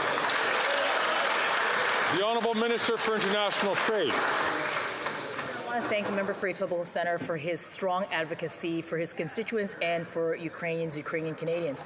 For months, this Conservative leader claimed that the Canada-Ukraine Free Trade Agreement would impose a price on pollution on Ukraine. Last week in this House, the member for Sarnia-Lambton confirmed that, in fact, Ukraine has had a price on pollution since 2011. I would say and ask the Conservatives, join everyone in this House, vote and support Ukraine. Vote for the Canada-Ukraine Free Trade Agreement. President Zelensky wants it. Canadians want it. Conservatives should support Ukraine. The Honourable Member from Skeena-Bulkley Valley. Mr. Speaker, we've learned that the Conservative housing strategy is to browbeat so-called municipal gatekeepers and to force density near transit hubs. Now, neither of these things are relevant for rural Canada. In fact, in Northwest BC, we don't have transit hubs. We barely have public transit. People deserve affordable housing, but what mayors in my region tell me is that they can't build it without infrastructure, and here's where the Liberals come in. Why are communities having to wait so long to hear back about vital infrastructure grants? Hear, hear. Hear, hear. The Honourable Parliamentary Secretary. Member talks about affordable housing. 500 applications are across the country and 30 deals completed thus far. That will continue, Mr. Speaker. And what do we see as a result of that? Adding to supply, which of course underpins the housing crisis in front of us. The housing crisis is ultimately a crisis in supply, and that's why we're working with municipalities, in particular mayors, which the Leader of the Opposition continues to denigrate, so that zoning changes can take place in return for federal dollars. That does happen, and more building happens. Duplexes, triplexes, fourplexes, mid-rise apartments, all of that is a part of that, Mr. Speaker. I'll deal with the member after question period if he wishes to take up the concern. The Honourable Member from Saanich Gulf Islands. Thank you, Mr. Speaker. We all remember 2015 will be the last election under first past the post. Now, without access to a time machine, it's simply not possible anymore to keep that promise, but this House has an opportunity to reach out to disillusioned and frustrated Canadians who so desperately want fair voting. We have a chance to pass Motion 86 on Wednesday. Will the Prime Minister support this motion that allows a citizens' jury, our fellow citizens, to help him find the consensus he so desperately wants? The Honourable Parliamentary Secretary to the Minister for Public Safety. Thank you, Mr. Speaker. And when it comes to Canadians' right to vote, this is a trusted system that Canadians, there must be consensus on. So, Mr. Speaker, while we are working with Canadians on how to ensure that every Canadian has more opportunities to be able to access their right to vote, I know PROC Committee is working hard on recommendations as well if the Conservatives will ever end their filibuster and get down to the real work of this Parliament to ensure that our democratic institutions are strong and accessibility to vote is also strong. And so brings the end to question period. Comme il est 15 heures. It being 3:13 p.m., the House will now proceed to the taking of the deferred recorded division on the motion of Mr. Poilievre relating to the business of supply. Call in the members.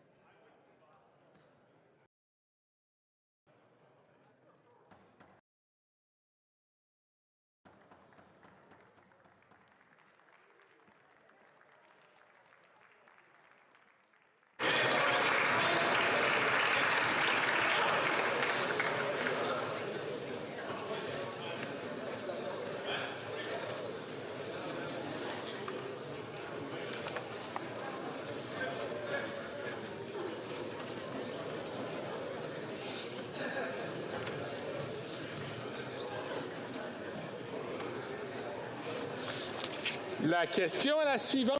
The question is as follows. Mr. Poliev, seconded by Mr. Duncan, Stormont, Dundas, South Glengarry, moved that given that the carbon tax has proven to be a tax plan, not an environmental plan,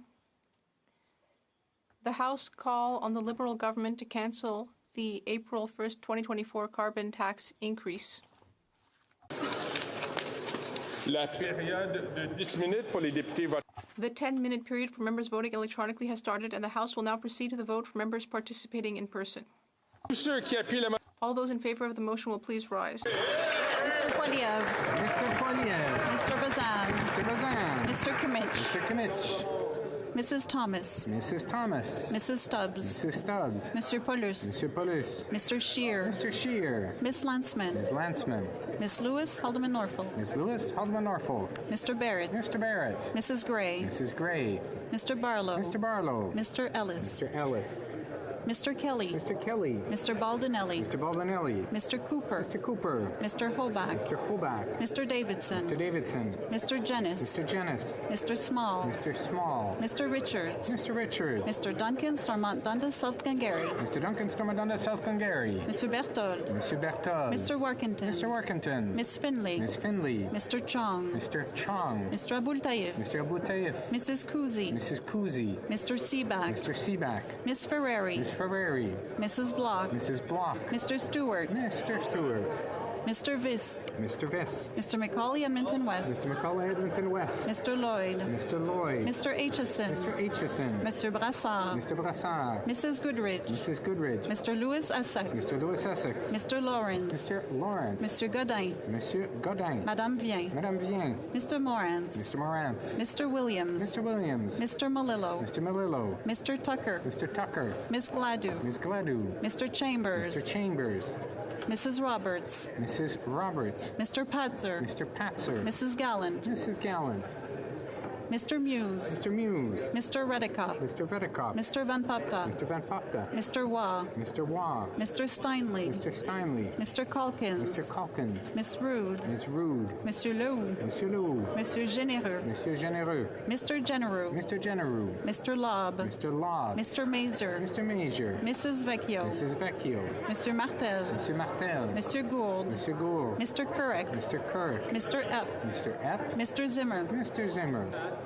Mr. Kitchen. Mr. Kitchen. Mr. Cram. Mr. Cram. Mr. Tolmie. Mr. Tolmie. Mrs. Falk, Battlefords Lloydminster. Mrs. Falk, Battlefords Lloydminster. Miss Rempel Garner. Miss Rempel Garner. Mr. Nader. Mr. Nader. Mr. Soroka. Mr. Soroka. Mr. McLean. Mr. McLean. Mr. Shipley. Mr. Shipley. Mr. McGuire. Mr. McGuire. Mr. Reed. Mr. Reed. Mr. Falk Provencher. Mr. Falk Provencher. Mr. Motts. Mr. Motts. Mr. Williamson. Mr. Williamson. Mr. Arnold. Mr. Arnold. Mr. Morrison. Mr. Morrison. Mr. Dowdle. Mr. Dowdle. Mr. Albus. Mr. Albus. Mr. Dalton. Mr. Dalton. Mr. Weber. Mr. Weber. Mr. Ruff. Mr. Ruff. Mr. Canna. Mr. Canna. Mr. Leslie. Mr. Leslie. Mr. Majumdar. Mr. Majumdar.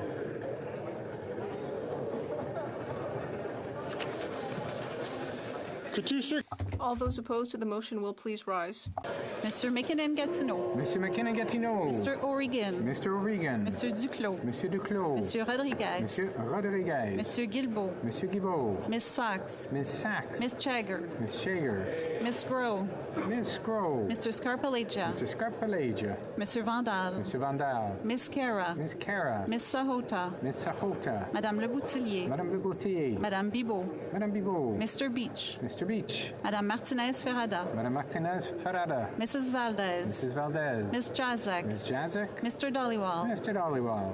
Monsieur Arsenault. Monsieur Arsenault. Mr. Area. Mr. Area. Madame Lalonde. Madame Lalonde. Miss Jones. Miss Jones. Miss O'Connell. Miss O'Connell. Mr. Oliphant. Mr. Oliphant. Mr. Gerritsen. Mr. Gerritsen. Monsieur Lamoureux. Mr. Lamoureux. Madame Fortier. Madame Fortier. Mr. Fragascados. Mr. Fragascados. Mr. Biddle. Mr. Biddle.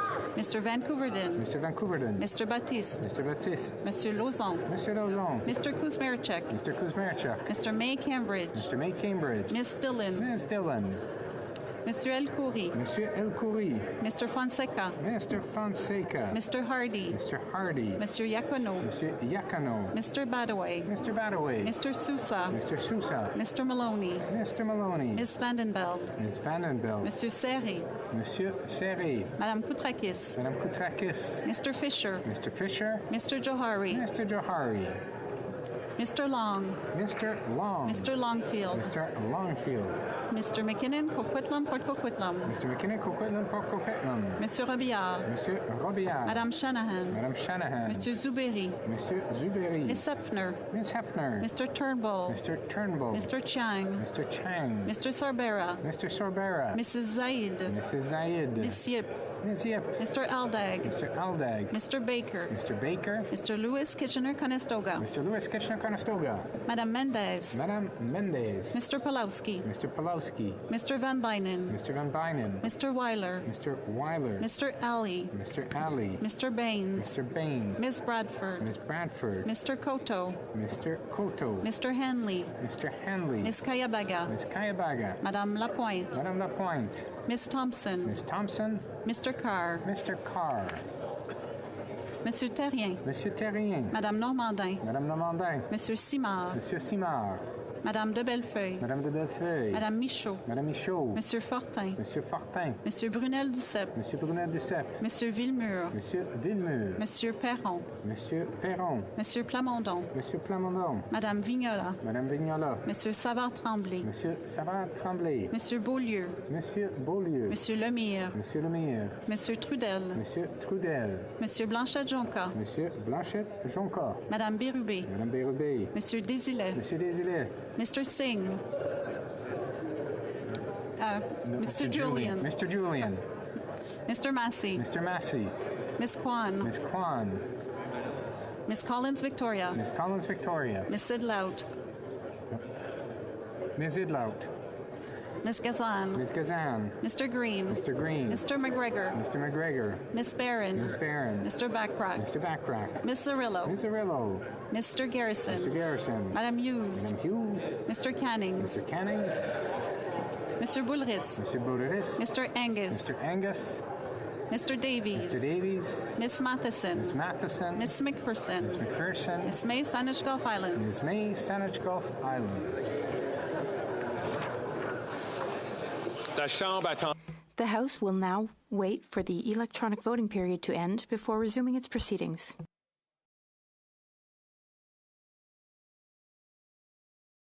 All right. So what do you guys think is going to happen? Do you think it's going to pass or not?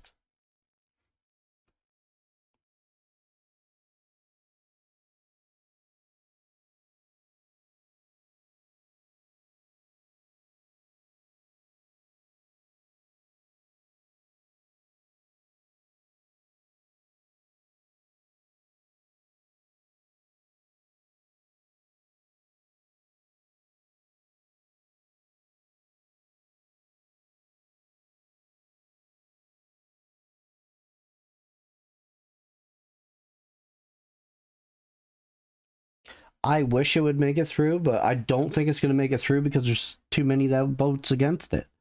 So it all depends, I guess.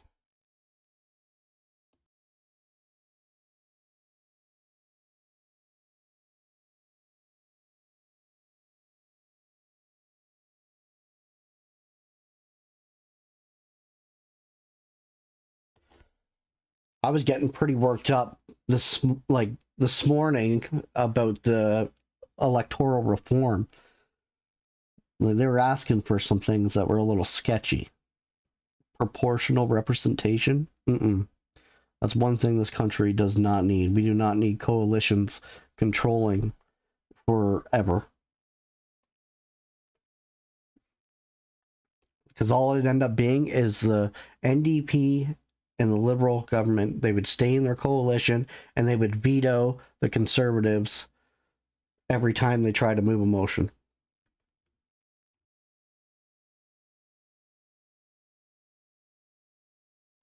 Exactly what they're doing now. So this would just continue. So if they did proportional representation, we would be stuck where we are right now. That's exactly what would happen, actually. Doing the same thing. They would just veto the Conservatives, and then they'd pump through whatever bills, legislation, motions that they wanted to. They'd shove it through the House because they have the support of the majority in the House. So we don't want coalitions. If anything, we should petition the House to eliminate coalitions so that it can never be formed again. That's what we need to do. And you know what? The House might buy it.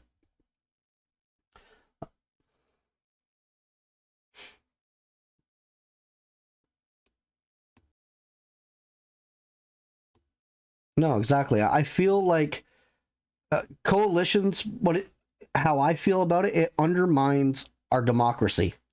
We have a system in place for your representatives to hear their constituents and then relay that back to Parliament. When you have a coalition, you have one party that's just doing whatever the other party wants, and they're not listening to their constituents. It's a rogue government.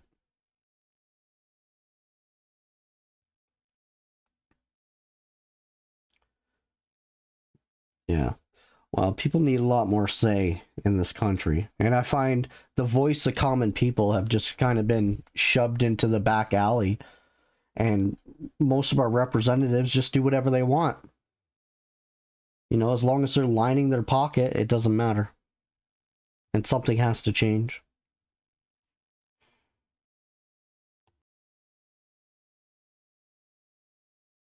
They make too much money. That's the problem.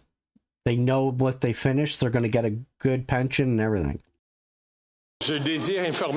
I wish to inform the House that the electronic voting period has ended. If members were unable to vote due to technical difficulties, they may now use the raise hand function, and the chair will recognize them.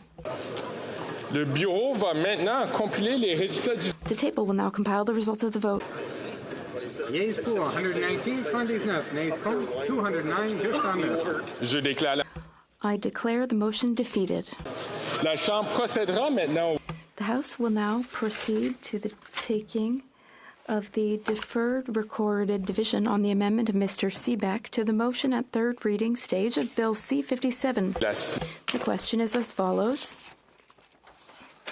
Ms. Ng, seconded by Ms. Anand, moved that Bill C-57, an act to implement the 2023 Free Trade Agreement between Canada and Ukraine, be now read a third time and do pass. Mr. Seebeck, appuyé par Mr. Seebeck, seconded by Mr. Jennis, moved the following amendment, that the motion be amended by deleting all the words after the word that and substituting the following. Bill C-57, C-57, an act to implement the 2023 Free Trade Agreement between Canada and Ukraine, being not now read a third time, but be referred back to the Standing Committee on International Trade with the view to amend the coming into force provision to allow it to be fixed by order of the Governor and Council after the removal of all references to carbon pricing and carbon leakage. The 10-minute period for members voting electronically has started. The House will now proceed to the vote for members participating in person. All those in favor of the amendment will please rise. Mr. Scheer. Mr. Scheer. Mr. Schmale. Mr. Schmale. Mr. Bazan. Mr. Bazan. Mr. Kimmich. Mr. Kimmich. Mrs. Thomas. Mrs. Thomas. Mrs. Stubbs. Mrs. Stubbs. Mr. Paulus. Mr. Paulus. Miss Lewis Haldeman Norfolk. Ms. Lewis Haldeman Norfolk. Mr. Barrett. Mr. Barrett. Mrs. Gray. Mrs. Gray. Mr. Barlow. Mr. Barlow. Mr. Ellis. Mr. Ellis. Mr. Kelly. Mr. Kelly. Mr. Baldinelli. Mr. Baldinelli. Mr. Cooper. Mr. Cooper. Mr. Hoback. Mr. Hoback. Mr. Davidson. Mr. Davidson. Mr. Jennis. Mr. Jennis. Mr. Small. Mr. Small. Mr. Richards. Mr. Richards. Mr. Duncan, Stormont Dundas, South Glengarry. Mr. Duncan, Stormont Dundas, South Glengarry. Mr. Berthold. Mr. Berthold. Mr. Workington. Mr. Workington. Miss Finley. Miss Finley. Mr. Abultaif. Mr. Abultaif. Mrs. Kuzi. Mrs. Kuzi. Mr. Seaback. Mr. Seaback. Miss Ferrari. Miss Ferrari. Miss Mrs. Block. Mrs. Block. Mr. Stewart. Mr. Stewart. Mr. Viss. Mr. Viss. Mr. Lloyd. Mr. Lloyd. Mr. Aitchison. Mr. Aitchison. Mr. Brassard. Mr. Brassard. Mrs. Goodrich. Mrs. Goodrich. Mr. Louis Essex. Mr. Louis Essex. Mr. Lawrence. Mr. Lawrence. Mr. Godin. Mr. Godin. Madame Vien. Madame Vien. Mr. Moran. Mr. Morantz. Mr. Williams. Mr. Williams. Mr. Malillo. Mr. Malillo. Mr. Tucker. Mr. Tucker. Ms. Gladue. Ms. Gladue. Mrs. Roberts. Mrs. Roberts. Mr. Patzer. Mr. Patzer. Mrs. Gallant. Mrs. Gallant. Mr. Vidal. Mr. Vidal. Mr. Muse. Mr. Muse. Mr. Redikoff. Mr. Redikoff. Mr. Van Popta. Mr. Van Popta. Mr. Waugh. Mr. Waugh. Mr. Steinley. Mr. Steinley. Mr. Calkins. Mr. Calkins. Miss Rude. Miss Rude. Mr. Lou. Mr. Lou. Mr. Geneveux. Mr. Geneveux. Mr. Lobb. Mr. Lobb. Mr. Mazer. Mr. Major. Mrs. Vecchio. Mrs. Vecchio. Mr. Martel. Mr. Martel. Mr. Gould. Mr. Gould. Mr. Kirk. Mr. Kirk. Mr. Epp. Mr. Epp. Mr. Zimmer. Mr. Zimmer. Mr. Kitchen. Mr. Kitchen. Mr. Cram. Mr. Cram. Mr. Tolmie. Mr. Tolmie. Mrs. Falk, Battlefords Lloydminster. Mrs. Falk, Battlefords Lloydminster. Mr. Nader. Mr. Nader. Mr. Soroka. Mr. Soroka. Mr. McLean. Mr. McLean. Mr. Shipley. Mr. Shipley. Mr. McGuire. Mr. McGuire. Mr. Reed. Mr. Reed. Mr. Falk Provencher. Mr. Falk Provencher. Mr. Motts. Mr. Motts. Mr. Arnold. Mr. Arnold. Mr. Dowdle. Mr. Dowdle. Mr. Dalton. Mr. Dalton. Mr. Weber. Mr. Weber. Mr. Ruff. Mr. Ruff. Mr. Canna. Mr. Canna. Mr. Leslie. Mr. Leslie. Mr. Majumdar. Mr. Majumdar.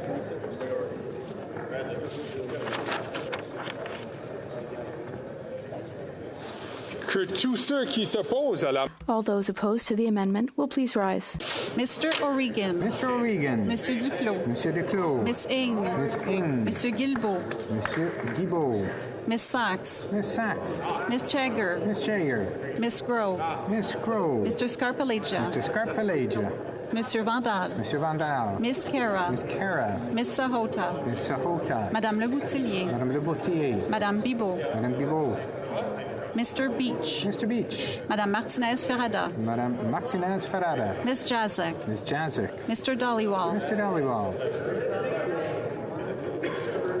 Monsieur Arsenault. Monsieur Arsenault. Mr. Area. Mr. Area. Miss O'Connell. Miss O'Connell. Mr. Oliphant. Mr. Oliphant. Mr. Gerritsen. Mr. Gerritsen. Mr. Lamoureux. Mr. Lamoureux. Madame Fortier. Madame Fortier. Mr. Fragascados. Mr. Fragascados. Mr. Bruson. Mr. Bruson. Mr. Vancouverdin. Mr. Vancouverdin. Mr. Baptiste. Mr. Baptiste. Monsieur Lauzon. Monsieur Lauzon. Mr. Kuzmerichek. Mr. Kuzmerichek. Mr. May Cambridge. Mr. May Cambridge. Miss Dillon. Miss Dillon. Monsieur El Khoury. Monsieur El Khoury. Mr. Fonseca. Mr. Fonseca. Mr. Hardy. Mr. Hardy. Monsieur Yacono. Monsieur Yacono. Mr. Badaway. Mr. Badaway. Miss Dama. Miss Dama. Mr. Sousa. Mr. Sousa. Mr. Maloney. Mr. Maloney. Miss Vandenbeld. Miss Vandenbeld. Monsieur Seri. Monsieur Seri. Madame Koutrakis. Madame Koutrakis. Mr. Fisher. Mr. Fisher. Mr. Johari. Mr. Johari. Mr. Long. Mr. Long. Mr. Longfield. Mr. Longfield. Mr. McKinnon, Coquitlam, Port Coquitlam. Mr. McKinnon, Coquitlam, Port Coquitlam. Monsieur Robillard. Monsieur Robillard. Madame Shanahan. Madame Shanahan. Monsieur Zuberi. Monsieur Zuberi. Miss Hefner. Miss Hefner. Mr. Turnbull. Mr. Turnbull. Mr. Chang. Mr. Chang. Mr. Sarbera. Mr. Sarbera. Mrs. Zaid. Mrs. Zaid. Miss Yip. Miss Yip. Mr. Aldag. Mr. Aldag. Mr. Baker. Mr. Baker. Mr. Lewis Kitchener-Conestoga. Mr. Lewis Kitchener-Conestoga. Madame Mendez. Madame Mendez. Mr. Pulowski. Mr. Pulowski. Mr. Van Bynen. Mr. Van Bynen. Mr. Weiler. Mr. Weiler. Mr. Ali. Mr. Ali. Mr. Baines. Mr. Baines. Miss Bradford. Miss Bradford. Mr. Couto. Mr. Coteau. Mr. Hanley. Mr. Hanley. Miss Kayabaga. Miss Kayabaga. Madame Lapointe. Madame Lapointe. Miss Taylor-Roy. Miss Taylor-Roy. Miss Thompson. Miss Thompson. Mr. Carr. Mr. Carr. Monsieur Terrien. Monsieur Terrien. Madame Normandin. Madame Normandin. Monsieur Simard. Monsieur Simard. Madame de Bellefeuille. Madame de Bellefeuille. Madame Michaud. Madame Michaud. Monsieur Fortin. Monsieur Fortin. Monsieur Brunel Duceppe. Monsieur Brunel Duceppe. Monsieur Villemur. Monsieur Villemur. Monsieur Perron. Monsieur Perron. Monsieur Plamondon. Monsieur Plamondon. Madame Vignola. Madame Vignola. Monsieur Savard-Tremblay. Monsieur Savard-Tremblay. Monsieur Trudel. Monsieur Trudel. Monsieur Blanchet-Jonca. Monsieur Blanchet-Jonca. Madame Bérubé. Madame Bérubé. Monsieur Désilet. Monsieur Désilet. Mr. Julian. Mr. Julian. Mr. Massey. Mr. Massey. Miss Kwan. Miss Kwan. Miss Collins Victoria. Miss Collins Victoria. Miss Idlout. Miss Idlout. Miss Gazan. Miss Gazan. Mr. Green. Mr. Green. Mr. McGregor. Mr. McGregor. Miss Barron. Miss Barron. Mr. Backrack. Mr. Backrack. Miss Cirillo. Miss Cirillo. Mr. Garrison. Mr. Garrison. Madame Hughes. Madame Hughes. Mr. Cannings. Mr. Cannings. Mr. Boulris. Mr. Bourris. Mr. Angus. Mr. Angus. Mr. Davies. Mr. Davies. Miss Matheson. Miss Matheson. Miss McPherson. Miss McPherson. Miss May, Saanich Gulf Islands. Miss May, Saanich Gulf Islands. La Chambre attendra maintenant la fin de la période de vote électronique. The House will now wait for the electronic voting period to end before resuming its proceedings. All right, now we wait again. You guys see everything that's going on in the United States right now with the trucker convoy and the border? You're hearing a lot of rhetoric about the possibility of a civil war if it keeps going in the direction that it's going. I mean, the world's getting pretty heated. I don't know if everyone's paying attention to what's going on around the world, but it definitely is getting very heated. A lot of protests, a lot of civil disobedience, just a lot going on. But I think it's important that people stand up and fight for their rights, because if you don't, you'll never get those rights again. That's the thing. Once they're gone, they're gone. You'll never get them again. They'll just keep suppressing you until you have no rights, no nothing. You just do what you're told, you get what you get. And I don't want to live in a world like that. And I don't want my kids to live in a world like that. I want my kids to live in a prosperous world where, you know, they can strive for something and get it. You know, they want a home, they can work for it and achieve that goal. They don't have things holding them back like we do right now. Now, I don't know if there's anyone new to the channel. If you like the channel, please like and subscribe. You know, share it with your friends. Help get the word out there. I'd like to bring more attention to the channel because we do show the House of Commons all day, and it gives people a better insight as to what is happening in our political system. So sharing it is definitely beneficial for everybody. And I don't know how many other channels. I know the Garage Guide. I don't know if he streamed Parliament all day, or is it just committees?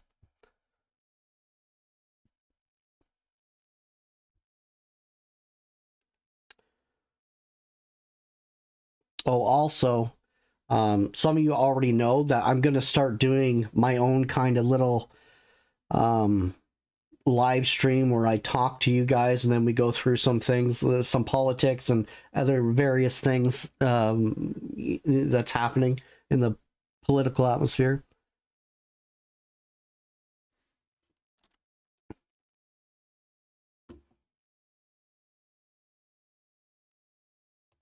Yeah. Well, I don't want to be the guy while you're sitting there watching the House of Commons to start screaming, or laughing in my microphone. It's obnoxious. You think it's just a committee? Yeah. Well, either way, I know the Garage Guy does a good job too of informing people that what's happening in these committees. So he's definitely a good one to subscribe to. And then I try to fit in as many committees as I can. I can't fit them all in because I am, for what I see, the only one that I know of that streams the House of Commons all day long. So I really don't have time to fit in committees while I'm streaming the House of Commons.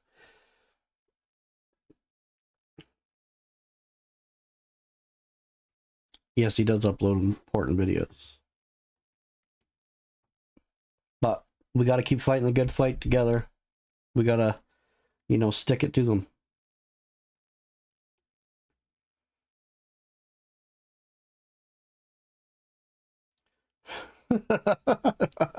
Yeah. Yeah, I'm sure it would make you laugh. My microphone is super sensitive too, so. I wish to inform the House that the period for electronic voting is now over. If members were not able to vote due to technical difficulties, they may now use the raise hand function. The chair will recognize them. The table will now compile the results of the vote. Yeas pour 117, 117. Nays contre 211, 211. Je déclare l'amendement. I declare the amendment defeated. I wish to inform the House that because of the deferred recorded divisions, government orders will be extended by 24 minutes.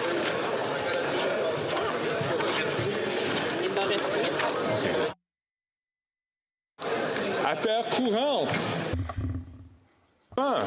Tabling of documents. Dépôt de Introduction of government bills. déclaration. Statements by ministers. Reports from interparliamentary delegations. Presenting reports from committees. The Honourable Member for Mississauga East Cooksville. Mr. Speaker, I have the honour to present in both official languages the 15th report of the Standing Committee on Finance in relation to Bill C-323, an act to amend the Excise Tax Act. Mental health services, the committee is requesting an extension of 30 days to consider Bill C-323. Pursuant to Standing Order 9713A, a motion to concur in the report is deemed moved, the question is deemed put, and a recorded division deemed demanded and deferred until Wednesday, February 7, 2024, at the expiry of the time provided for oral questions. Introduction of private members' bills. The Honourable Member from Timmins, James Bay. Oh, excuse me. Mr. Speaker, last summer, interrupt the Honourable Member for a second. Mr. Angus, seconded by Mr. Bachrach, moves for leave to introduce a bill entitled An Act Respecting Fossil Fuel Advertising. This motion is deemed adopted. The Honourable Member from Timmins, James Bay. Thank you, Mr. Speaker. Last summer, 200,000 Canadians were forced out of their homes from toxic fumes. Children were unable to go outside. The issues of asthma attacks on elderly from toxic pollution from fossil fuel burning. There are more people dying every year from fossil fuel pollution than from tobacco. The big tobacco moment has arrived. We know that big oil has had years of disinformation and interference and false claims about the damage that they're doing to the planet, but they are also killing people. Today, I'm proud to rise and introduce a bill that will make illegal the false advertising by the oil and gas industry. The big tobacco moment has finally arrived for big oil. We need to put human health ahead of the lies of the oil sector. Mr. Angus, seconded by Mr. Bachrach, moves that the bill now be read a first time and be printed.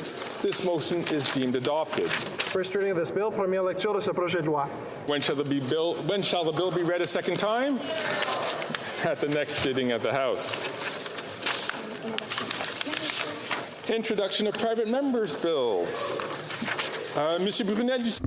Brunel Duceppe, seconded by Mr. Blanchet, moves for leave to introduce a bill to an act to amend the criminal code, promotion of hatred or anti-Semitism. This motion is deemed adopted. The Honourable Member for Lac-Saint-Jean. Mr. Speaker, it's an honour for me to table this bill today to amend the criminal code so that never will there be promotion of hatred and anti-Semitism under religious justification. People with a position of influence, be it civilian or religious, or sometimes benefit from impunity when they incite people to hatred, as we've seen recently in Montreal. And this was a terrible example. This is unacceptable behavior, and it must be sanctioned, and that is what this bill seeks to do. We feel it is necessary to take action as quickly as possible, particularly given the Israeli-Palestinian conflict, which has exacerbated tensions. And I invite members from all sides of the House to debate and pass this legislation as quickly as possible. Thank you very much. Mr. Brunel Duceppe, seconded by Mr. Blanchet, moves that this bill be now read a first time and printed. This motion is deemed adopted. First reading of this bill. When shall the bill be read a second time? at the next sitting of the House. Première lecture de projet de loi d'intérêt public. First reading of Senate public bills. Motions.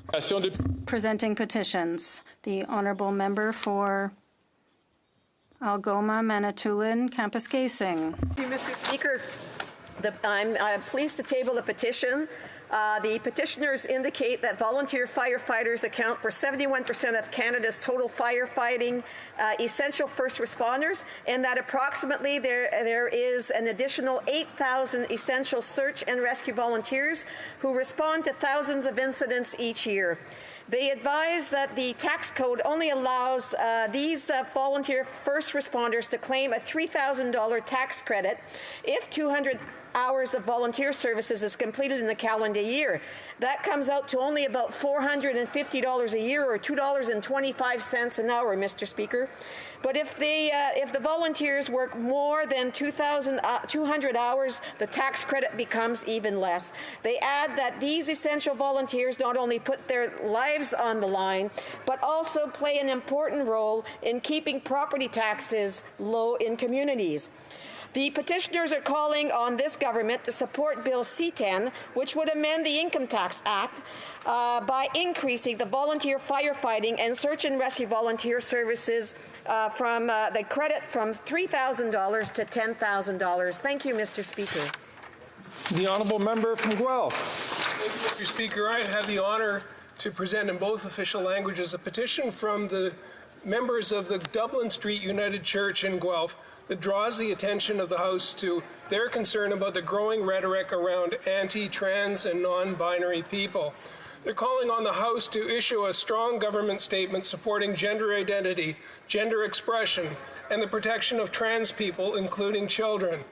To enshrine into the Charter of Rights and Freedoms the important rights for trans and non-binary children, youth, and adults already cited in Bill C-16, and to implement other awareness-raising measures to help counter this dangerous anti-trans rhetoric.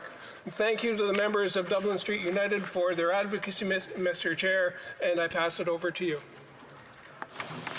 Petitions. The honourable member from Mission Mashpee Fraser Canyon. Thank you, Mr. Speaker. Today I rise to present a petition on an anti-spam strategy. You know, just this morning, like many Canadians, I was awoken by a call from some random number in China. In fact, in 2020 alone, 68,000 Canadians fell victim to fraud from spam calls, costing them approximately $379 million. Constituents in my riding are demanding the government take this issue seriously. We all get annoyed by spam calls, and we all want them to stop. Thank you, Mr. Speaker. The honourable member from Oakville North Burlington. Thank you, Mr. Speaker. It's my honour to present or to table petition E4517, signed by 1,140 Canadians who know that the use of parental alienation accusations in court is real and that it re-victimizes abused women, and calls on the government to make legislative changes to address the issue. Thank you, Mr. Speaker. The honourable member from Saanich Gulf Islands. Thank you, Mr. Speaker. I rise to present a petition of deep concern for many of my constituents, and that's our tax system, and in many ways we have a discriminatory system towards seniors who are single. The married seniors are able to take advantage of income splitting on pensions, the treatment of RRSP at the death of one spouse. That registered retirement fund or tax-free account can be rolled into the RRSP of the other spouse. Single spouses at death just have it added into income, and it affects their taxes. In so many ways, Mr. Speaker, the situation, these petitioners are begging the government to look at the reality for 6 million seniors in Canada, over 1/3 of whom are single seniors, and most of those seniors are women. So fair taxation for seniors is the call of these single seniors. They ask for the government to review the situation and offer single seniors a reduction of 30% on their income to be taxed, allow upon death single seniors with an RRSP, RRIF, or TFSA to transfer it into one of their other savings accounts for the beneficiary of their choice. It's only fair. Thank you, Mr. Speaker. The honourable member from Haldeman Norfolk. Speaker, today I rise to present a petition that has been signed by almost 2,000 Canadians. These petitioners are concerned about the security of women in women's spaces, including changing rooms, shelters, and women's prisons. They are concerned about the trend across Canada of granting access to women's spaces based purely on self-identification. As such, they're calling upon the House of Commons to protect women's spaces through instituting guidelines and formulating policies that will protect the dignity and bodily autonomy of women and girls. Thank you, Mr. Speaker. The honourable member from South Okanagan, West Kamloops. Well, thank you, Mr. Speaker, and I rise today to present a petition from members from my riding. They point out that volunteer firefighters account for 71% of Canadians' total firefighting first responders, and that Canada allows volunteer firefighters and search and rescue volunteers to claim a $3,000 tax credit if 200 hours of volunteer services were completed in a calendar year. That amounts to only about $450 for each member, and that doesn't often cover the cost of their own gear. So they have petitioned the Government of Canada to increase that tax credit to $10,000 and support Bill C-310, which would do just that. So I hope everyone here supports that bill. Thank you. The honourable member from South Okanagan, West Kootenay, just to be clear. The honourable member from Prince George Thompson Caribou. Kamloops Thompson Caribou. Thank you, Mr. Speaker. I won't be offended that you announced me as being from Prince George Thompson Caribou, with the greatest respect to my two colleagues from the area. With that being said, Mr. Speaker, it's always a pleasure to rise on behalf of the people from Kamloops Thompson Caribou. And one of the things I really appreciate, regardless of whether I believe in a cause or not, is civic engagement. And this civic engagement recently came to me from about 185 of my constituents who put forward a petition, which I have here in my hand, asking asking members of this House to consider electoral reform and supporting M86. Thank you, Mr. Speaker. I thank the member from Kamloops, Thompson Caribou. Sorry for getting it wrong. The honourable member from Winnipeg South Centre. Mr. Speaker, I rise today. It's an honour to present my first petition on behalf of constituents from my riding in Winnipeg South Centre. Mr. Speaker, they have asked for this House to swiftly adopt Bill C-57, which is the renewed Canada-Ukraine Free Trade Agreement. Mr. Speaker, it's timely that this petition be presented shortly after members opposite voted to disallow this bill to move forward. Mr. Speaker, I apologize. So I'm going to ask the honourable member if he could, as the honourable member knows that the chair had made a ruling in terms of what is permissible for presenting petitions. I'll just ask the honourable member to withdraw those comments so that he could just give a brief summary of the petitioners. Mr. Speaker, I withdraw. I apologize, and I'll draw the attention of the House back to a remark I made earlier in the statement that, as it is my first petition, I am learning the rules as we go. Mr. Speaker, I want to thank the members of Winnipeg South Centre constituents who have put this petition forward. I represent one of the largest Ukrainian populations in Canada, Mr. Speaker, and I'm grateful that they have chosen alongside other members of my community to engage in the democratic process through me by allowing me the opportunity to put this petition forward. Thank you, Mr. Speaker. Petitions. The honourable member from Etobicoke Centre. Thank you, Mr. Speaker, and I rise today on behalf of my constituents in Etobicoke Centre to present a petition on Bill C-57, the Canada-Ukraine Free Trade Agreement. It's signed by over 60 of my constituents just last week, Mr. Speaker. They're petitioning this Parliament and MPs of all sides to support the Canada-Ukraine Free Trade Agreement and to pass it swiftly. They note that President Volodymyr Zelensky and the Ukrainian-Canadian Congress has called on the Parliament of Canada to swiftly adopt this legislation. They note that misinformation regarding Canada's carbon pricing scheme having an effect on this agreement has been widely debunked. And so once again, they ask all parliamentarians to affirm our unwavering support for Ukraine by swiftly passing Bill C-57, the Canada-Ukraine Free Trade Agreement. The honourable member from Winnipeg North. Yes, thank you, Mr. Speaker. I too have a petition, Mr. Speaker, signed by residents of Winnipeg North. And what they're doing is they're calling for all members of all political parties to support the Canada-Ukraine trade agreement. It is a very timely petition. It's a pleasure for me to table it. And again, all it really does, the essence of it, is to request members of all political parties, all members of Parliament, to support the Canada-Ukraine Free Trade Agreement. Thank you, Mr. Speaker. The honourable member from Kingston and the Islands. Thank you, Mr. Speaker. I have two petitions to present today. The first is on behalf of members of my community that are calling to the attention of the government, the Intergovernmental Panel on Climate Change, who have warned us that rising temperatures over the next 2 decades will bring widespread devastation and extreme weather. They address the fact that the climate crisis requires drastic reduction in greenhouse gas emissions to limit global warming to 1.5%, and they therefore call upon the Government of Canada to move forward immediately with bold emissions caps for the oil and gas sector that are comprehensive in scope and realistic in achieving the necessary targets for Canada that we have set for reductions of emissions by 2030. I also have a petition today, Mr. Speaker, that comes from students and the community at the St. Thomas More Catholic School community in Kingston, in my riding, who are calling upon the Minister of Finance, the Minister of Families, Children and Social Development, and the Minister of Agriculture and Agri-Food to prioritize funding a national school food program through Budget 2024 for implementation in schools by the fall of 2024.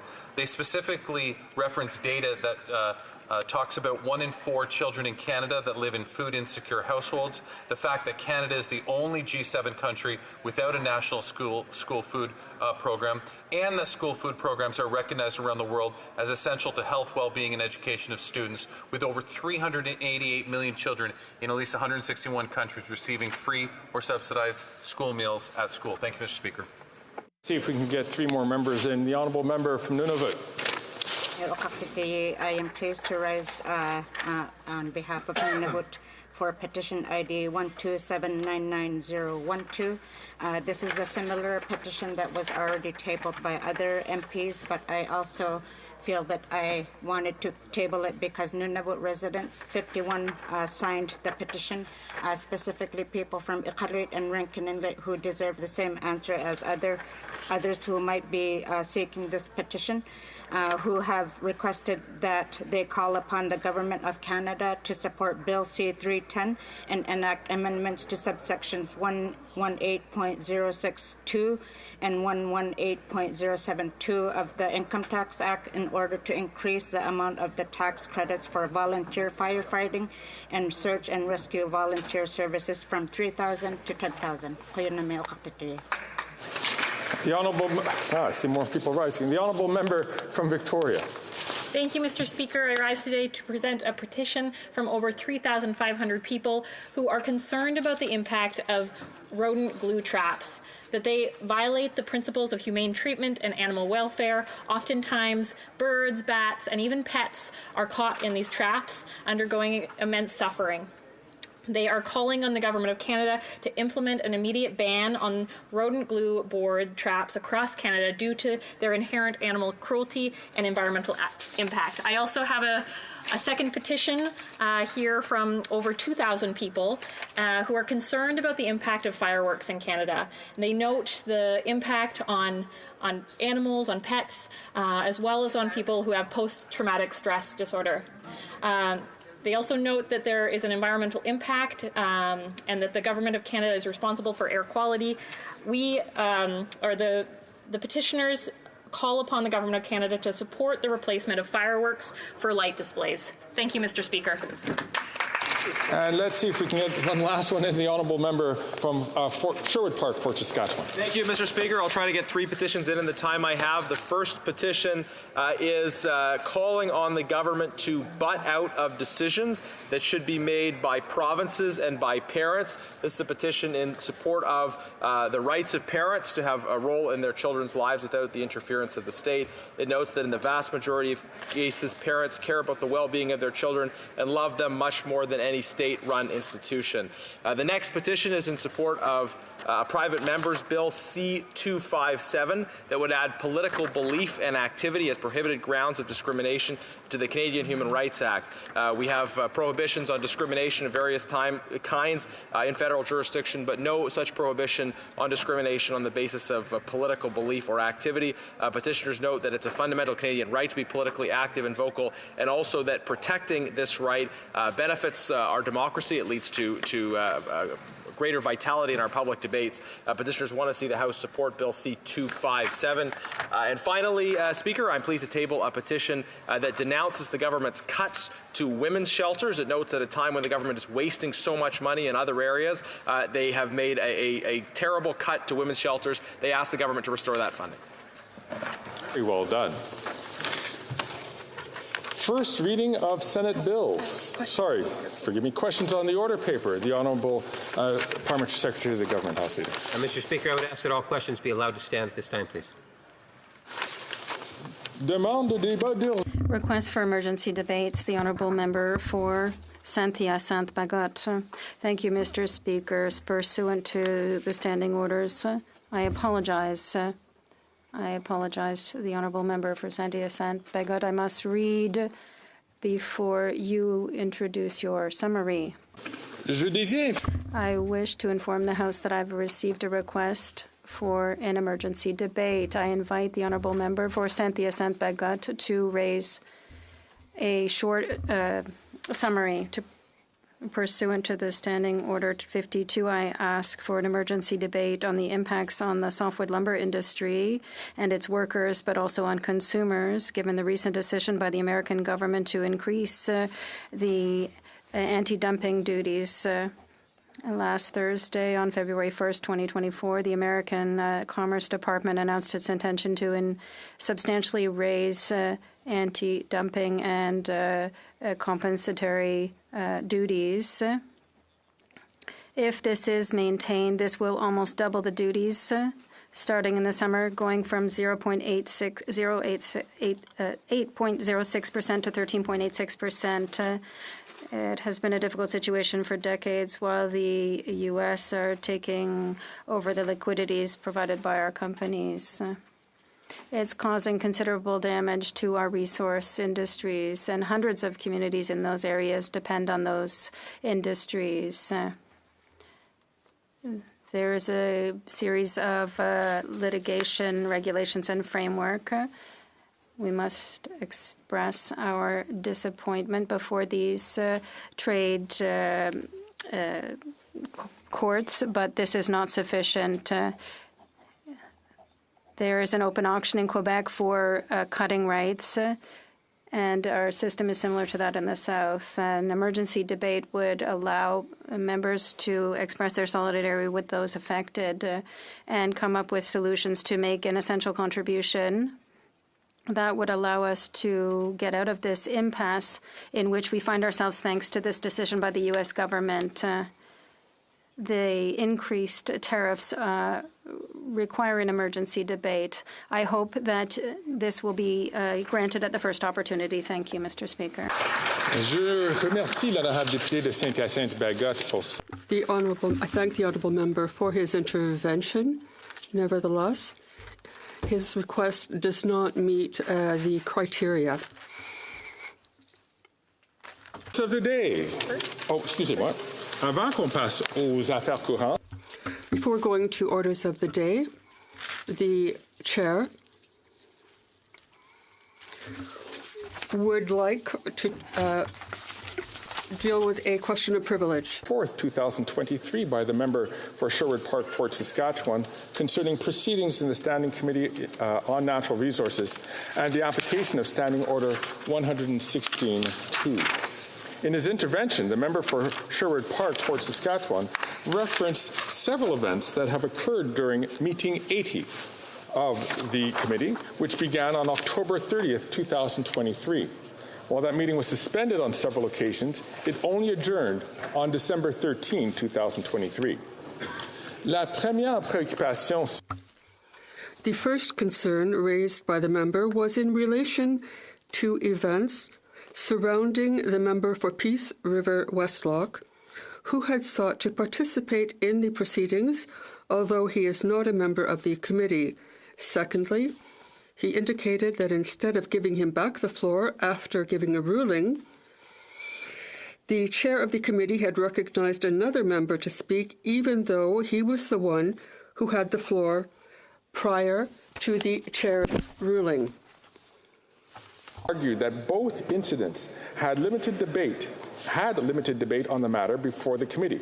Therefore, in his view, the chair of the committee violated Standing Order 116.2, and the Speaker should order that all subsequent proceedings to this be nullified. L'article 116. The Standing Order states, quote, A. Unless a time limit has been adopted by the committee or by the House, the chair of a standing, special, or legislative committee may not bring a debate to an end while there are members present who still wish to participate. A decision of the chair in this regard may not be subject to an appeal to the committee. B.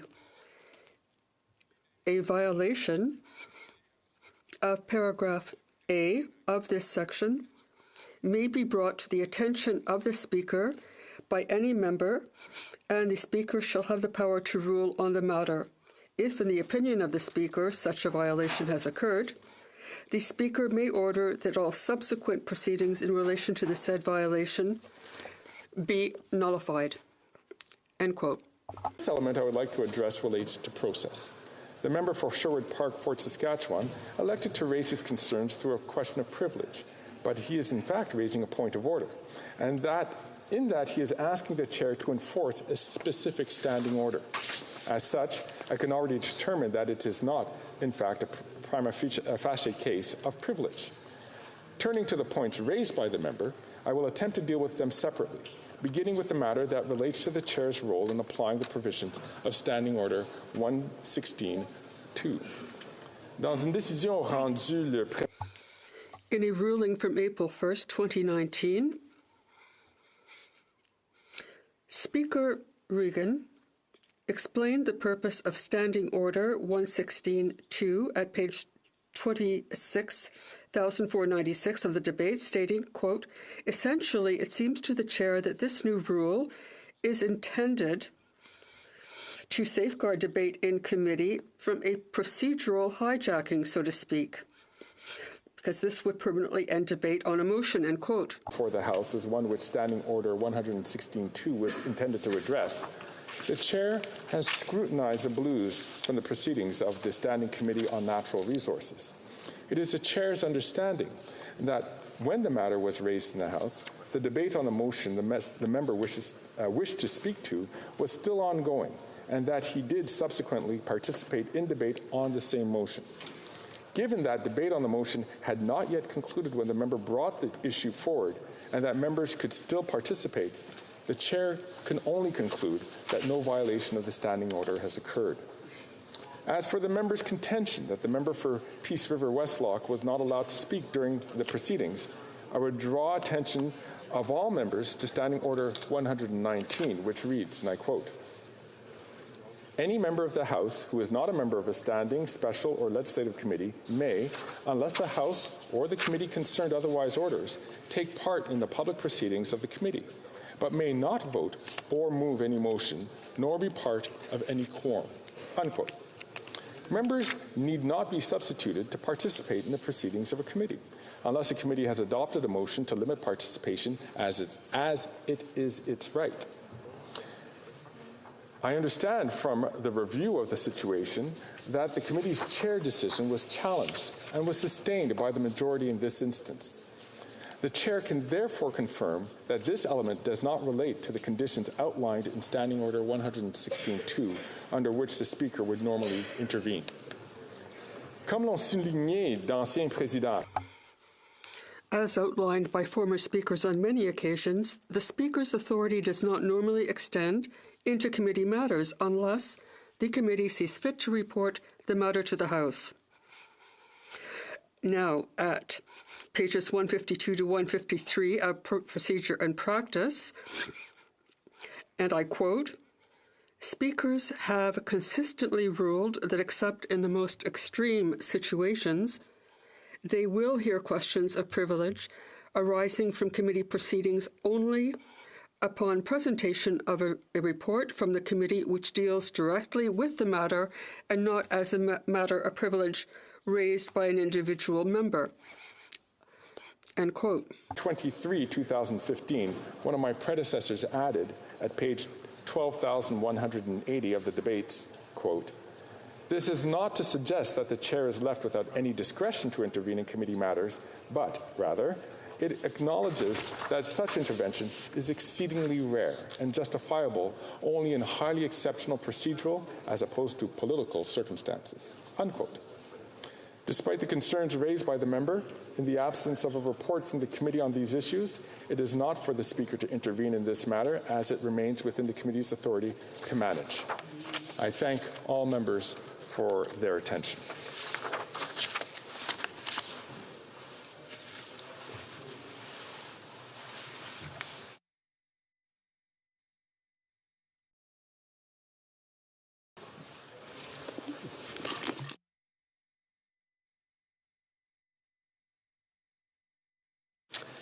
The Honourable Minister on point of order.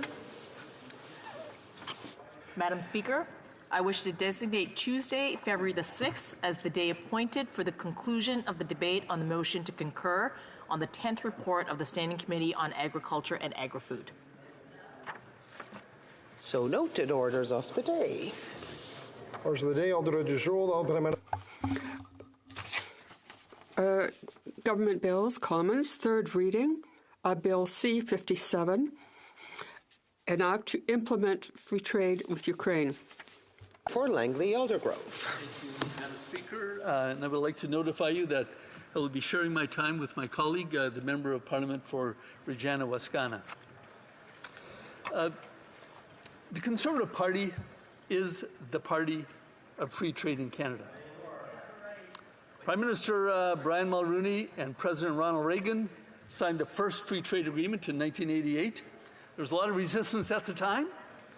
There were a lot of naysayers who were saying things like, oh, we're going to lose our sovereignty as a nation. Or people were saying our agricultural sector won't be able to compete with the warmer states with longer growing seasons. Others were saying that our manufacturing sector is not going to be able to compete fairly against the bigger, more powerful, highly industrialized U.S. economy. And then this one, I remember this one very well. Our wine industry is not going to be able to compete with the wine regions in California. Well, I can assure you, Madam Speaker, that Okanagan Valley wines have just gotten better and better over the intervening years because competition makes us better. We say, bring it on. So now, conveniently, in that free trade election, in 1988, conveniently for all the naysayers, the protectionists, the chicken littles who were saying this time the sky really is falling if we're going to remove protective barriers, there was the Liberal Party, where they could park their votes. Their leader at the time, John Turner, said that a free trade agreement with the U.S. would Americanize us. So does that sound familiar? We hear the same today, that the Liberal Party is always fear-mongering about what the Conservatives might do, cozying up too much with the United States. Well, you know, the more things change, the more they're the same. Happily, the Conservatives won the election in 1988, and the free trade agreement, the FTA, became law, came into effect in January 1, 1989. And by all measures, it was a roaring success for both countries, both Canada and the U.S. We're both wealthier and more powerful economies on account of free trade. Because it turns out that Adam Smith and other classical economists were right, that the wealth of nations is built on the ability of free people to trade freely with each other, free countries to be able to trade freely with other countries. Now, the FTA was just the beginning. Soon the Liberals, the great imitators, they too became free traders. And they brought Mexico into the fold under the North American FTA, or the NAFTA as we call it. But it took another conservative government under the leadership of Prime Minister Stephen Harper to bring about an ambitious free trade agenda encompassing many countries around the world, in Europe, in South America, and in the Asia-Pacific region, and of course Ukraine, which is what we're talking about today. In 2015, late in Prime Minister Harper's administration, we entered into a free trade agreement with Ukraine. Now, Canada's relationship with Ukraine is very important, not only because of the 1.3 million Canadian citizens who claim a Ukrainian heritage, but also because of the $500 million of trade annually between our two countries. Now, that's a relatively small amount of money compared to our trade with some other countries, but it is growing, and that's important. And it's also important to recognize that coal is a part of that $500 million. And of course, Ukraine, like many countries in the world, are trying to get off of coal and substituting it for cleaner burning energy. And Canada is conveniently situated for that as well, because we have a lot of natural gas available. It burns much cleaner, and we want to make it available for countries like Ukraine to get off coal, and countries in the Asia-Pacific region as well. But unfortunately, this Liberal government under the current Prime Minister thinks that Canadian natural gas should stay in the ground. Many countries are looking for a reliable supplier for natural gas, and they've come to Canada asking us to come to the table. This includes Germany, who is looking for a way to cut its dependence on Russian natural gas. Yes, that's the Russia that 2 years ago invaded Ukraine in an illegal war and is indiscriminately bombing cities and killing its citizens. And using sale proceeds, the cash that they receive from selling liquid natural gas, to fuel that war. So indirectly, we are now helping President Putin build up his war chest. Canada can be of real value here. What better way to help our Ukrainian friends than to do our part in cutting off Putin's money supply? Now, astonishingly, our Prime Minister told our friends in Europe, sorry, there is no business case for LNG. Unbelievable. The Americans certainly see a business case, and where Canada dropped the ball, they picked it up and ran with it. They are now building LNG export facilities, getting ready and already starting to fill the demand for clean, ethical natural gas for countries that want to get off of coal and get as far away from Putin as possible. Now, our Prime Minister did see a business case relating to the natural gas industry, and that was to actually do business with Mr. Putin himself.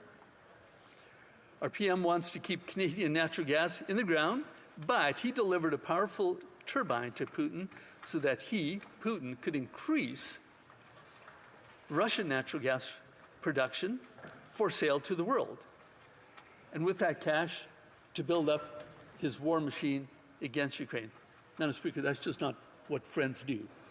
Canadians are getting tired of this Liberal Party hypocrisy and are looking forward to the day when a common-sense Conservative government will stand up to dictators like Putin and turn dollars for dictators into paychecks for our people. That's what this Conservative Party stands for. Now, today we're talking about Bill C-57, an act to implement the 2023 Free Trade Agreement between Canada and Ukraine. The existing free trade agreement is now 25 years old and needs to be revisited and updated. We agree with that. But in the meantime, the old agreement, the one negotiated by Prime Minister Harper, is still in place and it is still functioning. Conservative members on the International Trade Committee have been working very diligently to improve this bill that is before the House today, so that we can be in a position to vote on it unanimously, to pass it through. Here are some of the things that the Conservative members on the committee wanted to improve. They wanted to include a commitment from Canada to provide weapons and munitions to help Ukraine in its defense against Putin's illegal invasion, because that's what friends do in a time of war. We want to include a plan to sell Canadian LNG to Europe so that they no longer provide Putin with the cash he needs to fund this illegal war. That's a common sense solution and step forward. And importantly, they also wanted to delete the provision in this revised agreement promoting carbon tax, because we, the Conservatives, want to axe this tax. I'm sure everybody in this House has heard that many times already. We call it the inflationary tax on everything that Canadians don't need, that is ineffective, and that's exactly what we're going to do when we form government after the next election. So sadly, all of these common sense recommendations were voted down by the other parties, and today we now have before us a weaker and inferior product, which we are hoping will still go back to, we were hoping until the vote earlier today, that it would go back to committee for improvement. If I have a minute or so left, I just want to touch very quickly on the history of the Conservative Party supporting Ukraine. I think it's important for people to understand that. Common sense Conservatives under our leader have a long and proud history. We stood with Ukraine when their President Zelensky asked the Prime Minister not to sign an export permit for that gas turbine that I talked about a minute ago. We stood with Ukraine when they asked for a reliable source of weapons and munitions, and we're still waiting for the Liberal government to deliver on that. We stood with Ukraine when we asked the Prime Minister to impose Magnitsky sanctions on Putin and his oligarchs. Our history goes back many years. Conservative government in 1991 became the first Western country to recognize Ukraine's independence from the Soviet Union. We stood with Ukraine when the Harper government undertook Operation Unifier to provide critical military training to Ukraine, which they appreciated very much. And of course, the agreement that we're talking today, I'd already mentioned that, was negotiated by a Conservative government. So we are very proud of our long-standing relationship with Ukraine, and we'll always stand with them because that is what friends do. Thank you. Questions and comments. The honourable member for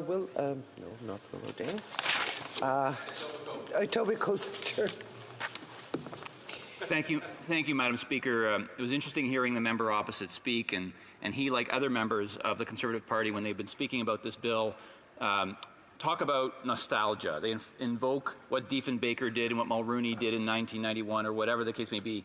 You know what the people on the front lines of Ukraine need right now? They need help today. Most of the people on the front line weren't born when Mulroney was Prime Minister. What they need is help today. And what concerns me is that these Conservative MPs consistently vote against the Free Trade Agreement, against military support for Ukraine, against Operation Unifier to train Ukrainian soldiers. These are things that President Zelensky has asked for. These are things that the Ukrainian Canadian Congress has asked for. So my question to the member opposite is, why won't he stand with the Ukrainian Canadian Congress, with President Zelensky, and with the Ukrainian people in their existential fight for their survival and for our security? Honourable member for Langley Aldergrove. Thank you. Well, the people that the honourable member opposite is talking about were certainly alive when Canada shipped a gas turbine to Russia, which unbelievably allowed Russia to increase the production of natural gas that they used to sell to Western Europe to raise more money to feed the war machine that is today killing Ukrainian people. Do they know that? He talks about nostalgia. Of course, many Canadians are nostalgic for the great days of Conservative governments, and they're looking forward to the day when another Conservative government is going to be formed in this House, and we're going to fix a lot of the errors that this Liberal government has made, including we're going to ensure that the munitions that President Zelensky is asking for will actually be delivered. Thank you. Questions and comments? The honourable member for Sandwich Goldfarms. Speaker, it's a common misconception that liquefied natural gas is actually somehow good for the climate. The recent decision by the U.S. White House to pause LNG investments in order to protect the climate is an illustration of the point that, especially where LNG comes from fracked sources, the release of methane means that LNG not only isn't better than coal, but on the entirety of its production life cycle, LNG has just as much carbon as burning coal. It's just that it is emitted at a different point in its life cycle. So I'd ask my honourable colleague from Langley Aldergrove if he wouldn't agree it would be better to just call it fossil gas instead of pretending that it's somehow a natural product that's distinguished from other fossil fuels. Member for Langley Aldergrove. Well, good, thank you. Yes, on the West Coast we know a lot about natural gas, and we now have the technology to be able to convert it into liquid form, put it onto ships and ship it safely across the country.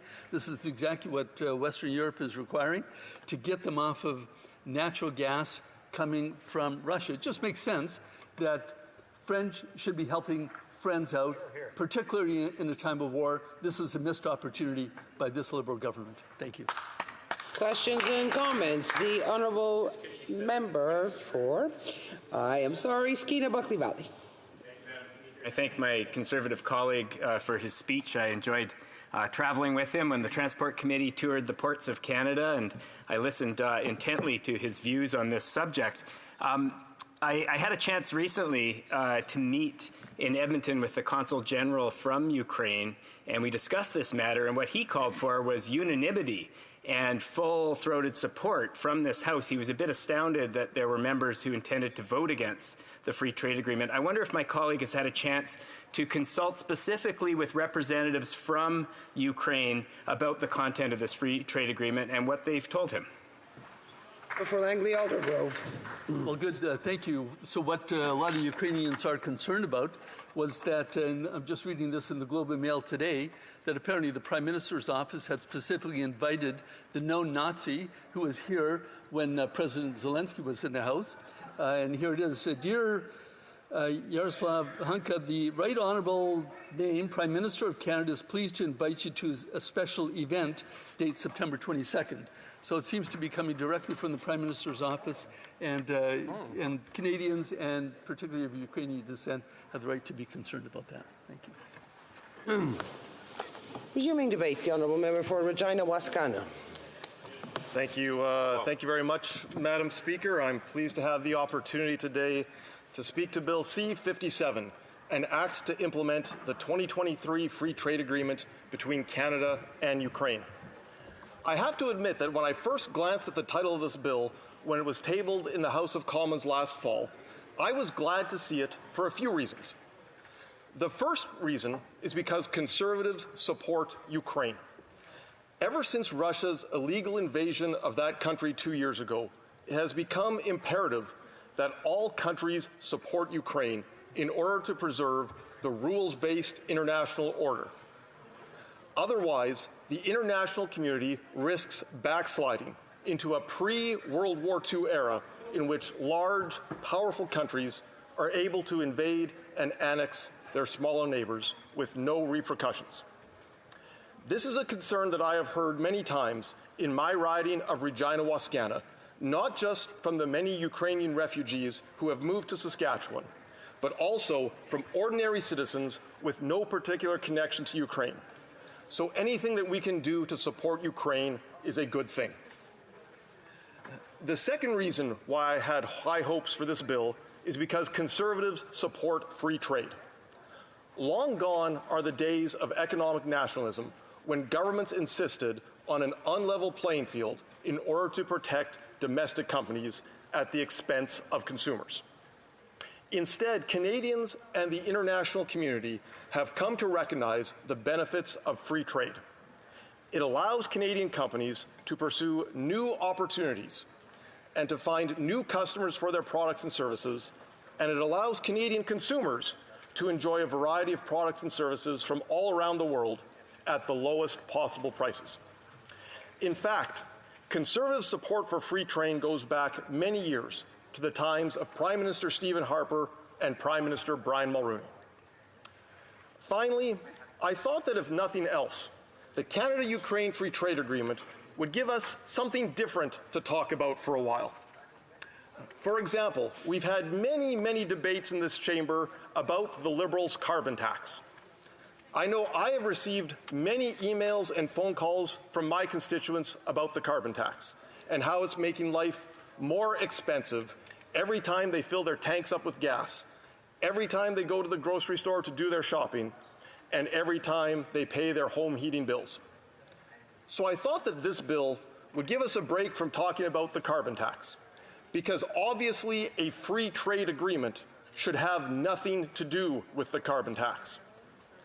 So I have to say that I was surprised and disappointed to find that the Liberals' carbon tax has made its way into our free trade agreement with Ukraine. In Chapter 13 of the agreement, which is the Environment chapter, under Article 10, Ukraine will be required to, quote, promote carbon pricing and measures to mitigate carbon leakage, unquote. Madam Speaker, free trade agreements are supposed to be about trade and encouraging the free flow of goods and services between our two countries. It should not be about imposing a carbon tax on Ukraine. The same Liberal carbon tax that has been making life more difficult for Canadians will soon be making life more difficult for Ukrainians as well, assuming this bill passes. A carbon tax is not only the last thing that Canadians want, it is also the last thing that Ukrainians need, given that they are in the middle of a war. It would make infinitely more sense to help the Ukrainians win the war first, and then to remove every Russian soldier from Ukrainian soil before beginning any talk about a carbon tax and how to implement a carbon tax in the middle of a war zone. I was also hoping, Madam Speaker, that this bill would give us a break from talking about the Liberals' unrealistic net zero emissions targets. Over the last 8 years, the Liberals have come up with a long list of very expensive net zero emissions targets. Phasing out fossil fuels, fertilizer restrictions for farmers, and ending the sale of gas-powered cars. All initiatives that will make life less affordable for Canadians. So I thought that this bill would give us a break from talking about these net zero emissions targets, because obviously free trade should have nothing to do with net zero emissions targets. So again, I have to say that I was disappointed that the Liberals' net zero emissions targets have made their way into our free trade agreement with Ukraine. Again, in Chapter 13, Article 10, Ukraine will be required to, quote, transition to net zero greenhouse gas emissions by 2050, unquote. Madam Speaker, transitioning to net zero emissions has proven difficult enough for Canadians to do. And we don't have a war going on in this country. We don't have the Russians bombing us every day like the Ukrainians do. It is ridiculous to expect Ukrainians to meet this goal given what they're going through right now. It has also been well documented that the Russians have been targeting the Ukrainian power grid in order to maximize human suffering. And so if the Ukrainian power grid is going to be in shambles for the foreseeable future, one can reasonably expect that they will have to rely on various backup diesel generators and gas-powered vehicles for some time to come. It's not realistic to expect them to switch to electric cars. It's not realistic to expect them to switch to electric tanks or electric armored personnel carriers. It's not realistic to expect Ukrainian rockets to stop burning rocket fuel, or Ukrainian jets to stop burning jet fuel, or Ukrainian helicopters to stop burning fuel anytime soon. I was also hoping, Madam Speaker, that the debate over this free trade agreement would give us a break from the debate over the phase-out of coal. Because a free trade agreement should have nothing to do with the phase-out of coal. Yet, once again, the Liberals' plan to phase out coal has made its way into the free trade agreement with Ukraine. In Chapter 13, Article 10, Ukraine will be required to, quote, promote the rapid transition from unabated coal power, unquote. Madam Speaker, it should be plain to see that imposing the phase-out of coal will be a major burden to the Ukrainian people, who quite frankly have more pressing concerns. Approximately 25% of Ukraine's electricity comes from coal, although that number is very volatile given that they are in the middle of a war and that the Russians have been consistently targeting Ukraine's power grid. It's very conceivable that Ukraine may have to rely on coal for quite some time to come. Madam Speaker, when President Zelensky addressed Parliament last fall, he could not have been more clear that fighting and winning the war was his #1 priority. So the question has to be asked, how does this free trade agreement help Ukraine to win the war? How will imposing a carbon tax on Ukraine help them stop more Russian soldiers from occupying Ukrainian soil? How will imposing net zero targets on Ukraine destroy more Russian tanks? How will shutting down Ukrainian coal plants sink more Russian ships in the Black Sea? Of course, Madam Speaker, the sad answer is that these measures will not be helpful to the Ukrainian war effort, and therefore they should not be in this free trade agreement and they should not be supported. Another topic that President Zelensky addressed in his speech to this chamber last September was Russia's weaponization of its energy exports. Madam Speaker, one of the best things that Canada could do to help Ukraine win the war is to increase Canadian oil and gas exports to Western Europe so they can stop buying from Russia. Every dollar that Western Europe spends on Russian oil and gas only enables Vladimir Putin to buy more bombs and planes and tanks to use against the Ukrainians. This Liberal government should be embarrassed for not doing more to increase Canadian oil and gas exports to Europe. Madam Speaker, I think that I can best summarize the differences between the parties in their support for Ukraine in this way. Conservatives support Ukraine unconditionally. The Liberals support Ukraine with strings attached. There is no reason for this free trade agreement to be pushed forward now. The current free trade agreement between Canada and Ukraine, which was signed in 2017, can stay in place until after the Ukrainians have won the war and are ready to sit down with us. In the meantime, Canada should continue to be generous in welcoming Ukrainian refugees to our country, and we should continue to be generous in our economic and military aid to Ukraine. As for Bill C-57, Madam Speaker, I believe that we should not be in favor of this bill.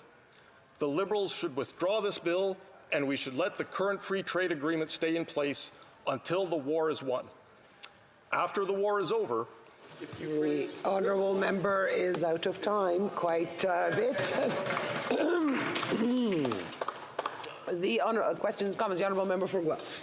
Thank you, Madam Speaker, and thank you to the honourable member who sits with me on the Environment Committee. During the committee discussions, we have talked about carbon pricing mechanisms around the world.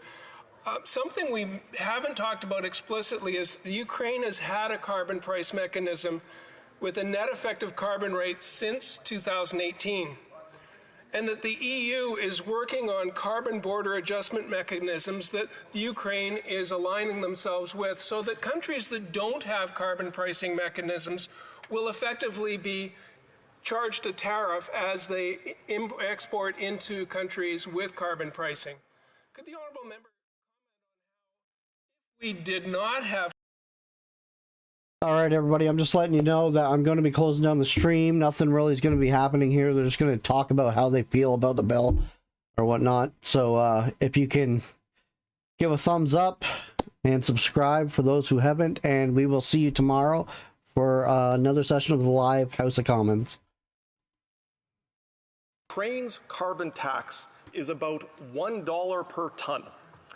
Canada's carbon tax is $65 per ton, and have a good night, everyone. Increased to $130 per ton by the end of the decade. So I think it's plain to see that expecting the Ukrainians